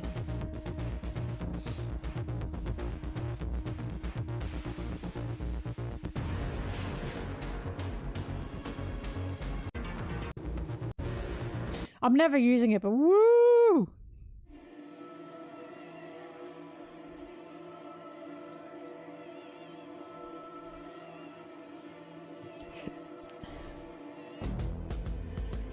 Woo!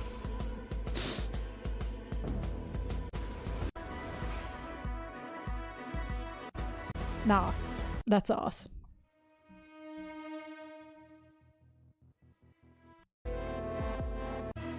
That's us.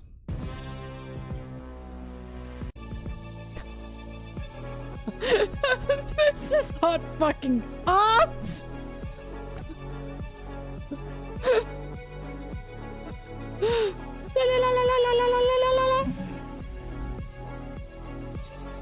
Yeah, no.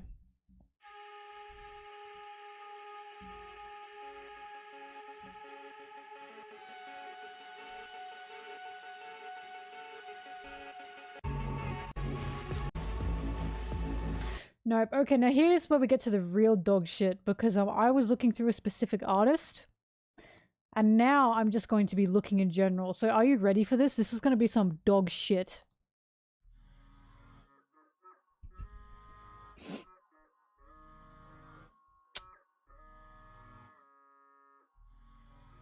Another dragon? Another one? How many of you are there? It's dog shit. It's just dog shit. No. No.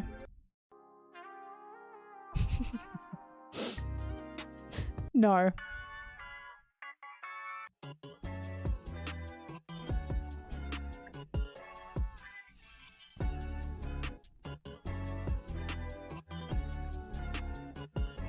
R&B fire, this one.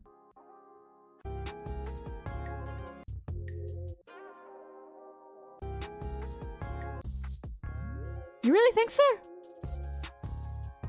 Anyway.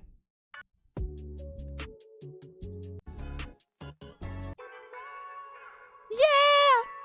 Yeah! Yeah! Put your mind.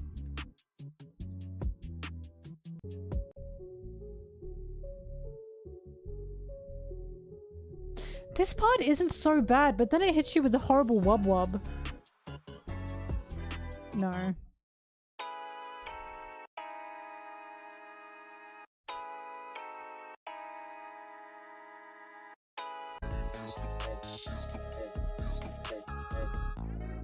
What was that?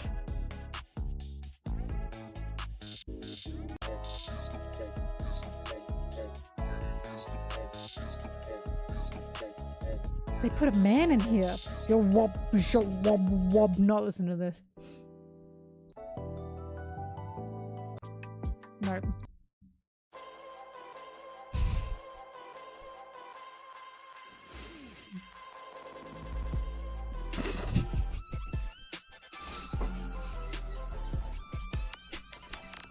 You know what I mean? Let's fucking go.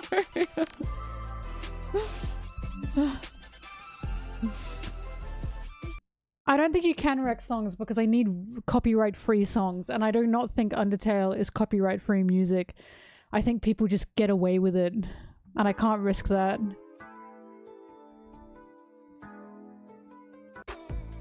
Yeah.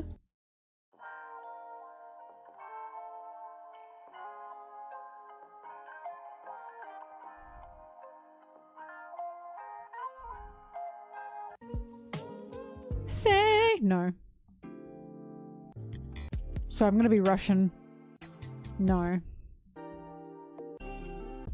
No. No. Why do they all have that shitty beat effect in the background? Another one. No. No. No, absolutely not.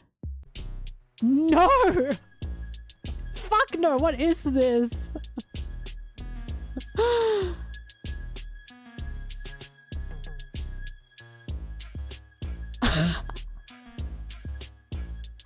they make this with their ass?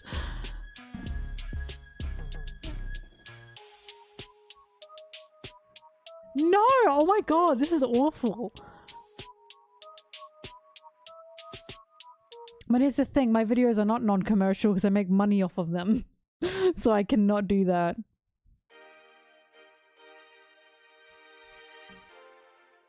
I don't know if the AI doesn't say it.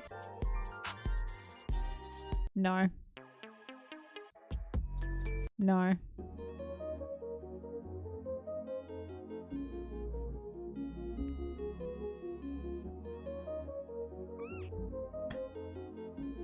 Please don't turn into a shitty beat.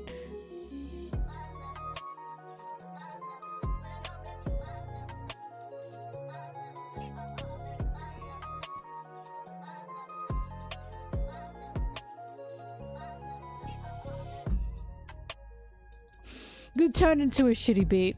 Whoa! Oh, I'm still here.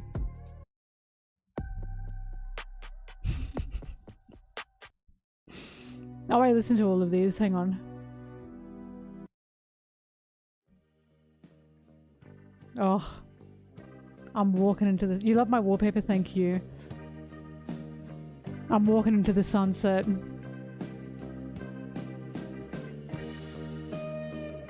Oh. This is the song that plays after Zoro and Sanji have had their final fight. They're tired. They're dripping in blood. The sun's setting. And they're just looking at each other. You know? Are you picturing it? And Sanji says, I need you to kill me. Oh yeah, are you imagining it? Yeah. Do you see it? And Zoro says, I can't kill you because it's been you all along.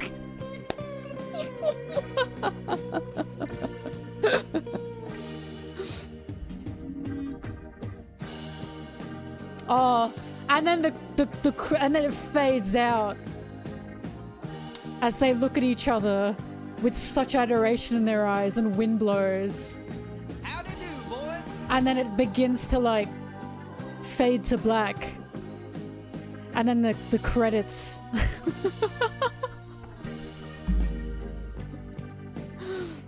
Produced, directed, and written by MelonTeee. You're welcome, everyone.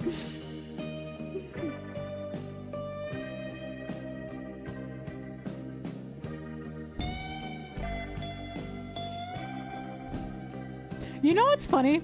This song's actually, it's honestly not that bad. It just sounds cheap. Anyway.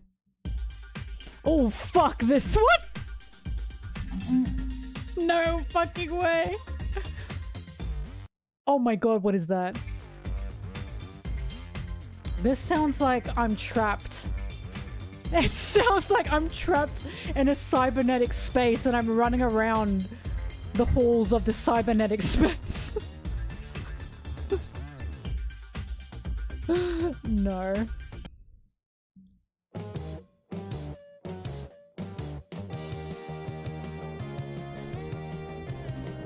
Scott Pilgrim song.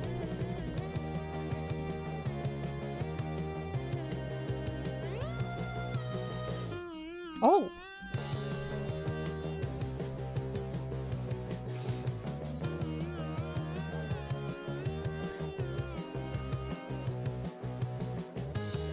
What would you do if the world was gonna end?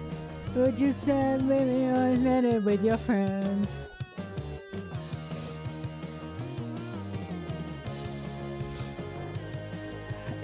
It's honestly not that bad.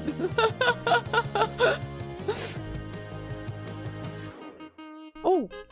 Oh.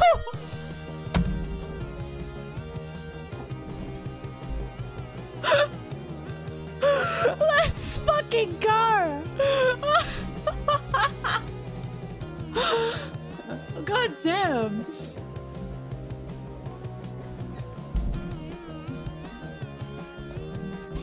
It's alright, you know?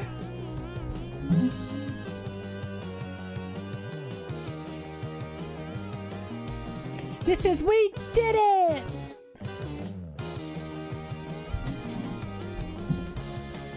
Alright, I'll save it.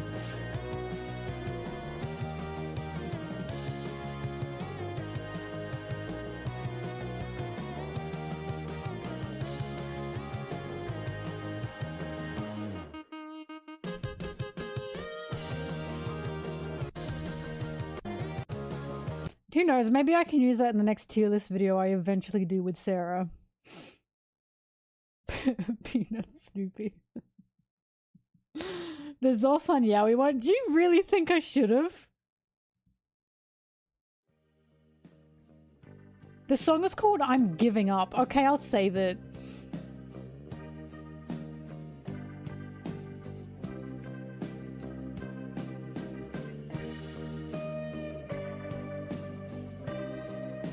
I've turned this song into a masterpiece with the vision that I have given you.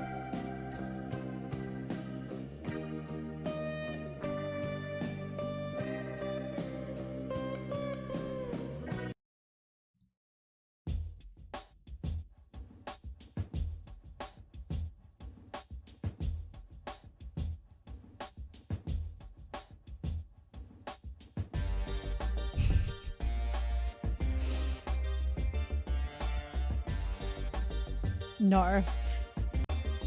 No, absolutely not. No. No.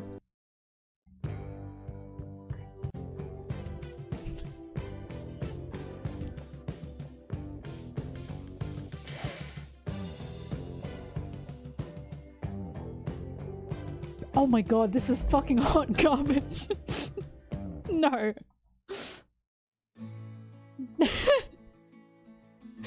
Do you guys know the video of Doja Cat listening to like songs people have sent in, and one of them is bam bam bam bam bam bam, and she's trying so fucking hard not to laugh? That's how I feel with some of these.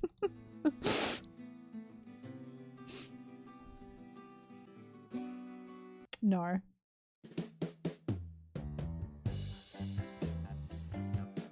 Oh, that is dog. No, we're not listening to that.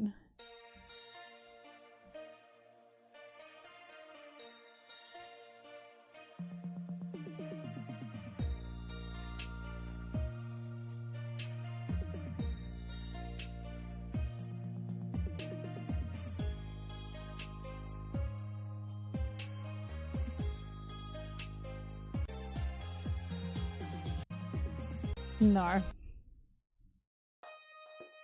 This is all one guy, by the way, that we've listened to so far.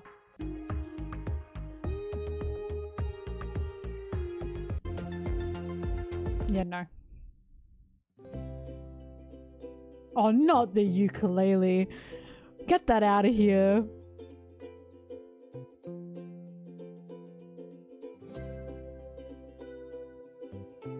It's not bad. It's not bad.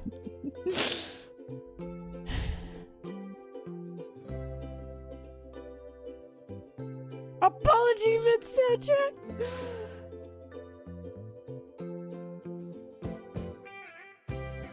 No, no, no. It turned country. Alright, we are now into a new artist. Because all that section was one guy. Let's go on to the next one.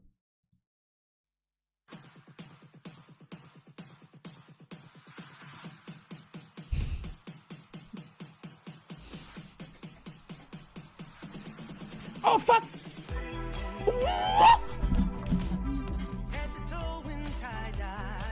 Ooh. Oh yeah. Oh my.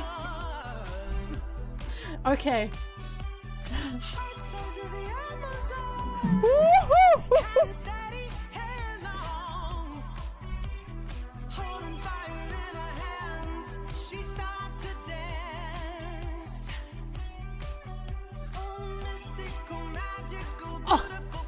Oh my god. Wait, hang on.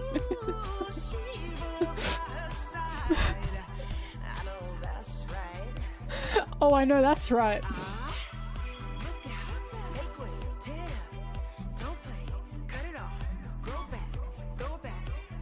Throw it back.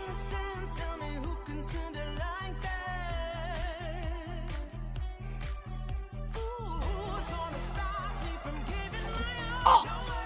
Oh. What? Someone cooked here.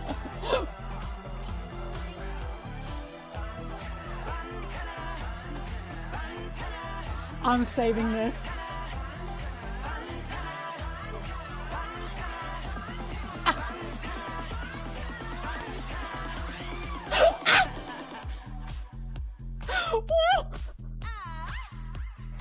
What the fuck? Sometimes you find slop, and sometimes you find masterpieces. Someone put their whole pussy into a copyright-free YouTube audio library track. Sarah, this is going into our next tier list video. I hope you know that. That was fucking crazy. I wasn't expecting that. Holy shit. This is the same artist.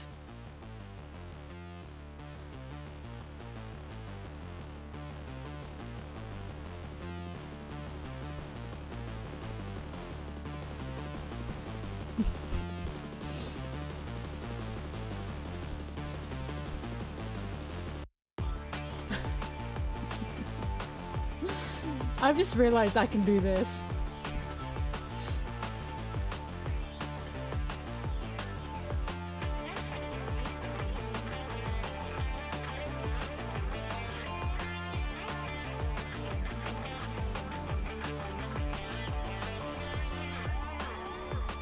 Alright.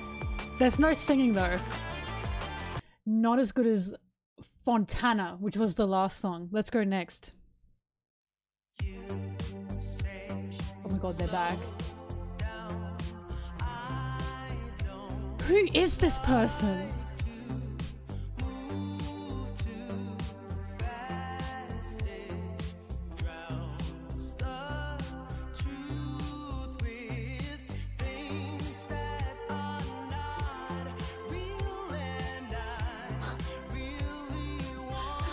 Copyright free?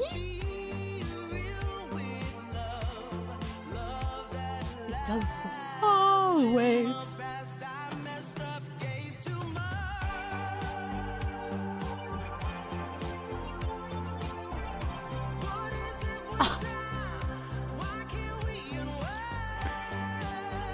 I'm getting goosebumps.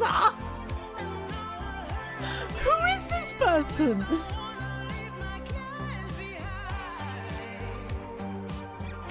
I'm saving this as well.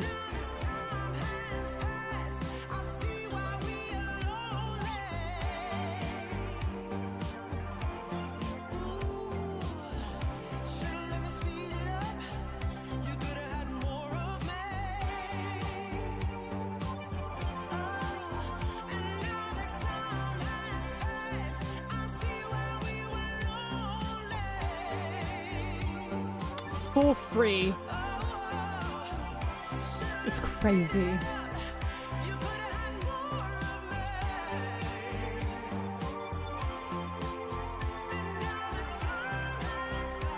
Wait.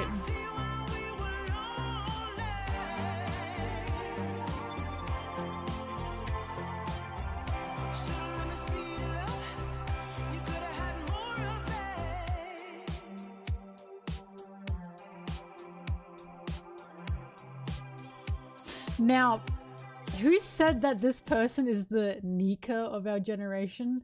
Whoever's singing, their name is Kanika Moore.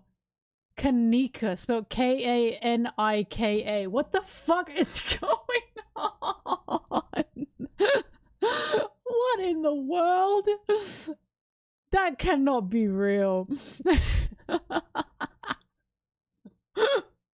That's wild. Free for the people. Anyway, next one.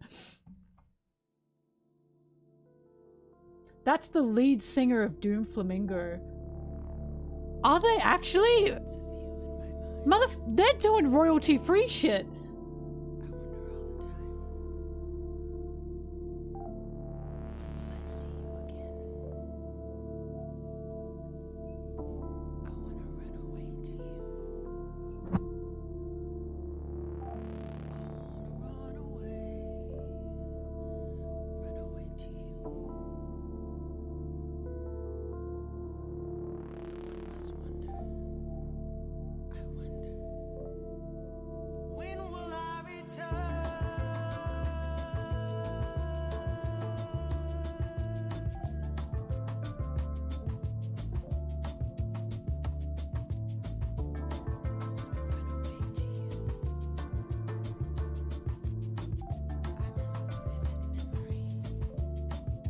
Pretty good.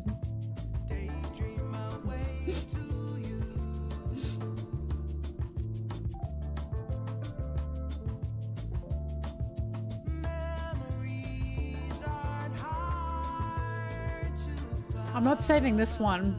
I can't see myself using this one. The guy that got to diamonds.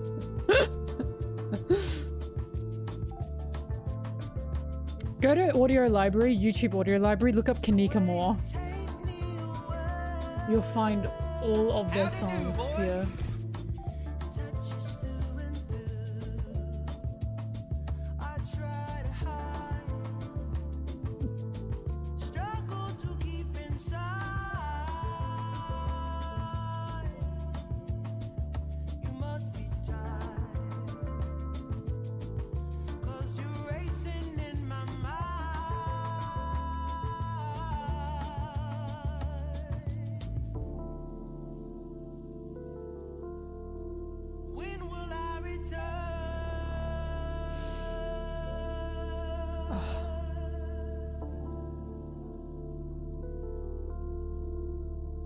Give me another one, come on. Oh, yes. Oh yeah, that slaps. She's not on this one.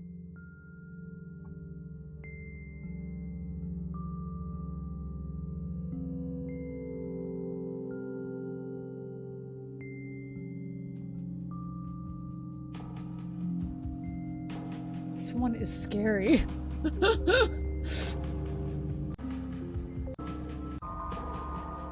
Oh, I'm not using this. She's on this one.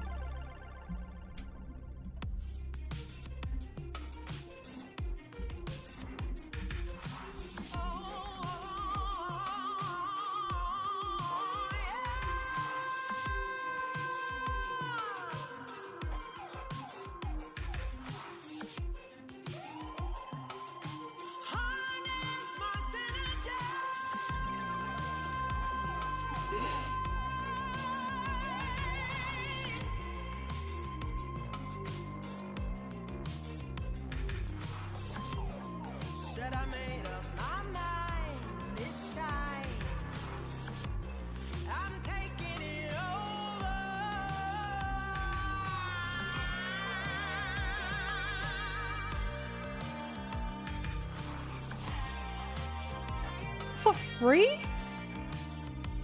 For free? That's insane! Why is she doing this for free?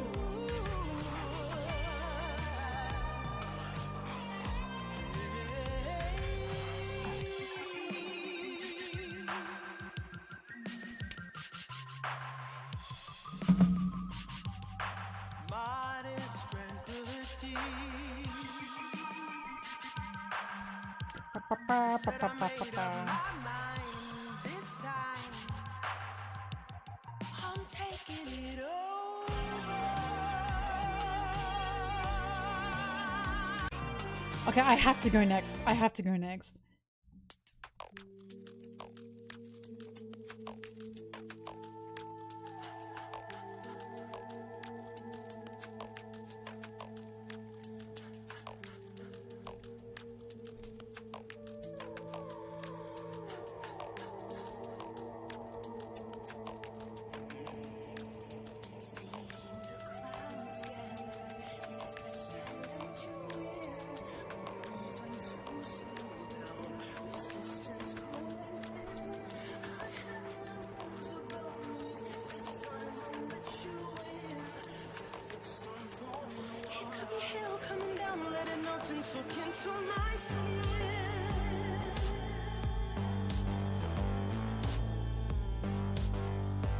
I'm gonna skip through this. I just gotta look through more music.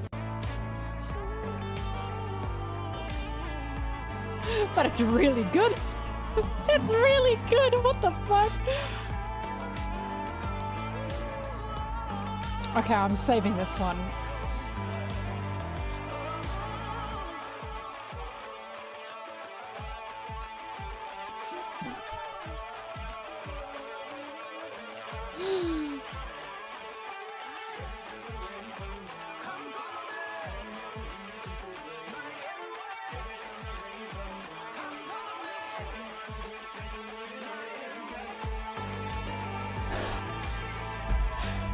Why is this free?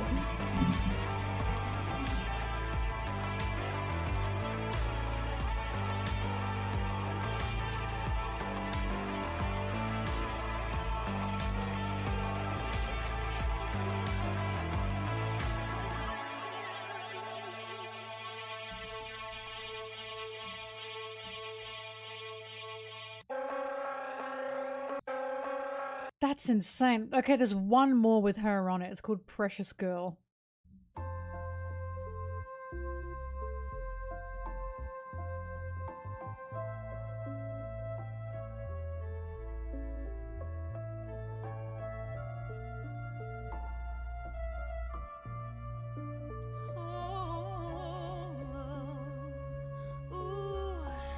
She grew up with love everyone would expect. Had an army behind her, got it from the opposite sex. Friends told her she was beautiful, so she gathered up her confidence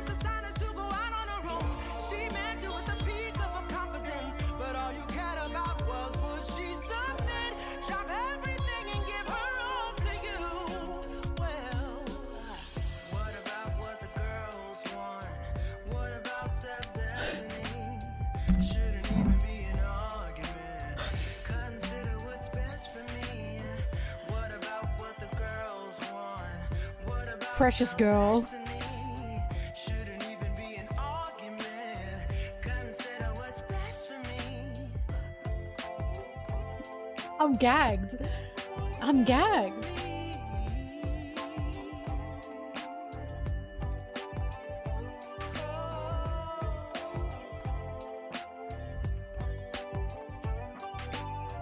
Consider what's best for me. Ba, ba, ba.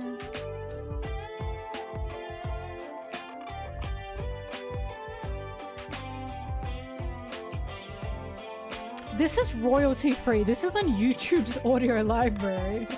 I can't believe this. I've never heard anything like this in YouTube's audio library. What about what the girls want? What about Why is there a fucking feminist icon song in YouTube's audio library? what's best for me?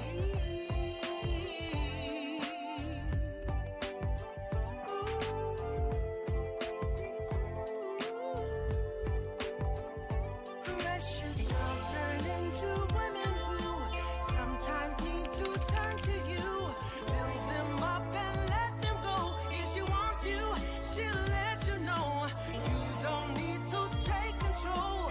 Little girls in time grow old. Too much force will make her cold. Precious girls turn into women who sometimes need to turn to you. Build them up and let them go. If she wants you, she'll let you know. You don't need to take control. Little girls in time grow old. Too much force will make her cold.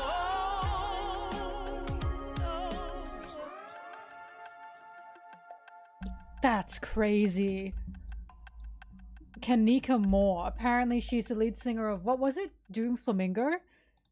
This is copyright free. What the fuck? That's insane. I've never heard any song like that in YouTube's audio library before. This is a first. I'm shocked. I am flabbergasted. That's insane. That's just crazy. Okay. There are no more songs from Kanika Moore on this list. I can't see any. But we're still on the composer of these songs. His name is Ryan Stasic? I have no idea who this guy is or how he got Kanika Moore to do audio jungle, audio free songs, audio library YouTube copyright free songs, but whatever. Next one.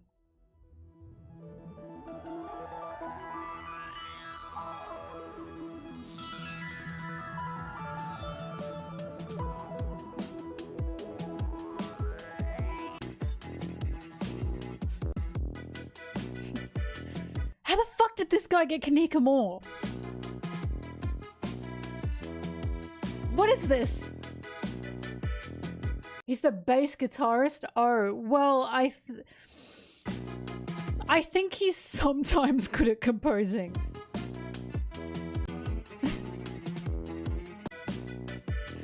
Alright, this is his last one. Shanks music. God.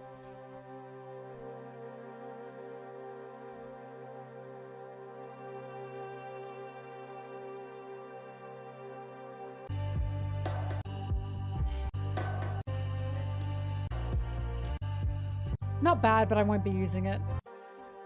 Alright, we're on to the next section of artist. So we're done with Doom Flamingo.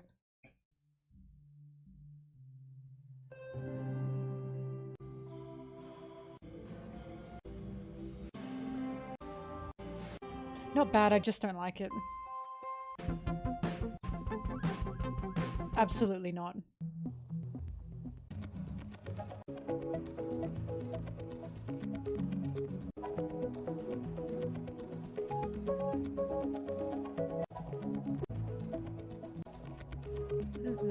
Mm-mm.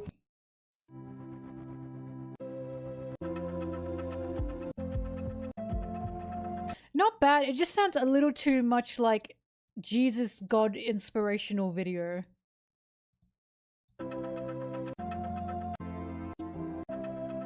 Just a little bit. Apart from the woo. Anyway.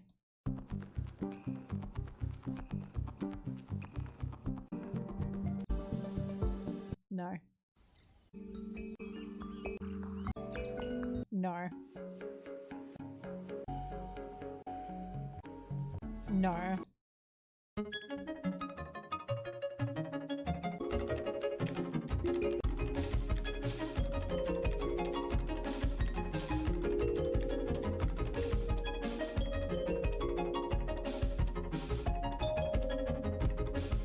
This is what is inside my head at all times.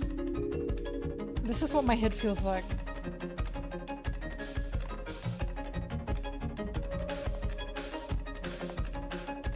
That shitty, like, same. Yeah, no.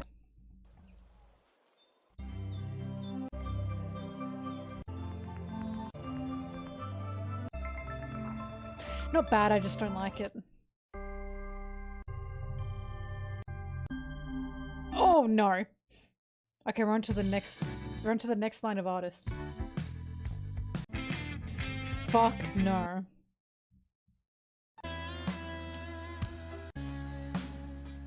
No.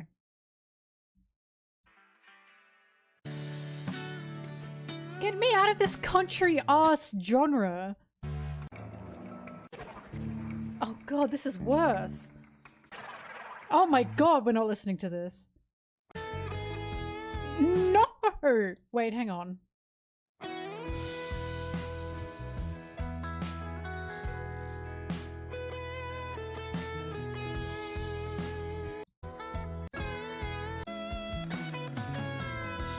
It's not as good as the one where Zoro and Sanji are looking at each other during the sunset.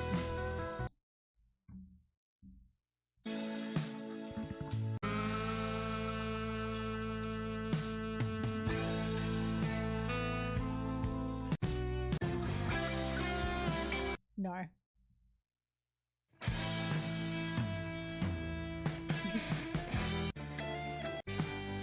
No.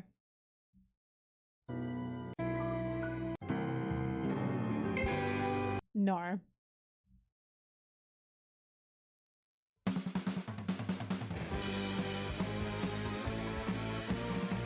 What in the Mario music? What the fuck is this?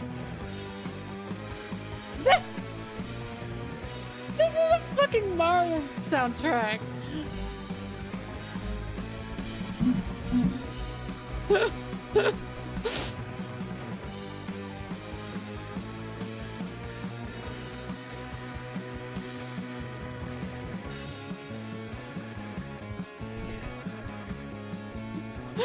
No.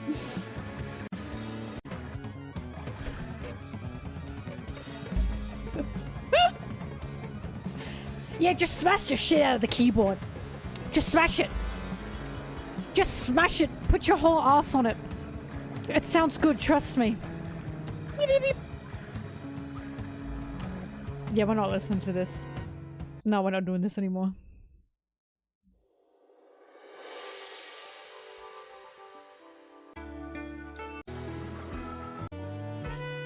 No, every time I hear a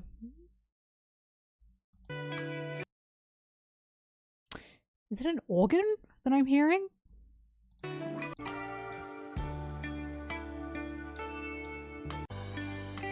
That's like an electric organ, right?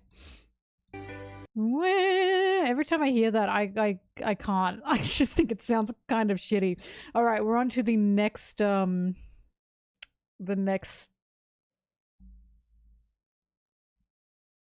Wait, why are they fighting with each other? So we're gonna be jumping between two artists now because they couldn't get it together and upload all their songs in one go.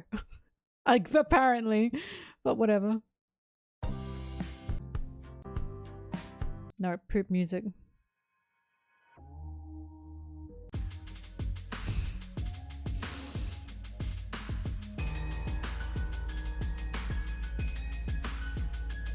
Why does anyone think that cheap, like, beat trap noise sounds good? Why do they keep using it? Let it keep going. I think this is all it is.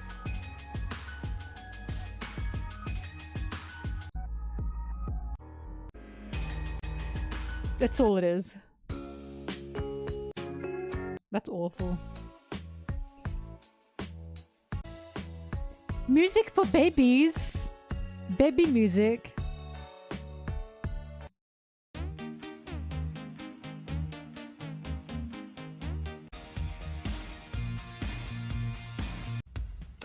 Absolutely not. Absolutely not. Absolutely not. No. No.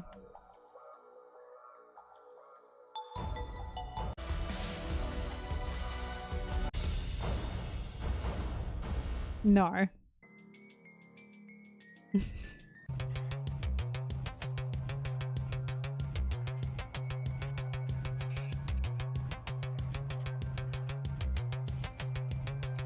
Hacking the mainframe. No. No.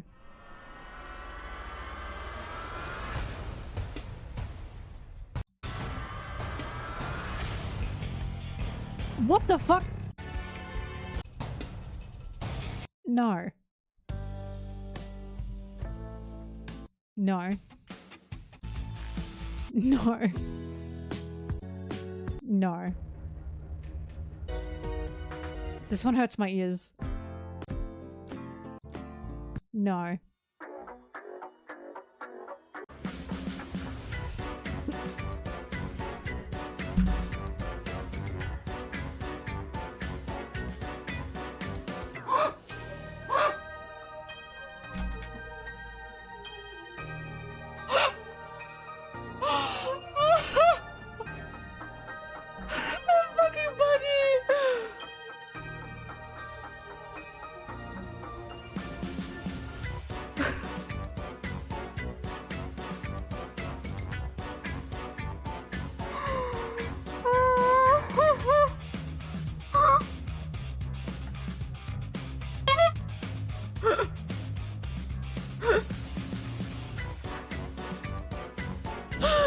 I need to take this for tier list music.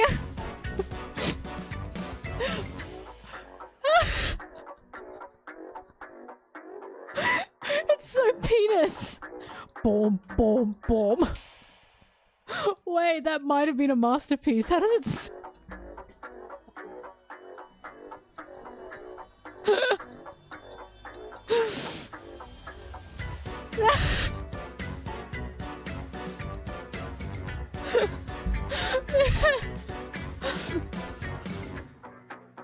Oh my god.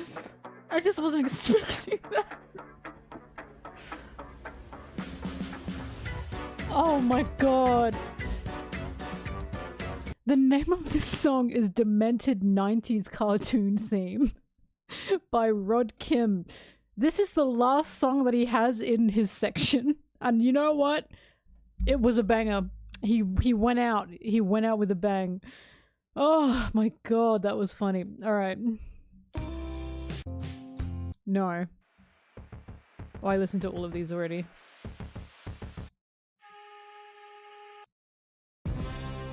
No. No. No. No. No. No. No. Oh, this one sounds arse.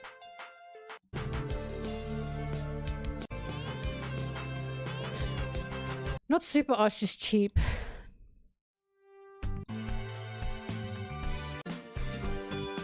No.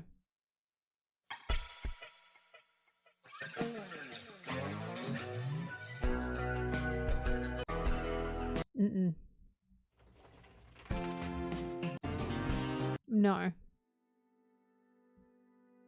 You can tell when we get to a different artist. It changes drastically. That's too quiet. Gary Tharji. I thought I said Gay Tharji.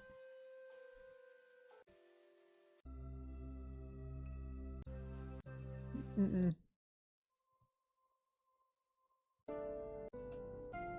Mm-mm.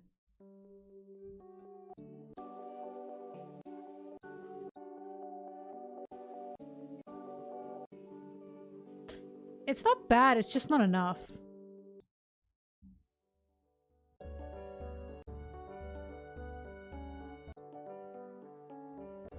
Mm-mm.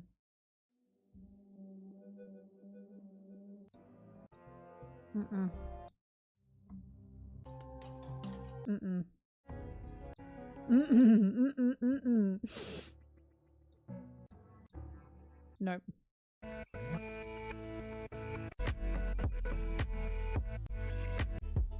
No.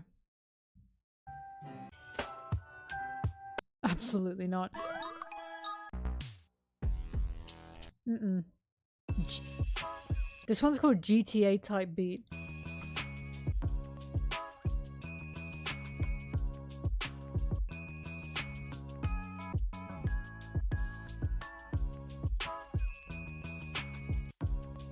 Is this a GTA type beat?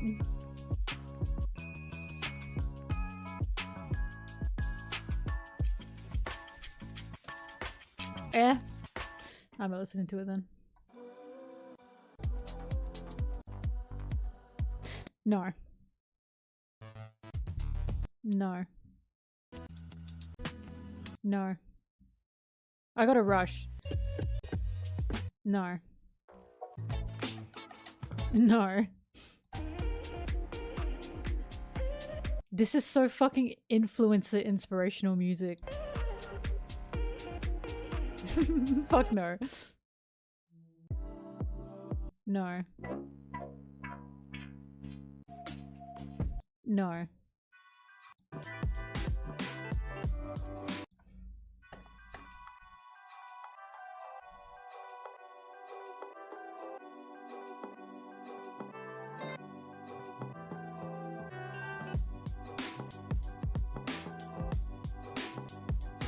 I can see this being used at the beginning of a video.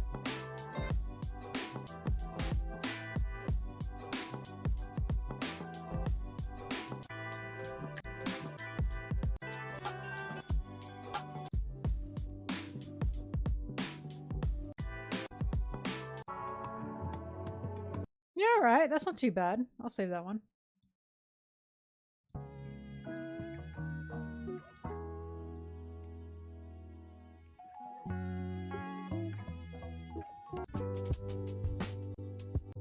No. No. No.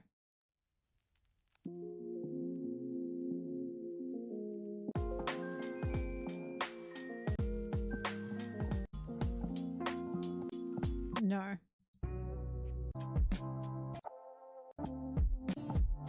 No. No. No. No. Mm-mm. Mm-mm. No. No.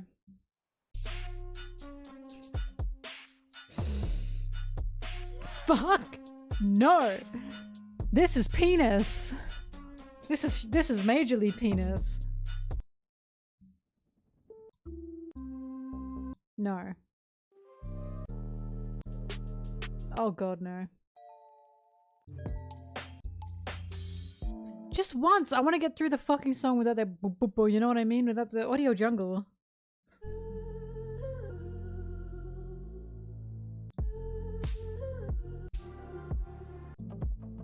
No, this sounds like a religious Christian video.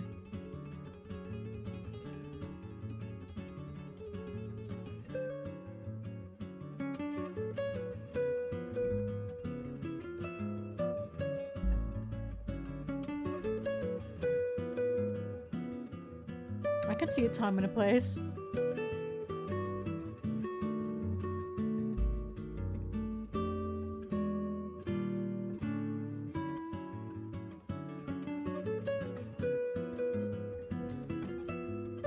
I can see a time and place for this.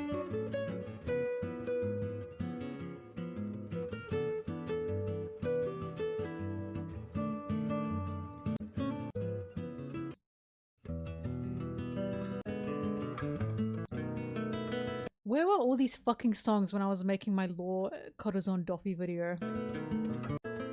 But I will be making another Doffy video, actually.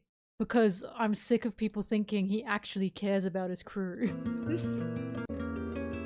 So I'll take this.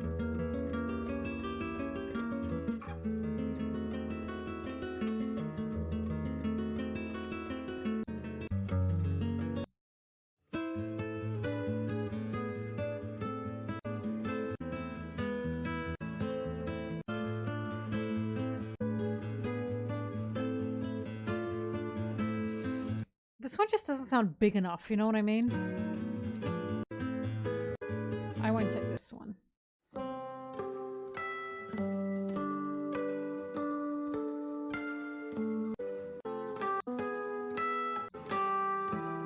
It hurts my ears.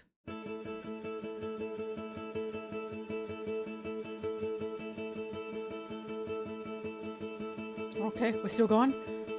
Okay, okay.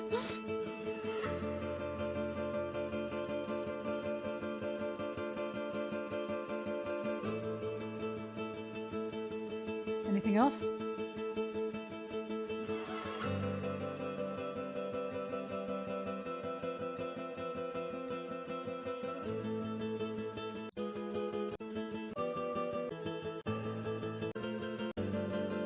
Not enough changes. Wait, potential.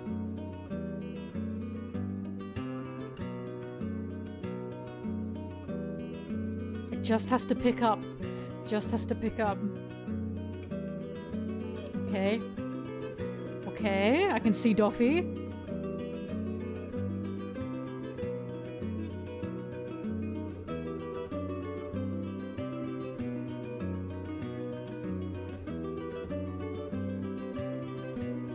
I'm not convinced yet. Okay, yeah, I'm convinced. I can use it for Doffy.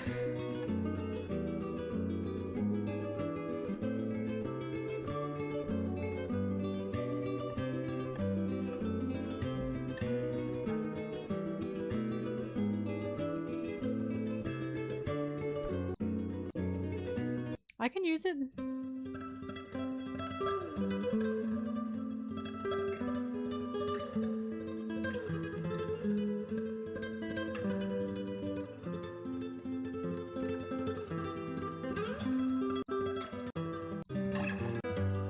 No, can't use that one. The Mini Vandals is the name of the artist. It's audio free, copyright free audio.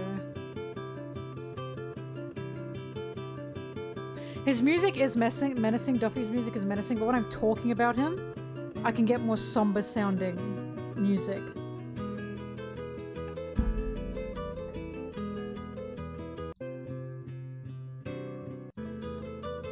No.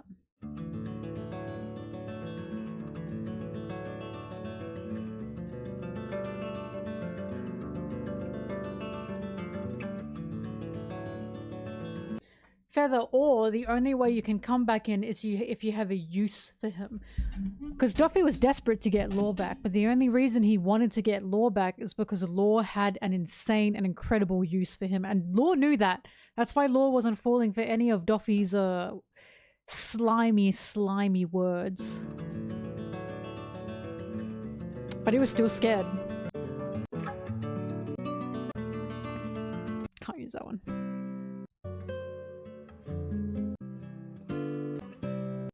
Can't use this one. We're on to another artist. No. No. No. No. No. Oh god, this artist sucks. Look, they might have one hidden gem. No. No. No. No. No. No.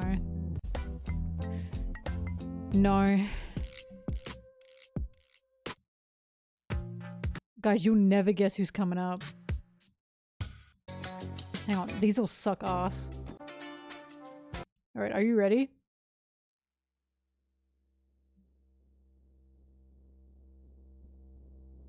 Duffy didn't teach Law surgery. Law taught himself surgery because of the town he was from.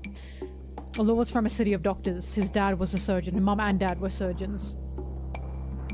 I start my day in silence. Where are my slippers? Where's my notebook? My dreams, write them down. Write down your dreams. Write down your dreams. Write down your dreams. Write down your dreams. More silence. More silence. Guy with three eyes. Duffy was giving Law an education overall, but he wasn't teaching him medical My stuff. journey to where I'm going is steady and still silent. I gather my belongings and my clothes. My garment starts to be one. She's not serving in this one. I'm sorry, everyone.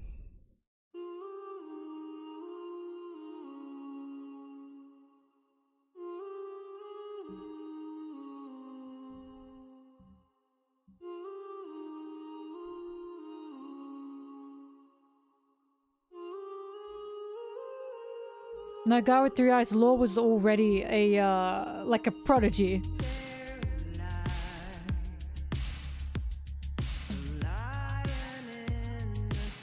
I do like this one.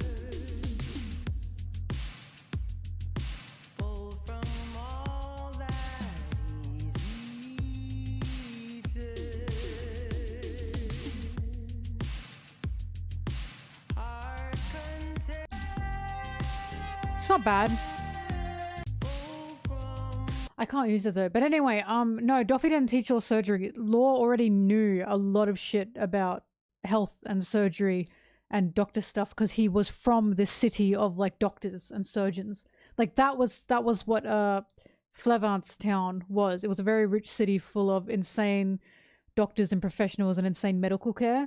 There's literally a scene of he is studying insane levels of like biology and medicine because both of his parents were doctors. That wasn't Duffy, that was Law's original origin, like, of town. Law was just that intelligent as a kid. And he then continued to teach himself surgery. Yeah, at like age 8. That's why Law could fix himself with the op fruit. Because he already knew this shit. He was already just that smart. He was literally just a prodigy. He was a smart little kid. But yeah, it was not Duffy at all. It was the city he was from. Duffy didn't teach him any of that stuff from what I know. All of Law's medical knowledge came from his parents and his own education in Flevant's town. So there you go.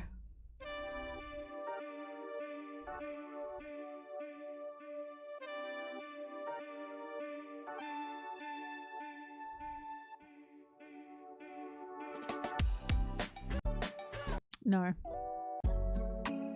No. Oh wait, hang on. Let's go back. He was planning to give the op fruit to Corazon. And that's why I know he didn't give a fuck about Corazon. Because that would have killed Corazon. And Duffy knows that. At the time, Law was too valuable for Duffy to give up. Because he was grooming Law to be his next Corazon. So basically he was going to kill his brother, knowing full well that would kill his brother, and he already had Law ready as his replacement. This guy is fucking evil. Like, this guy is just absolutely evil. And I really don't know how much medical knowledge Corazon has, but I'm sure Duffy would have made Corazon find a way. But either way, just insane.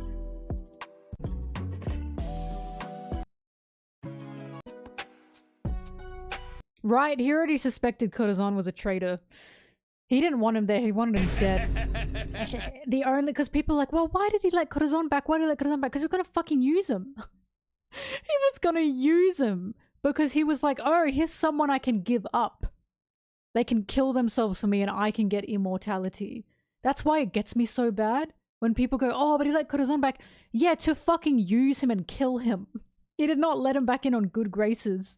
He let him back in because he finally had a fucking sacrificial lamb that wasn't that valuable to him. because the rest of his crew are valuable to him in a sense that they all do what he says, and he didn't really want any of them to die yet because he still got use out of them, right?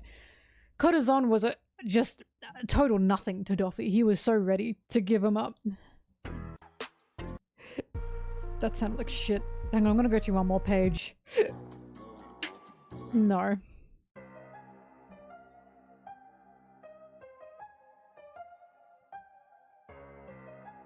A test of loyalty for Corazon, and that test of loyalty was kill yourself. Like, kill yourself for me.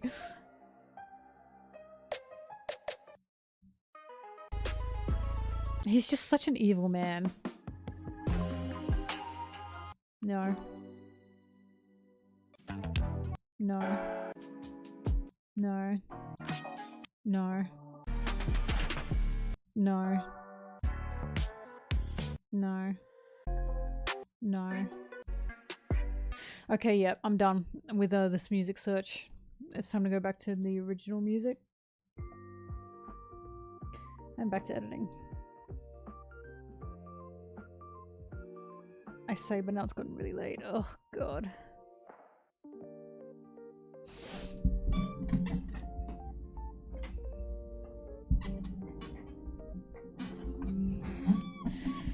Well, it's because of Law's knowledge of medicine that he cured himself of lead disease.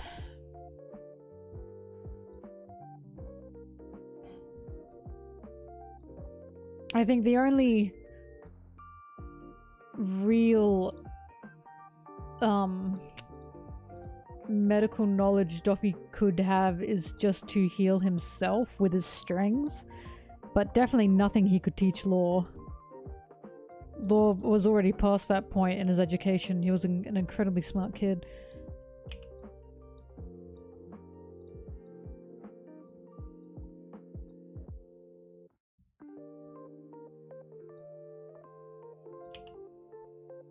Yeah, it's because of Law's medicinal knowledge that he is that good with the fruit.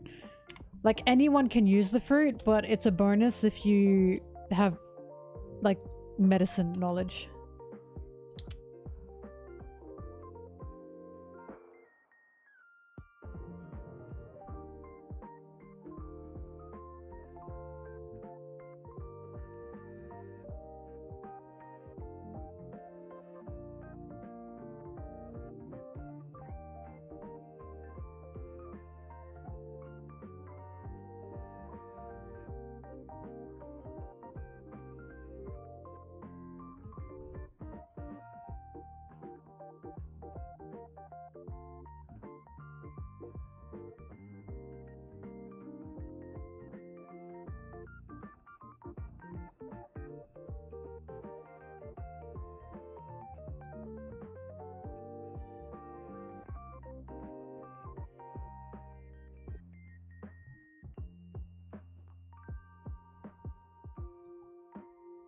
Oh!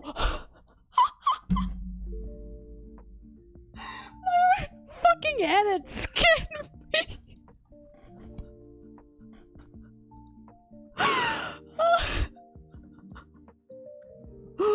I happened to turn it down. It scared me.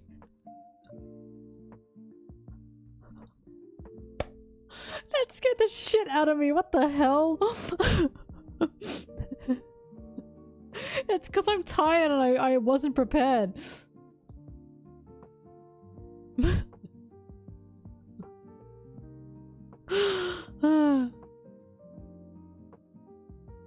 That is so embarrassing.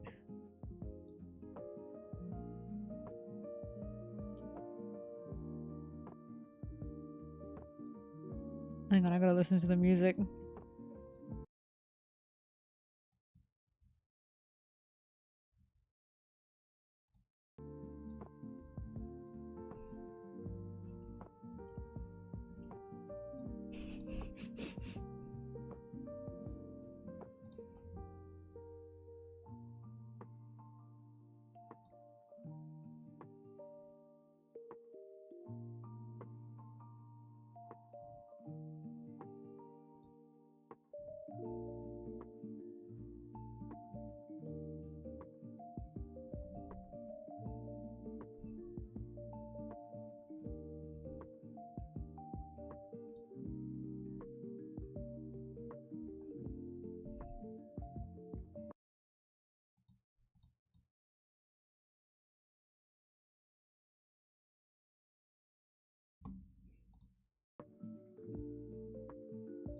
Sorry, the music I'm using in this scene is dog, so I need to find the music I need again.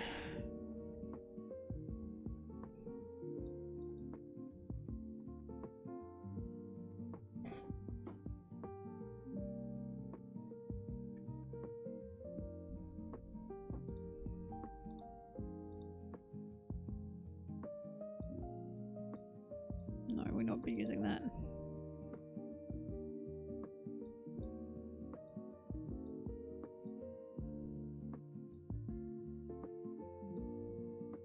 Could use that one. I'll put it down. Where the fuck did that go? What?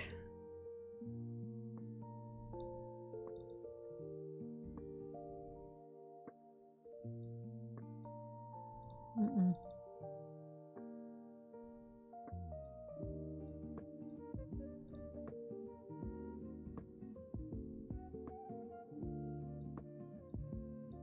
I hate the music part of this, man.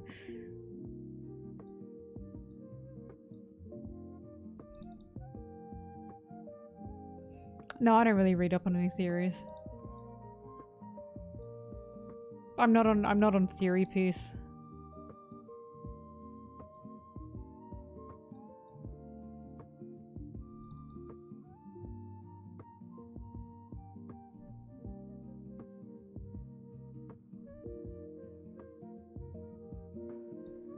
I don't mean, remember, Kazuki was a clan, right? Kazuki was a whole family clan. So I think just because Moria was a Kazuki doesn't mean he was, you know, Odin's brother or something.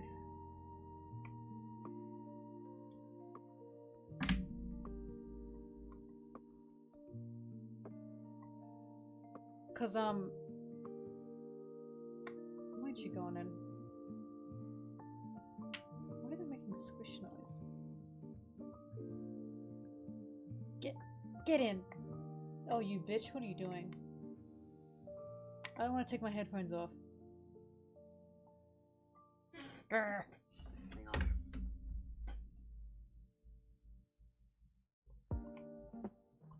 There we go.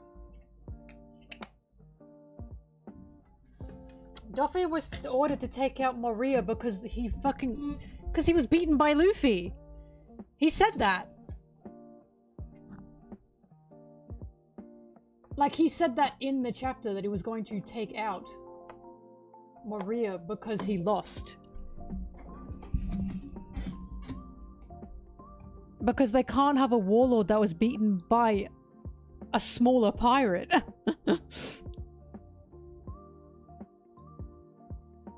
What do you mean, okay? That was said. Duffy said that.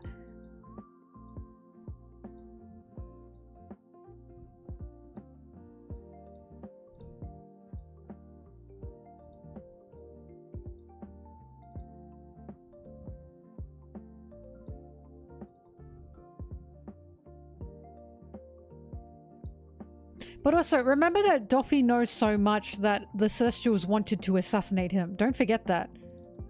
I agree. Oh. This is why I always say Duffy is currently locked away in Impel Down because he has information. And to stop him from being assassinated.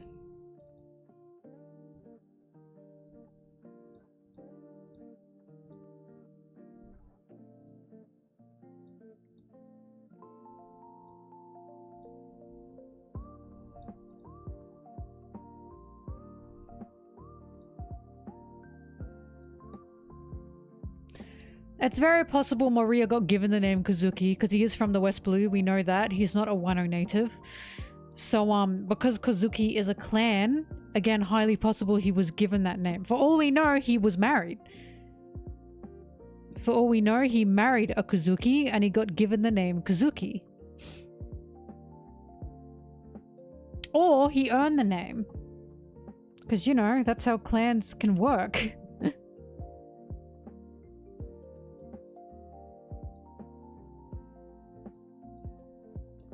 Possible, or it could be another Wano colony.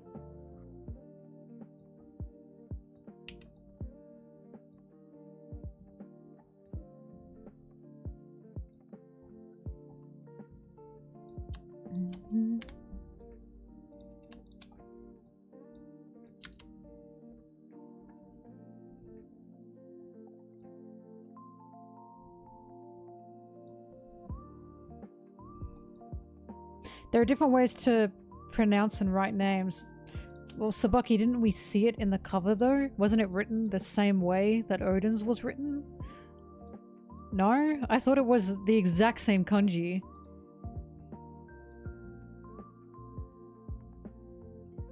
Because the only reason people knew that guessed is because backwards Gecko was Kozuki or something. With the same kanji or whatever it was.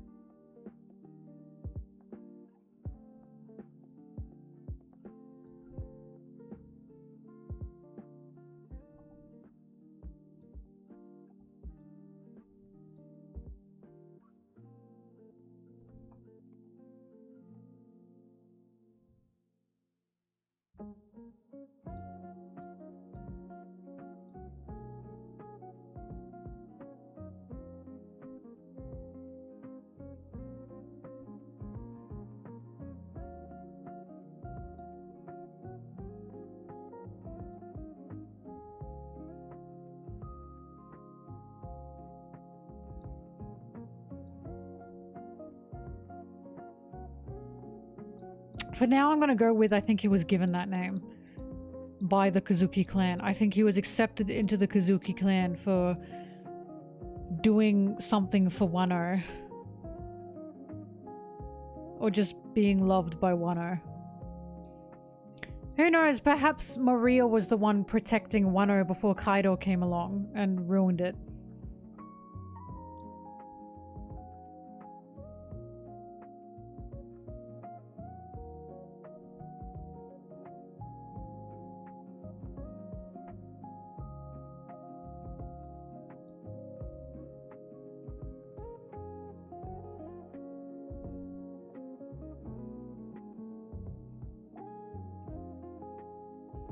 God, Oda's fucking insane with his words. Word puns.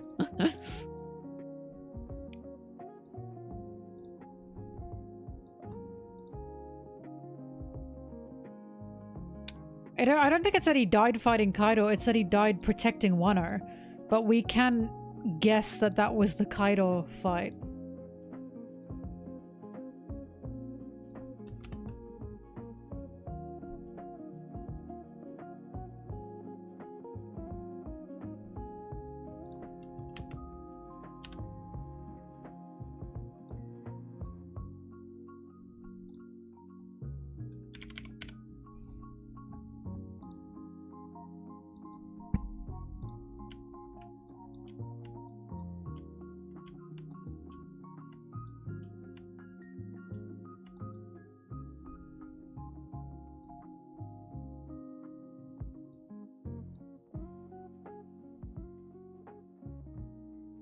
I was gonna say, we do have confirmation that, we do know that Kaido and, Morio did fight each other in Wano.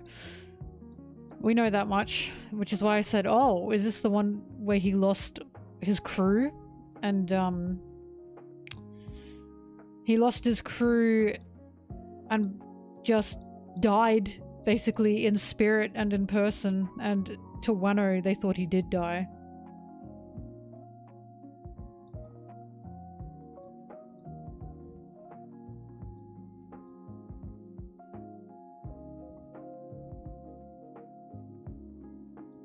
Saying Maria is a bad dad is fucking crazy because Perona would beat you the fuck up. She'd beat you the fuck up if she heard you say that. The whole reason he's Perona's dad is because no one wanted Perona. She was abandoned.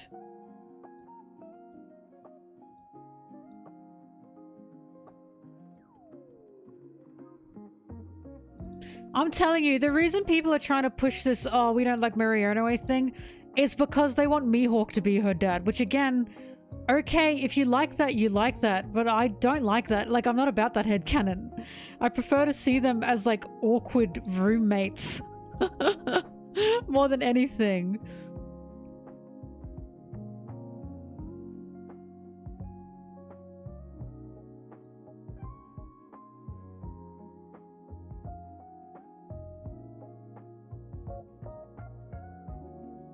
People just don't want Maria to be Perona's dad because they want Mihawk to be. And I'm like, her dad? Why? Like, Mihawk gives gay childless uncle, not dad. What?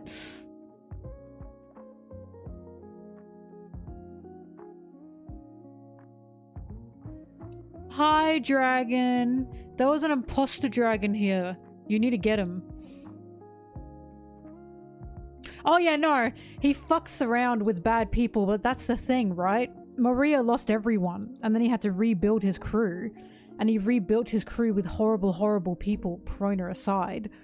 And again, to me, that's a sign of this man is just horribly gone and horribly depressed. He doesn't even see the monsters that he's recruiting. Because I really do not think Maria was like this person before Kaido got him. Again, Maria's whole being is just depression. He's just an incredibly sad and disturbing character. I really don't like people making Mihawk Zoro's dad. The guy who tried to fucking kill him and stab him? That's his fucking rival, not his dad. Like, it just, I don't know. I never fucked with the Zoro Mihawk is Zoro's dad thing. I never liked that. Again, fine if you like it and if you want to do that. But why is it so pushed to the point that people, like, will get upset when you remind them that's not the case, or when you tell them, like, oh, I don't really fuck with this non-canon dynamic. Like, I just don't get it.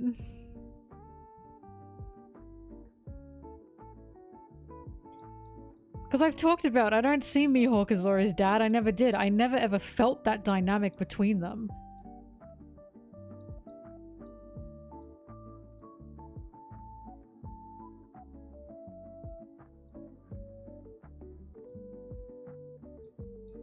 Like, bro, Zoro's 19 when he gets taken in by Mihawk to train. That is not his dad.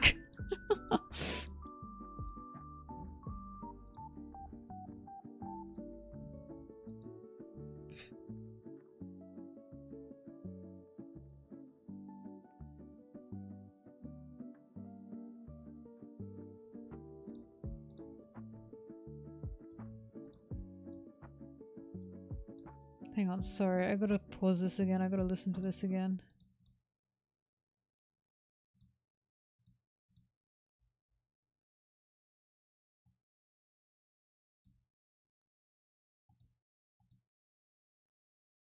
It'll do.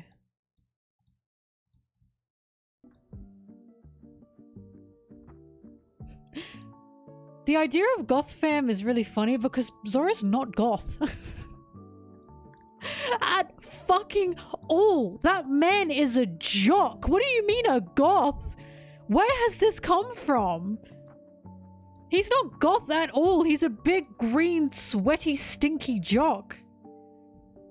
He is not punk jock at all. What are you talking about? He's a fucking jock, point blank. There's nothing goth about him. Nothing. It's just bizarre. They just, look, people try to make him goth because of Perona and Mihawk. He's not goth. He has earrings, he wears boots. That does not make him goth. Punk, I can see. Goth, no. But I can't see punk because he fucking is one. He's supposed to look like a high school, like, what are they called? He's meant to look like not a high school bully, but like a high school gangster. You know what I mean? That's what he's supposed to look like. Delinquent. That's literally what he's meant to look and sound like. A high school delinquent. Yeah. Oh yay, thank you, Polpetter.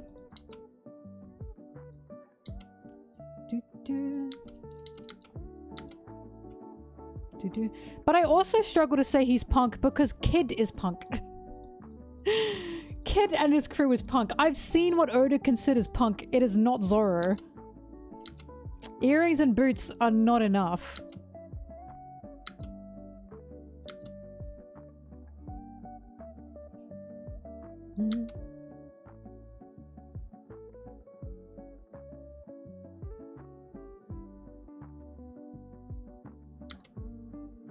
Honestly, Frankie's more punk than Zoro is.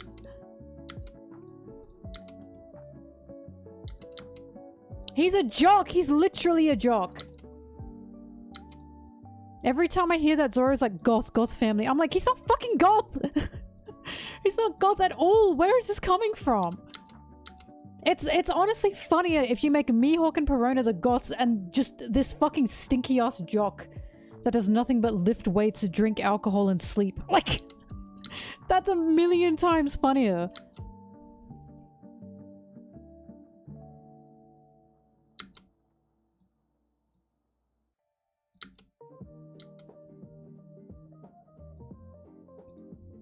Jocks are not preppy. Jocks are obnoxious. Together, Luffy and Zoro make one whole jock. But honestly, Zoro's obnoxious enough to be one.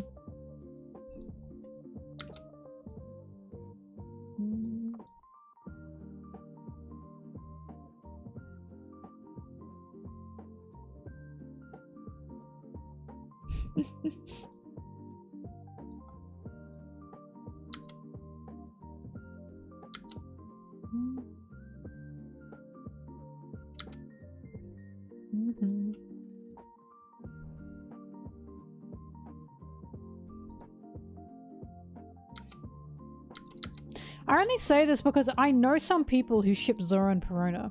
And while I personally do not, because I don't see Zoro like that, I have watched them be attacked. And I'm like, what the fuck? Like, because they're like, the people go, oh, they're siblings, they're siblings. They are fucking not siblings. What are you guys talking about? You've pushed this idea. I do not ship Zoro and Perona, but I do not think people who do ship them should be attacked. Because you know why? I can see why people would like them. Like, I can see it. I'm just personally not into it. Which is why it's like, why are you guys being so weird and aggressive? What is going on?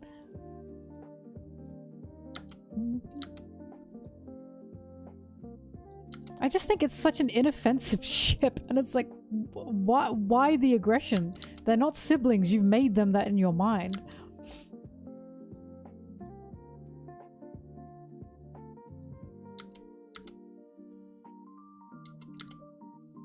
Oops.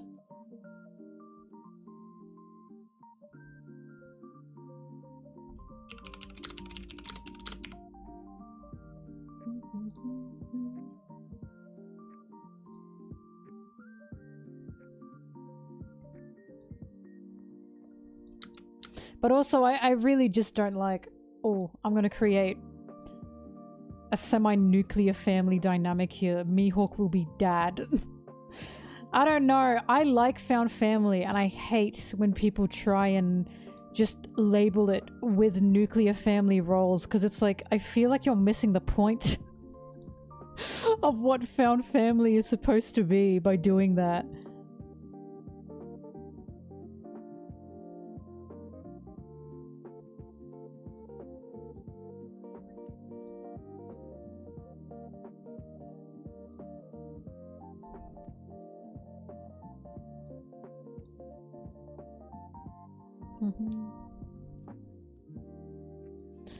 But also, the way I see Mihawk, Perona, and Zoro is they're like awkward and weird, like college roommates. And that's why one of them is 40, one of them is 26, and one of them is 21. Cause, yeah. What a weird fucking situation.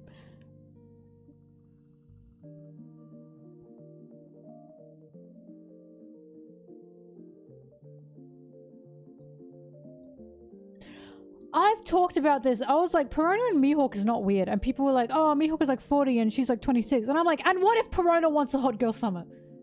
Like, damn. She's a fucking adult. Like, she's not, well, she's not a real person for one, but she's an adult. What if she wants a hot girl summer? You wouldn't fuck Mihawk if you had the chance? Right? Right? Like, are we hearing ourselves?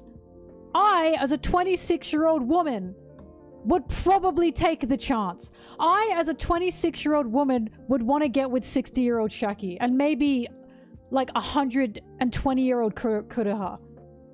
Am I the problematic one now? Like, I've fucking had it, guys. I've had it. God forbid we have a hot girl summer. You know? No one said the relationship's healthy, but it can be fun. Leave Perona alone. Oh my god. Leave her alone. Will it be long lasting? No. Does it have to be? No. It's a hot girl summer for a reason. I see people thirsting over like Shanks, and they're like 20 and Shanks is like 39, and that's not a problem. Stop it! Perona's allowed to have a hot girl summer. I stand by my truth.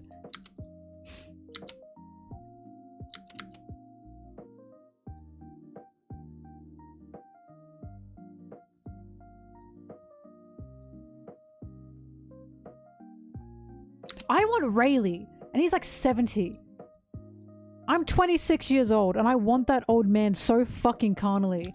I cannot get up on Perona's ass for maybe wanting a little bit of goth. A little bit of goth swordsman, you know what I mean? Who am I to judge her if she wants to have a hot girl summer? I'm looking at Rayleigh and drooling. Like an idiot. And Gaban, bro. I'm looking at men older than Mihawk and going, how the fuck am I gonna judge Perona if she wants a hot girl summer with Mihawk? What's the issue? I just don't see the issue. Like, are we fucking that old man or not? You know what I mean? Damn.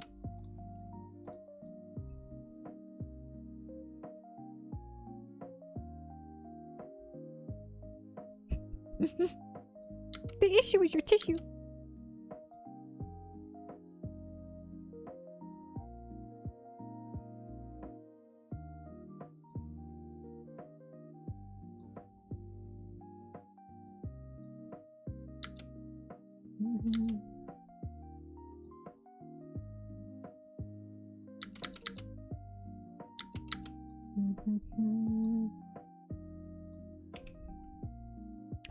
Maybe I'm projecting Perona a little bit, because you know what? I would want to get in Mihawk's Mahusi.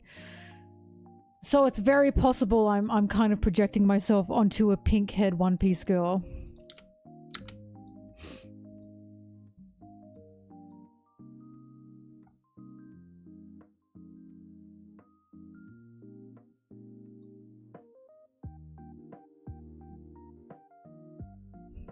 Shocking.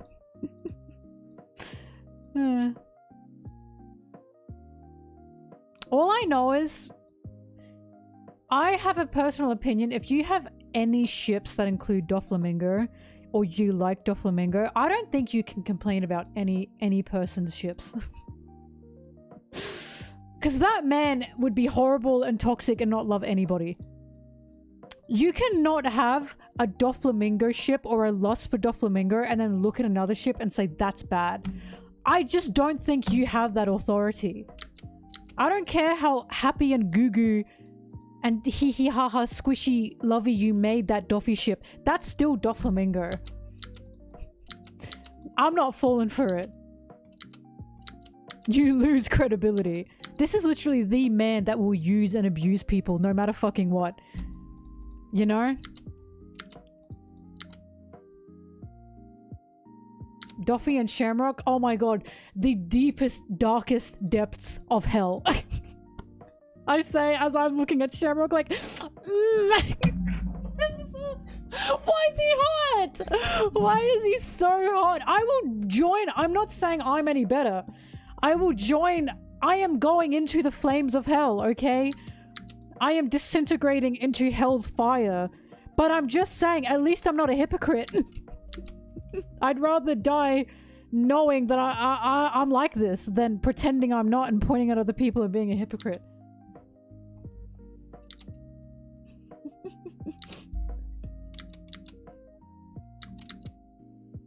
Oh my god, there are 2 dragons in my chat. But one of them is speaking.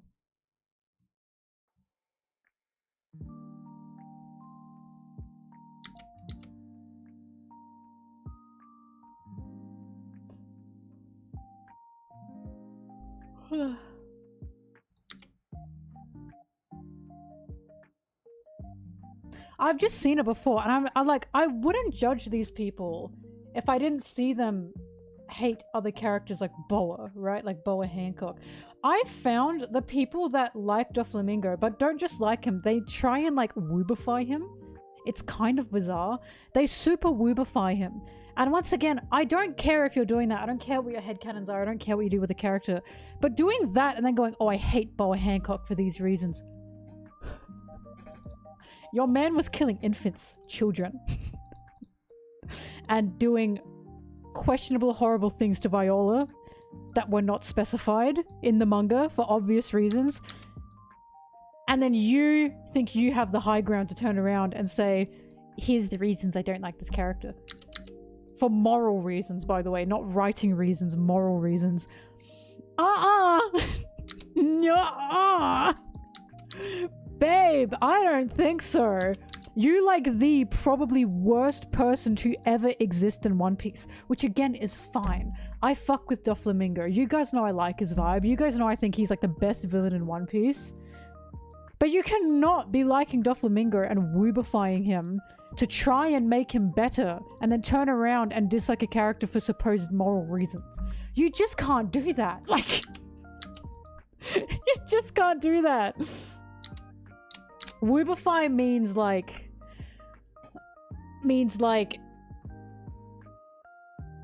babying them, babifying them, making them like an innocent being or cuter than they are. It's what a lot of girls do to grown men who are real, like male actors or male K-pop idols. They will woobify them, even though that is a grown man.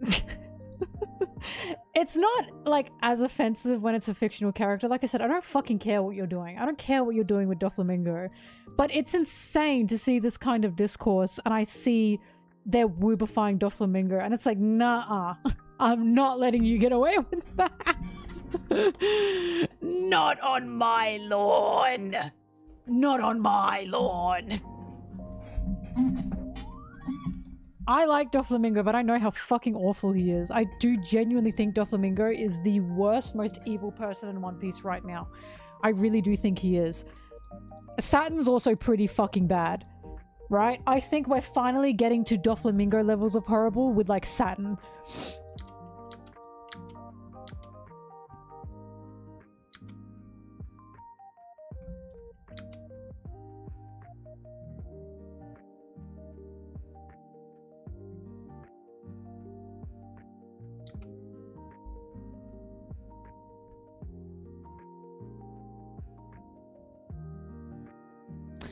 Kaido is not as bad as Doflamingo, and the reason I say this is because Kaido at least cared about people.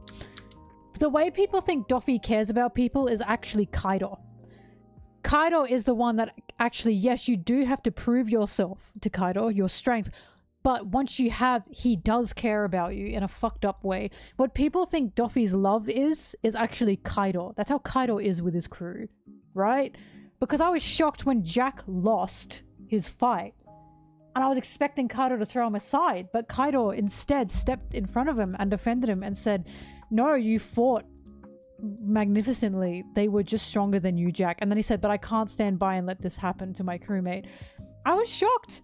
Kaido has a very fucked up idea of love, but he does actually care about people and he does spare people in ways that he thinks are merciful. He's just super fucked up about it. Like, again, what people think Doffy is actually what Kaido is, which is why it really pisses me off when people go, Kaido's not a good character. Yes, he is! He is! You're just not paying attention to him. I will never forget he did that because I thought he was just a genocidal maniac who didn't care about anyone until that happened. And I went, oh, never mind. Never mind, he's not Doffy too. When you're warmongering, dad, respect your pronouns. Exactly. Orochi fucked, but again, Orochi's like a coward. He's just a really sad little yucky coward. He does things out of fear. Doflamingo is just a narcissist who truly believes everyone is below him in such an insidious way. Like, he's just so evil.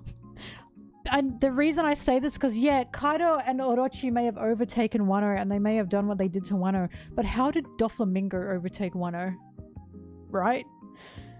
He string puppeted the king and the soldiers and made them run around the kingdom in the cage and cut everyone and kill everyone, including like infant babies. Like, how many hundreds of people died? And then Doffy pretended he was their savior while traumatizing everyone in that kingdom and manipulating everyone in that kingdom. That is pure fucking evil. That is just absolute evil. Like, I always think about King Riku with his sword up being controlled by Doffy and sobbing as he is forced to kill his people. That is like a horrifying image. It is just horrifying. And Doffy's laughing. He's laughing the whole time. I'm sorry. No one has come close to that level of evil because of how demented that is. Right? Just how terrible that is.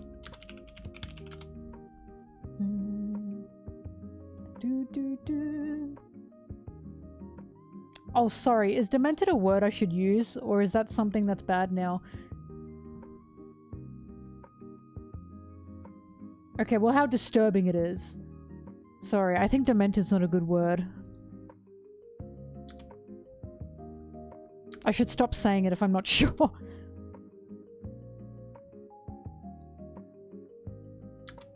Orochi enjoyed tormenting the poor, and Doffy enjoyed doing that and then some. Like, what Orochi was doing, Doffy was doing worse. Like, it's just, he's just such an evil, evil person.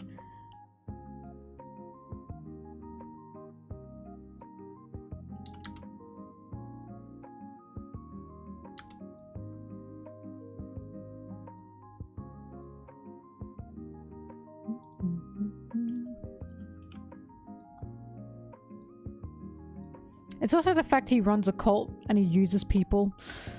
Like Baby 5, for example. The fact she was never ever taught self-worth or given the ability of self-worth. Because Doffy wanted to use her and it was disguised as, no, he loves you, he cares about you, he's doing this because he cares about you. That is just pure fucking evil. Using people like that and pretending you care about them to that extent, it's just evil. Like, he's just so evil to me. And I think it's because, like, I've talked about this because he's a cult leader. He disturbs me. Beyond anything does he disturb me, because I'm like, this is real. Like, the shit he does, his manipulation tactics, it is so real that people in the real world fall for it. They defend him and think he does have a sense of love, and I just totally disagree. Because there are people that go, oh, he was groomed by Treble. But I always argue, but he was like that before Treble. If you want to blame anyone, blame the Celestial Dragon system, which is what I believe we are supposed to blame. But he was like that before Treble, and he was not a stupid kid. He was a kid that demanded power. I truly believe he saw he could use this man, because this man is an idiot. Treble's an idiot. He saw he could use him. And he did. And Treble even says to Law, we are the ones on the throne, Doffy and I, we're the gods or something. And then Law says, really?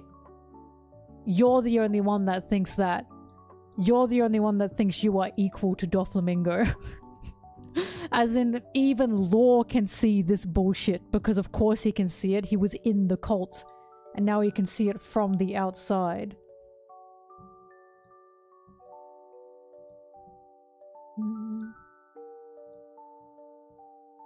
Like, he's just pure evil. I really never, like, I don't ever think Doffy ever respected Treble. There are many scenes where Doffy also seems quite irritated by Treble. But it's not that Doffy was just a child. He was a child from the highest, most powerful class in the world who owned slaves and had conqueror's haki. Doffy was not just a kid. He was quite literally already turning into a monster, and I don't like when people put that on Treble and say Treble turned him into this. No, Doffy was quite aware when he was younger. He wanted power and he saw how he could get power and he took it. Ow! That scared me. I said ow because I didn't know ah.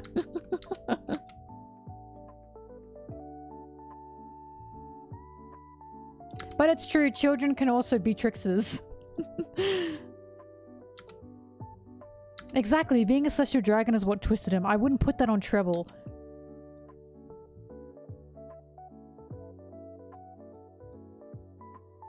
If anything, I think Treble doing what he did with Doffy is what taught Doffy he can have tools. I don't think Treble groomed Doffy. I think Treble gave Doffy the ability and the idea that he can have humans as tools.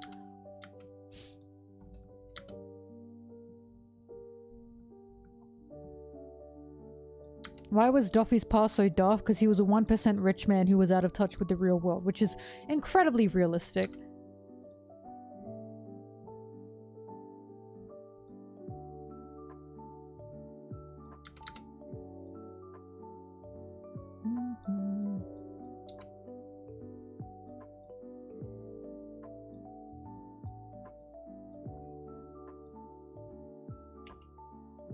Exactly! Treble was an enabler! I do not believe he groomed him. I just really don't like this, oh, Treble did it, Treble did it. I don't like that because it feels like it takes the blame off of Doffy when Doffy was already like that. Like, he was already like this. It's not like Treble picked up this kid who was just so nice and sweet and then turned him into this monster. Doffy was already screaming that he would like kill people and that he wants slaves and he was getting conqueror's haki. Like, it's just Treble was not turning Doffy into anything. He was already like that because of the celestial dragon system, and I do believe that's the commentary. That's it! Treble thought he had groomed Doffy, but Doffy was using him. That's exactly it. That's what Law says to Treble. He says, you're the only one that thinks you're equals. Again, Doffy always seems irritated by Treble. He doesn't like him. He is not loyal to Treble. Treble is loyal to him, and that's exactly how he wants it. Doffy basically Uno fucking reverse Treble. Like, it's quite simple to see for me.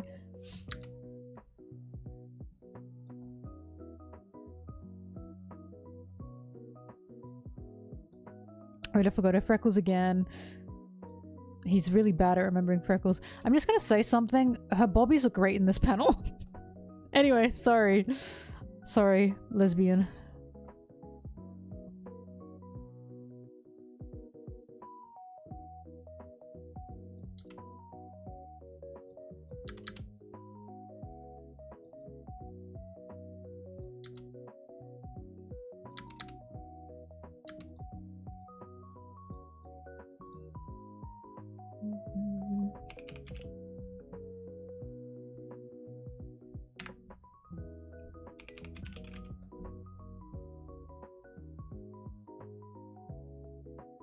I've talked about this. I think Doffy can come back by joining up with Blackbeard. I honestly think he's perfect for Blackbeard. I do not at all ever think he's going to be in the Cross Guild because he does not fit the themes of the Cross Guild. And Crocodile doesn't want him. Crocodile does not want to team up with that fucking loony. So I've always said Doffy's perfect for Blackbeard because Blackbeard's whole thing is we don't have to like each other, we just have to both want something. And we can help each other get that thing. Right? And at the end of the day, you're not exactly doing what Blackbeard says. You are still the captain of your own ship, which is what his closest crewmates are. They are all captains of a ship, of a Blackbeard ship. And that's the whole point. Blackbeard doesn't hold you down because he's the anti-Luffy. Blackbeard doesn't hold you down. But they're not friends, right? So I think Doffy's perfect for Blackbeard because Blackbeard will not have to order him around. He doesn't have to take orders under Blackbeard. He just has to be powerful. And Doffy knows how to play the game. I've always thought he'd be perfect alongside Blackbeard.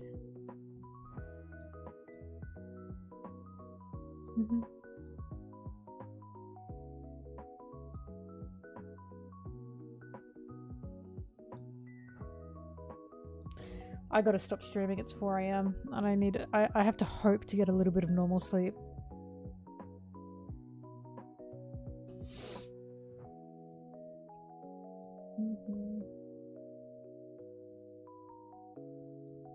So I'm closing everything.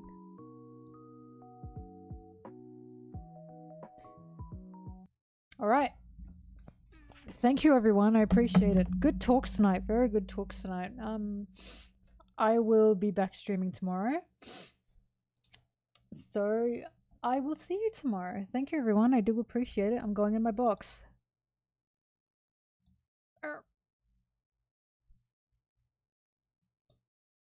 Thank you, gang. Thank you. I will be back tomorrow. So I can't wait to see everyone. And I'll try to wake up at a semi-normal time, I say. Suspiciously. Bye-bye. Bye. Bye.